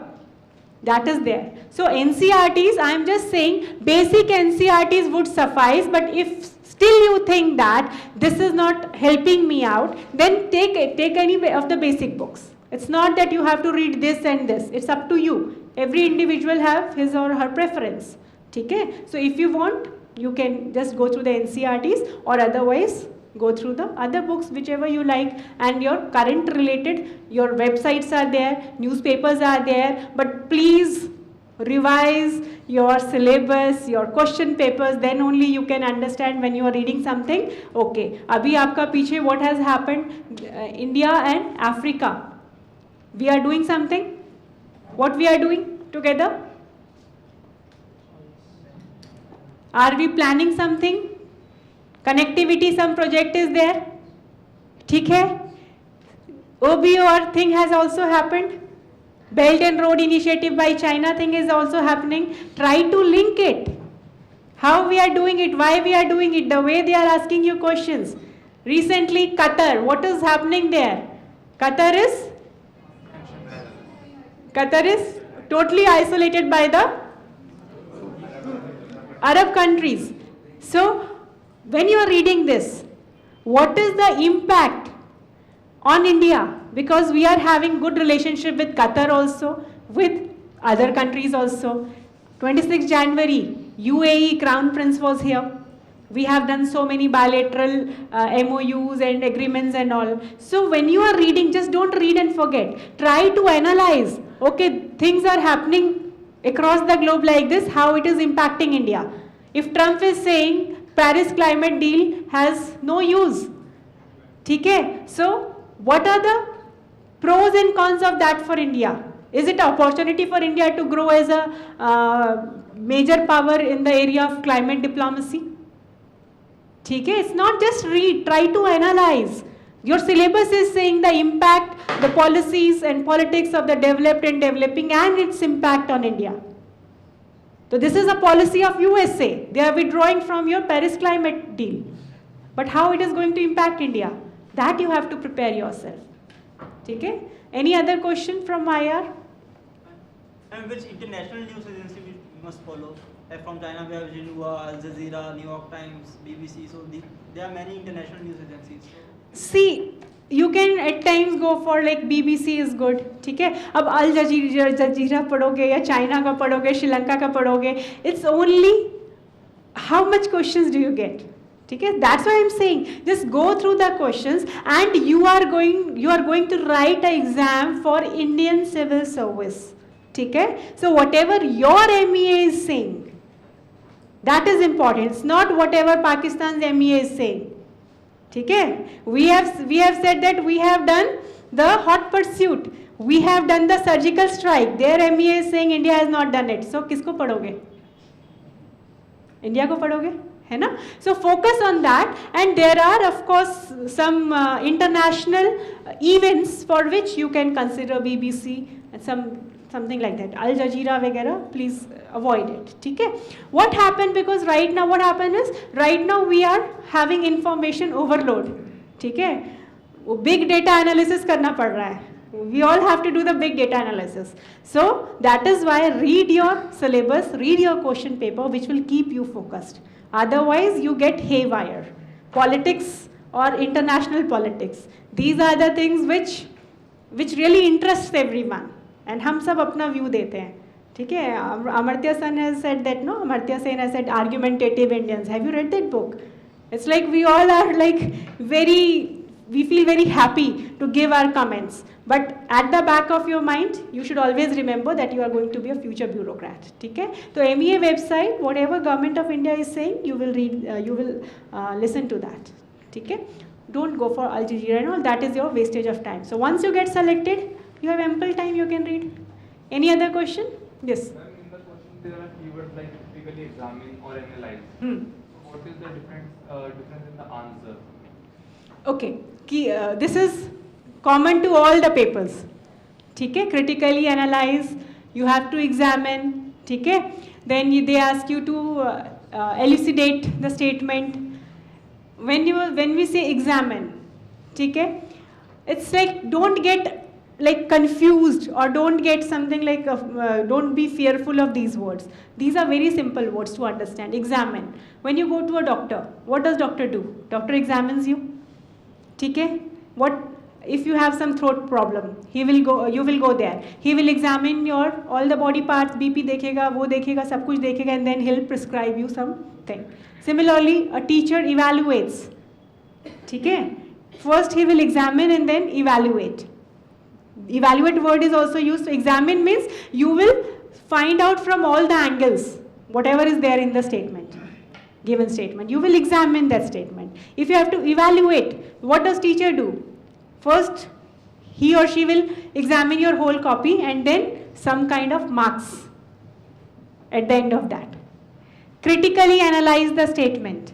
Okay? So critically analyze if statement is given, The statement is saying something. Then, like a film critic, film critics क्या होते हैं? If the film is there, film is about something, if it's a very good rating is there, then critics will talk about the negative things. If something very negative is being talked about the film in the industry, then they will talk about the positive things. If they say critically analyze the statement, if the statement is positive, so positive statement ko critically you have to analyze. If the statement is negative, if the statement is saying something negative, then critically analyze the statement. Means negative को आप critically analyze करोगे तो क्या आएगा? Positive. So these words are not something that you should be fearful about. बहुत आसान है UPSC. It's not that difficult. ठीक है? What happens is we think इतना simple है. नहीं ये तो IAS का exam है, थोड़ा और difficult होगा. तो things are very simple. NCRTs, very simple to understand. These terms, evaluate, examine. In the exam also, if you get a googly kind of a ball, then try to think what is the basic meaning of that term. And then you will realize. Okay? You will understand. Anything else? Yes? Can you, for example, explain a recent topic as India's long-pending nuclear power plant deal with Japan in light of recent investments made by China in renewable energy-based solar panels. So, I mean, other statement को analyze करना हो तो basic कैसे आप break down करते हैं एक statement को? Again, repeat the statement. India's long-pending. She is saying a statement. I'll repeat it. India's long-pending Nuclear power plant deals with Japan. nuclear power plant deals with Japan. And by the way, these are bankrupt companies, nuclear companies. Okay. In the light of China's recent investment in renewable energy. In the light of China's recent investment in renewable energy. Essence of the question is this, that with respect, what I can get from your statement is, India, what is like India's strategy, or where does India stand when Indian deals are not happening and China is investing too much in these kind of energies? This is what you are saying. Yeah, India is investing in nuclear power plant, which has climatic impact. When compared to China, who's against the trend in investing in renewables. Okay, see, first thing that you have talked about India and Japan, why the deal is not happening. Okay, there are certain reasons behind that, and that is why even your civil nuclear deal with USA is not happening, because one of the hindrances, your clearance from your Diet. Diet is the parliament of Japan. Okay? So why it is not happening? It's not only your Toshiba and these companies are saying that we have become bankrupt. There are other reasons also behind that. Okay? Even we are not being able to acquire the land in India. Land acquisition has also become a problem. People are standing against these decisions. If you are reading the newspapers, they are saying no nuclear power plants in our area. Why? Because of any accident, Fukushima and all those things have happened. So they are saying no nuclear plants here. Okay? So these are the reasons why it is not happening. So what should India do when China is doing that? So diplomacy, we have to have good relationship with Japan, and we need to force Japan, especially your Shinzo Abe, who is said to be India-philic, means he is India, he is favoring India. So that is why the closeness between Modi and Shinzo Abe is there. So we are trying to conclude, we are trying that it should get fastly ratified by your Diet. That is what India can do. At the same time, if the nuclear thing is not happening and you are saying renewable energy, China is like investing too much, nuclear energy is one part of your renewable, like clean energy. We should pursue the diplomatic efforts here. At the same time, other clean energy sources we can promote. Wind energy we can promote, solar energy we can promote. And here, what are the hurdles, what are the reasons why these things are not happening? So that need to be tackled diplomatically. Kinki. Can we look at it as a lost cause, and like rather than like hammering it to get it through, and like See, in diplomacy, that's why it said, don't give your answer diplomatic, be straightforward. So in diplomacy or in international relations, there are no permanent friend or foes. Okay? So you cannot say something has been lost. At one time, Turkey was there in center. ठीक है, member of CENTO. जैसे NATO है वैसे CENTO भी है. Go and find it out what is CENTO. But the same Turkey, which has been opposing India's candidature for UNSC, that is United Nations Security Council seat, is now giving assurance to India that it will support India's candidature in UNSC. When Mr. Erdogan was here, he has said that we are supporting for UNSC candidatures. But at the same time, it is in one of the groups which is opposing India's candidature. So there is no permanent friend or foes. Is it Turkey in itself trying to get into Euro? That's a different thing. That's a different thing. But what you are saying is like nothing is lost. Lost deal you cannot say. Deals are lost. It's all the way, like if national interest, if Japanese have their national interest, we have our national interest, and if they are like collaborating, things will happen. You cannot say something is lost. Any other question? Okay? If you have any doubts, I am there in the institute. You can come or you can mail it to me. My name is Ruchika Bharadwaj. So rbharadwaj.csc.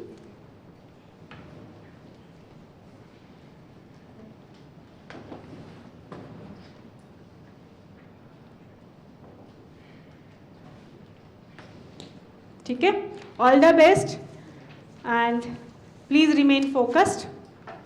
One attempt is more than sufficient to get qualified.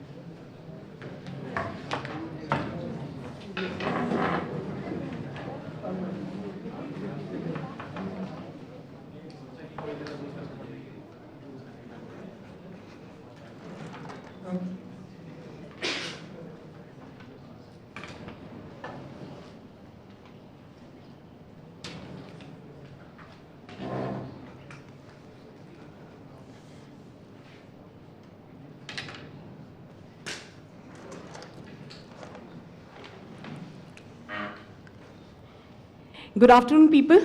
My name is Smriti Shah, and I'm a faculty of Sociology and Indian Society with Vision IS. I know it's been a long day for you, and India-Pakistan finals is also there today. So I'll just take another 15 minutes of yours. By that time, I think toss was hi hoga, kuch khas hoga nahi. So let's get back to the work. See, every faculty has more or less told you what are the nuances about this examination. So I would not be delving into that detailing, but what is important from this perspective, the topic which I am dealing with is Indian society. See, it's a new topic which has been added in your UPSC syllabus. It has been added in 2013. If you all know that in 2013, the syllabus underwent a sea change and the topic has been incorporated. Now see, what you need to understand, this is my perception, that before you start preparing for any of this examination or any strategy or any aspect of this examination, you have to be very thorough that what examination demands from you. Now suppose this Indian society is a topic which is there. Indian society is too humongous. It is too big to be studied in entirety. So you have to have a clarity that why are you studying Indian society? What you are supposed to study in Indian society and how you are supposed to study Indian society. This is what a general perception I believe that you should have. So the dimension of another 15 minutes which I am dealing with you guys would be why. See, At max, there is too much to be covered. We need to be hard worker, but at the same time, you need to be smart enough to understand that what kind of weightage this section holds in your examination and what is the demand and the expectation of UPSC from each one of their aspirants. Is that very clear? So keeping that in mind, we would be referring only to the weightage analysis and then how you are supposed to unfold the syllabus. The first thing that you are supposed to do is go back home, purchase the syllabus of this examination, deconstruct the syllabus. It is very important that you should learn the art of deconstructing the syllabus. The moment you realize that what is the expectation of this examination, the examination becomes very easy to clear. Otherwise, it is genuinely a tough nut to crack. If you are not very clear in your head that how you are supposed to go about the preparation. And finally, which sources you have to refer and how you are supposed to refer those sources. This is what we are going to deal today. Now, just one question. Can you tell me what Indian society, in your opinion, is all about? If I ask you that you have to prepare Indian society, what will you study? A general question. I'm asking you, you are staying, you're a part of this society, minimum 21 years of age. So पिछले 21 सालों से you are staying in this society. So if I ask you what is Indian society, what you're supposed to prepare in Indian society, any one thing that you can think of? Because understanding the unity and diversity, because Indian society is so diverse in nature to understand each and every. Fine. He said a very well point. Unity in diversity is one thing that he wants to study about Indian society. Very well said. That's a part of your syllabus. See, he knows the syllabus without even. So, yes, what next? The transitory nature of the society as a Brilliant.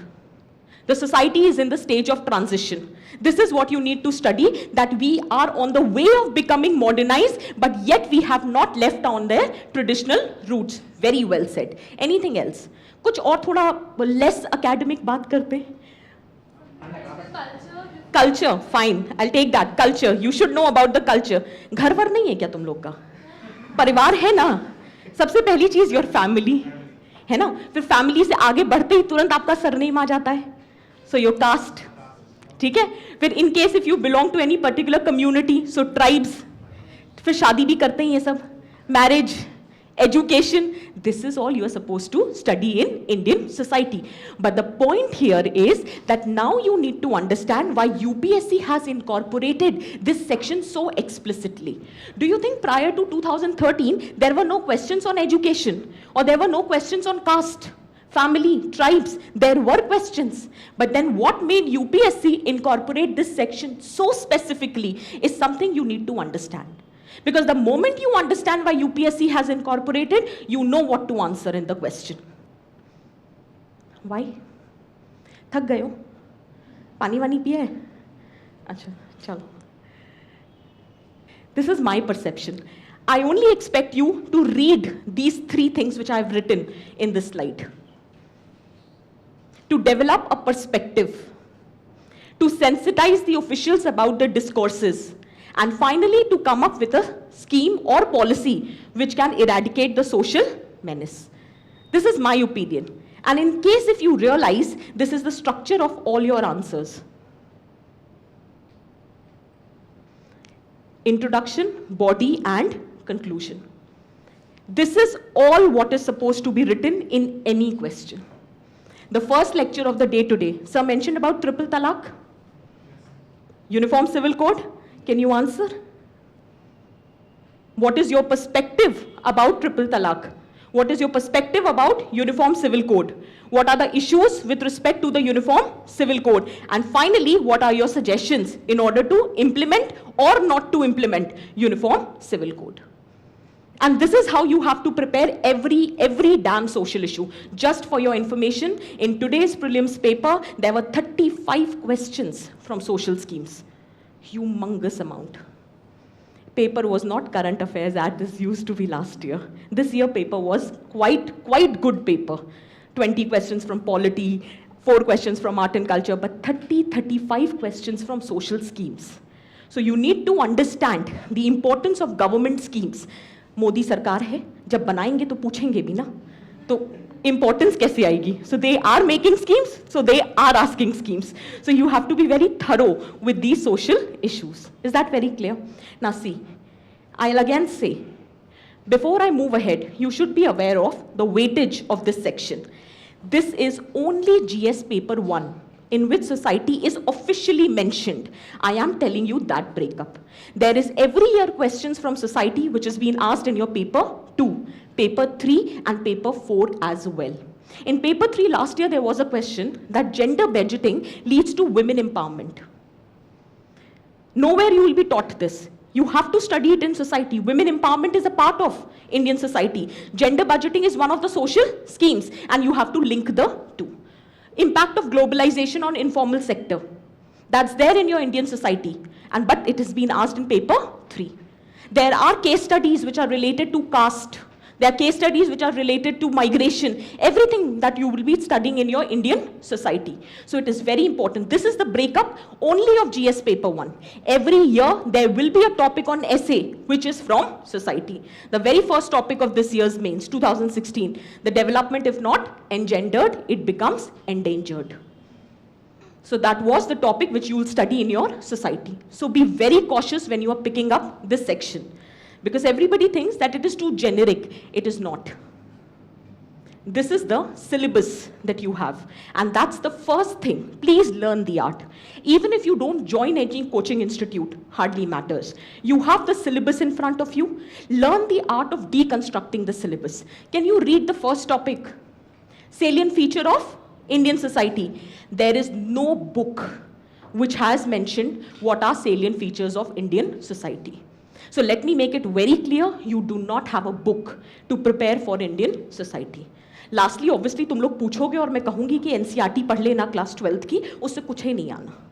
ठीक है? So the point is, that is one of my duty to tell you the book and you would refer that. But if you see the first topic, salient feature of Indian society, now you tell me what are the salient features. Unity in diversity is the salient feature. We just now talked about. Caste system, is that a salient feature? Joint family, is that a salient feature? Secularism in a multicultural society, is it a salient feature? The kind of patriarchy which exists in Indian society, is it a salient feature? That's there. You have to deconstruct the syllabus because UPSC has given you one headline. Now it depends upon you that in what perception you are preparing that topic. Is that very clear? Similarly, just see, role of women and women organization. Bas. वो women से related कुछ भी पूछ लेंगे और कहेंगे हमने syllabus में विमेन डाला था ना, तो role of women in women organization कहाँ, वो खुद सोचो. ठीक है? तो वहां हम आते हैं. We will tell you how you are suppose to prepare. Then effects of globalization on Indian society. I just tell you for those who will not be joining, just that if you have to prepare Indian society, that's just for them. Learn this art that every society has two aspects to it. One is the structure and other is the culture. So if you have to prepare the impact of globalization on Indian society, you would study the impact on the structure and impact on the culture. Structure can be divided into two parts. One is the institutions and other is the sections. Institution, I mean marriage, caste, media, education, religion, etc. Similarly, sections can be women, old age, child, youth, SC, ST, minorities, etc.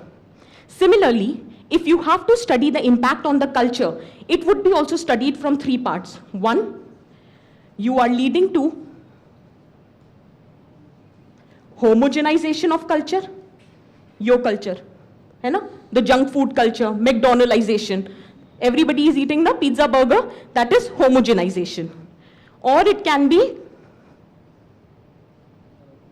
hybridization, aloo tikki burger, that is only sold in India. So that is hybridization. Beef products are not being sold. That is hybridization. Or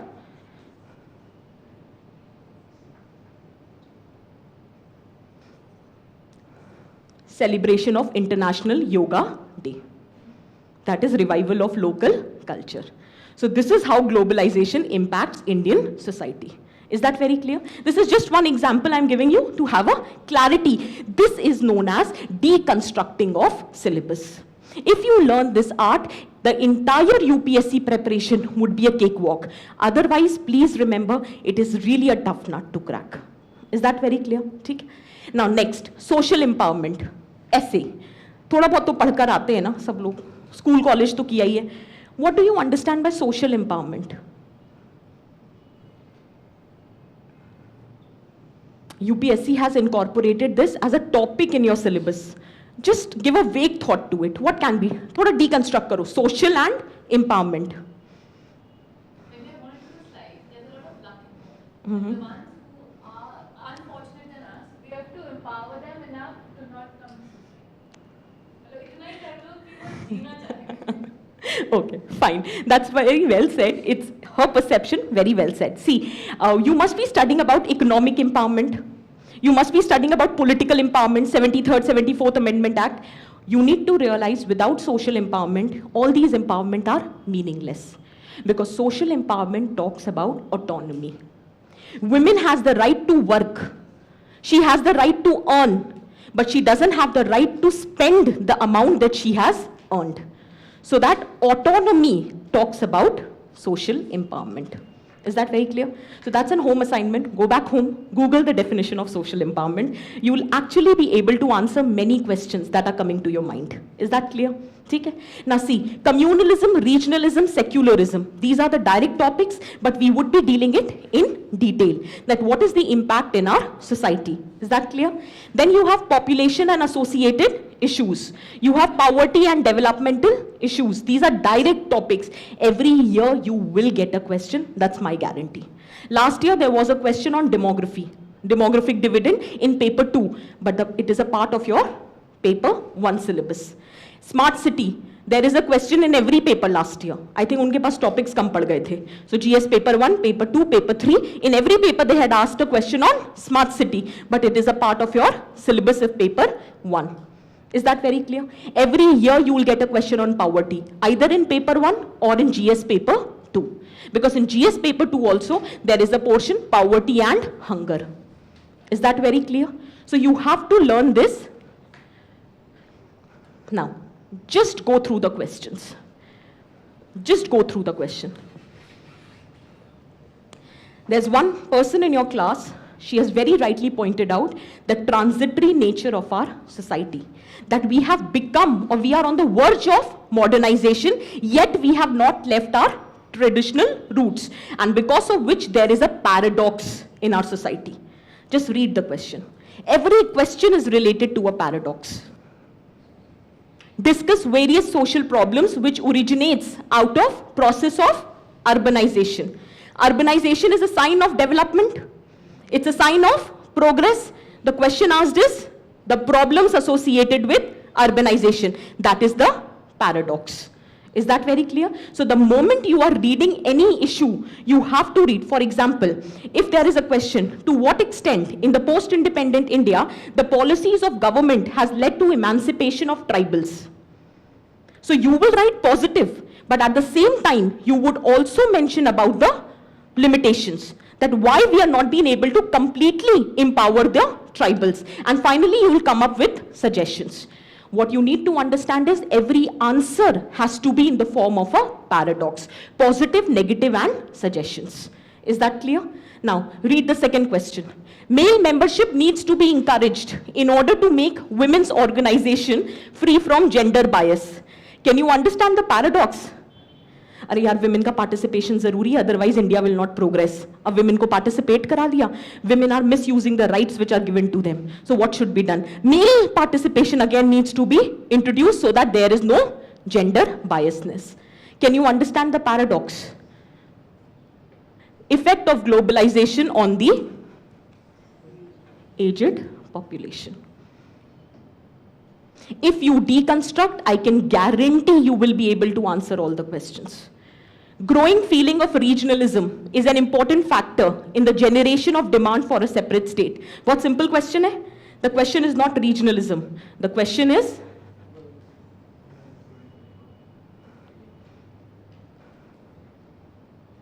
regionalism. Everybody knows about regionalism, है ना? वो अपना मराठा मानुष वो जो चलता रहता है, ठीक है? Go back North Indians, तो वो वाला, that is regionalism. So main reason for regionalism is economic disparity, ठीक है? But economic disparity is very common in India. So everywhere there is a demand of regionalism. नहीं? So the question is, till the time you would not have subjective realization of objective reality, you will never resent. अभी सब इस class में बैठे हो, everyone is at one level. You're feeling so proud, you're feeling all energetic. जब next time आओगे, किसी का prelims हो जाएगा, किसी का नहीं, तब देखना. That is relative deprivation.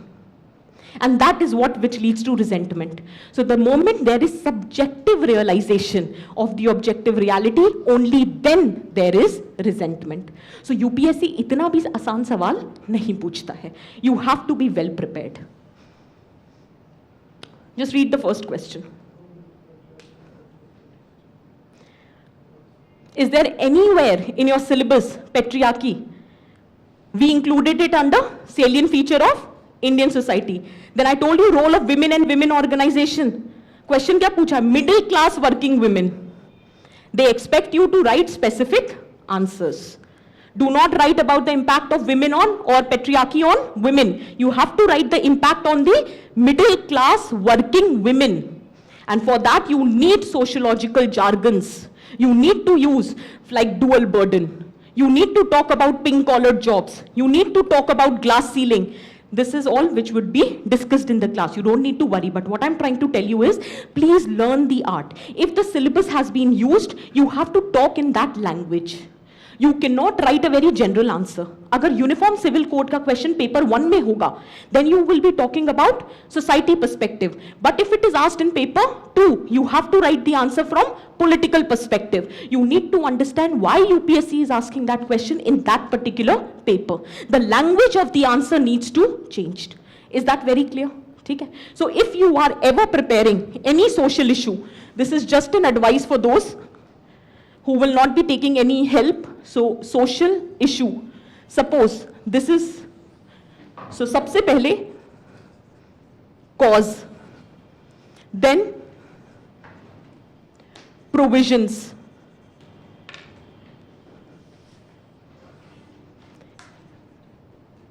implications, and suggestion. And when you are studying provision, it has to be constitutional, statutory, government schemes, judicial pronouncements, and international conventions. You will never go wrong. If the question is asked in paper 2, write about these. If it is asked in paper 1, write about cause, implication, and suggestion. Is that very clear? So this is how you have to proceed. Now, just see the second question. Just go through the questions very quickly. Why do some of the most prosperous regions have an adverse sex ratio for women? Again, can you see the paradox? Why we say adverse sex ratio? You're not educated, you don't have money, so and so thing. But now it is asking prosperous region. That means they have resources and money. Still they are adverse sex ratio. So that's the paradox. Life cycle of a joint family. Now a general perception among us is traditional India, joint family, modern India, nuclear family. But the question is life cycle. So joint, nuclear, and again joint.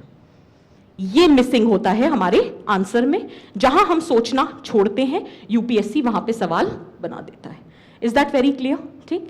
Next, discuss the socio and economic forces that are driving increasing feminization of agriculture. Remember role of women and women organization. So how will you prepare?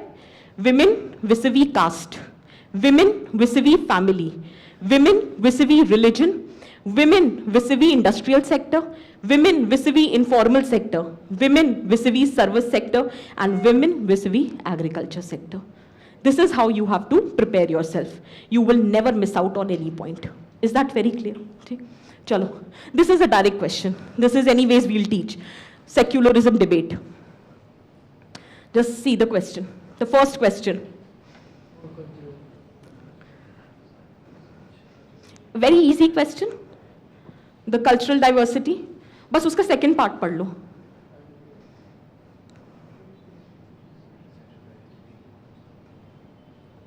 पहले cultural diversity दिमाग में क्या आई थी? Religion, caste. Second part of the question क्या है? Rate the significance in ensuring national identity. लिखोगे religion, लिखोगे caste. अब क्या लिखोगे? Food, dressing style, language. Did you see the answer changed? So this is what's supposed to be taken care of. Okay? The PPTs will be there on the platform. So in case you want to go for a detail write-up, you can do that. Second question, there is on poverty. The third question, it is from your census report. Somebody was asking how to use the census data. In census, it was given that the sex ratio among tribes is better than sex ratio in scheduled caste. But the reason has been asked by UPSC. So the moment you are reading any census data, try to analyze it.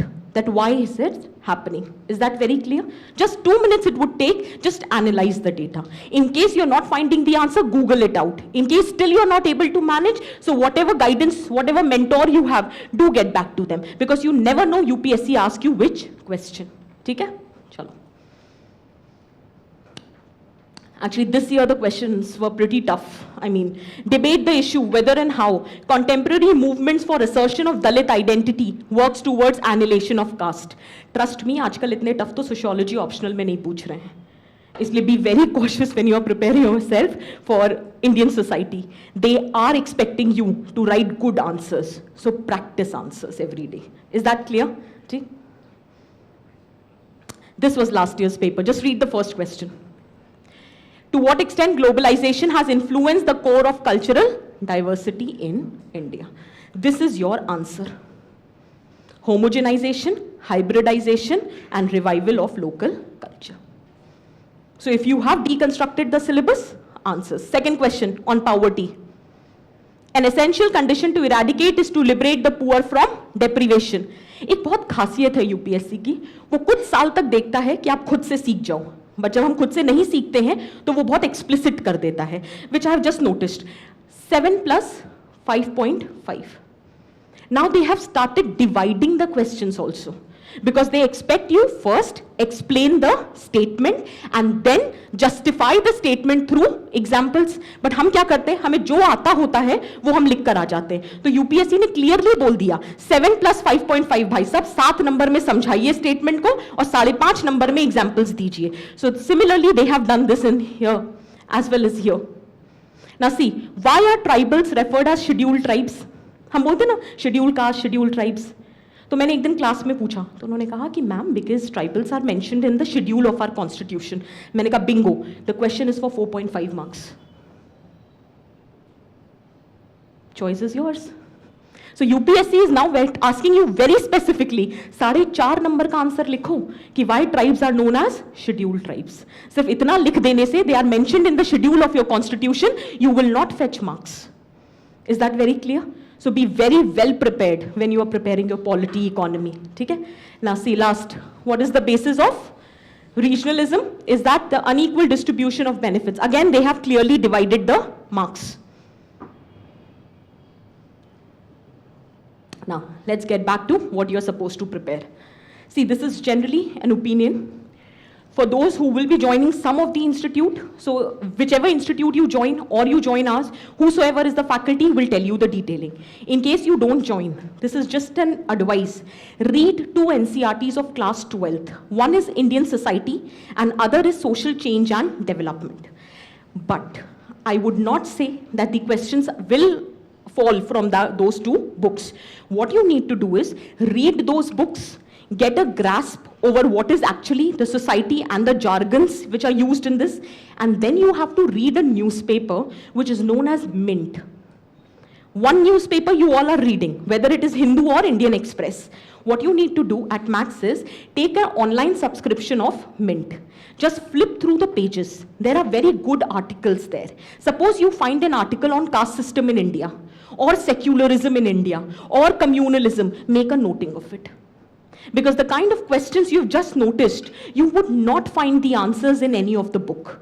This is something which would be based on your observation, what you have analyzed so far. And just one request to all of you, if you are genuinely serious about 2018's attempt, please write one answer daily. Newspaper to padhte ho na? Whatever you are reading in the newspaper, write down one answer daily. It is an art which cannot be learned overnight. If someone is clearing this exam in their first attempt, it is maybe because they already have a knack over good answer writing. There are many who do not have that knack. There are some who have never written any answer in their life before. So please start making use of time. Do not waste. Before sleeping, it just takes 15 to 20 minutes. Write whatever comes to your mind, but write. The more you practice, the more you get a hang of it. Is that very clear? Okay? And these are two books. I think आपको पैसे भी बताया होगा. NCERTs of geography and economy, human geography and Indian people and economy. This anyways you are studying. Okay? See, EPW now I'll not suggest because बहुत ज़्यादा taxing हो जाता है. एक काम कर सकते हैं, अगर आपके पास subscription है, तो उनके archives पे जाके आप topic का नाम डाल दो. You will get a list of articles and any one article can be sourced. Entire EPW would become very taxing for you. As I think Ashish sir has already told you, Yojana Kurukshet पढ़ लेना. But Mint के साथ आजकल हम जो notice कर रहे हैं, the kind of questions which have been asked in mains, lot of the questions are coming from this newspaper. So this is just an advice. Google, use best मतलब usage of internet. आजकल वो The Wire और बहुत सारे blogs sites चलते हैं. कभी-कभी उन पे भी बहुत अच्छे articles मिल जाते हैं. तो फेसबुक करके टाइम मत वेस्ट करो. अब एक साल के लिए कम से कम इंटरनेट का यूज भी करो, तो सिर्फ पढ़ने के लिए करो. ठीक है? So this is all about, we'll not discuss this. So this is all about Indian society from my side. And in case you have any doubt or you want any further deconstruction of the syllabus, so you can contact me on this mail ID.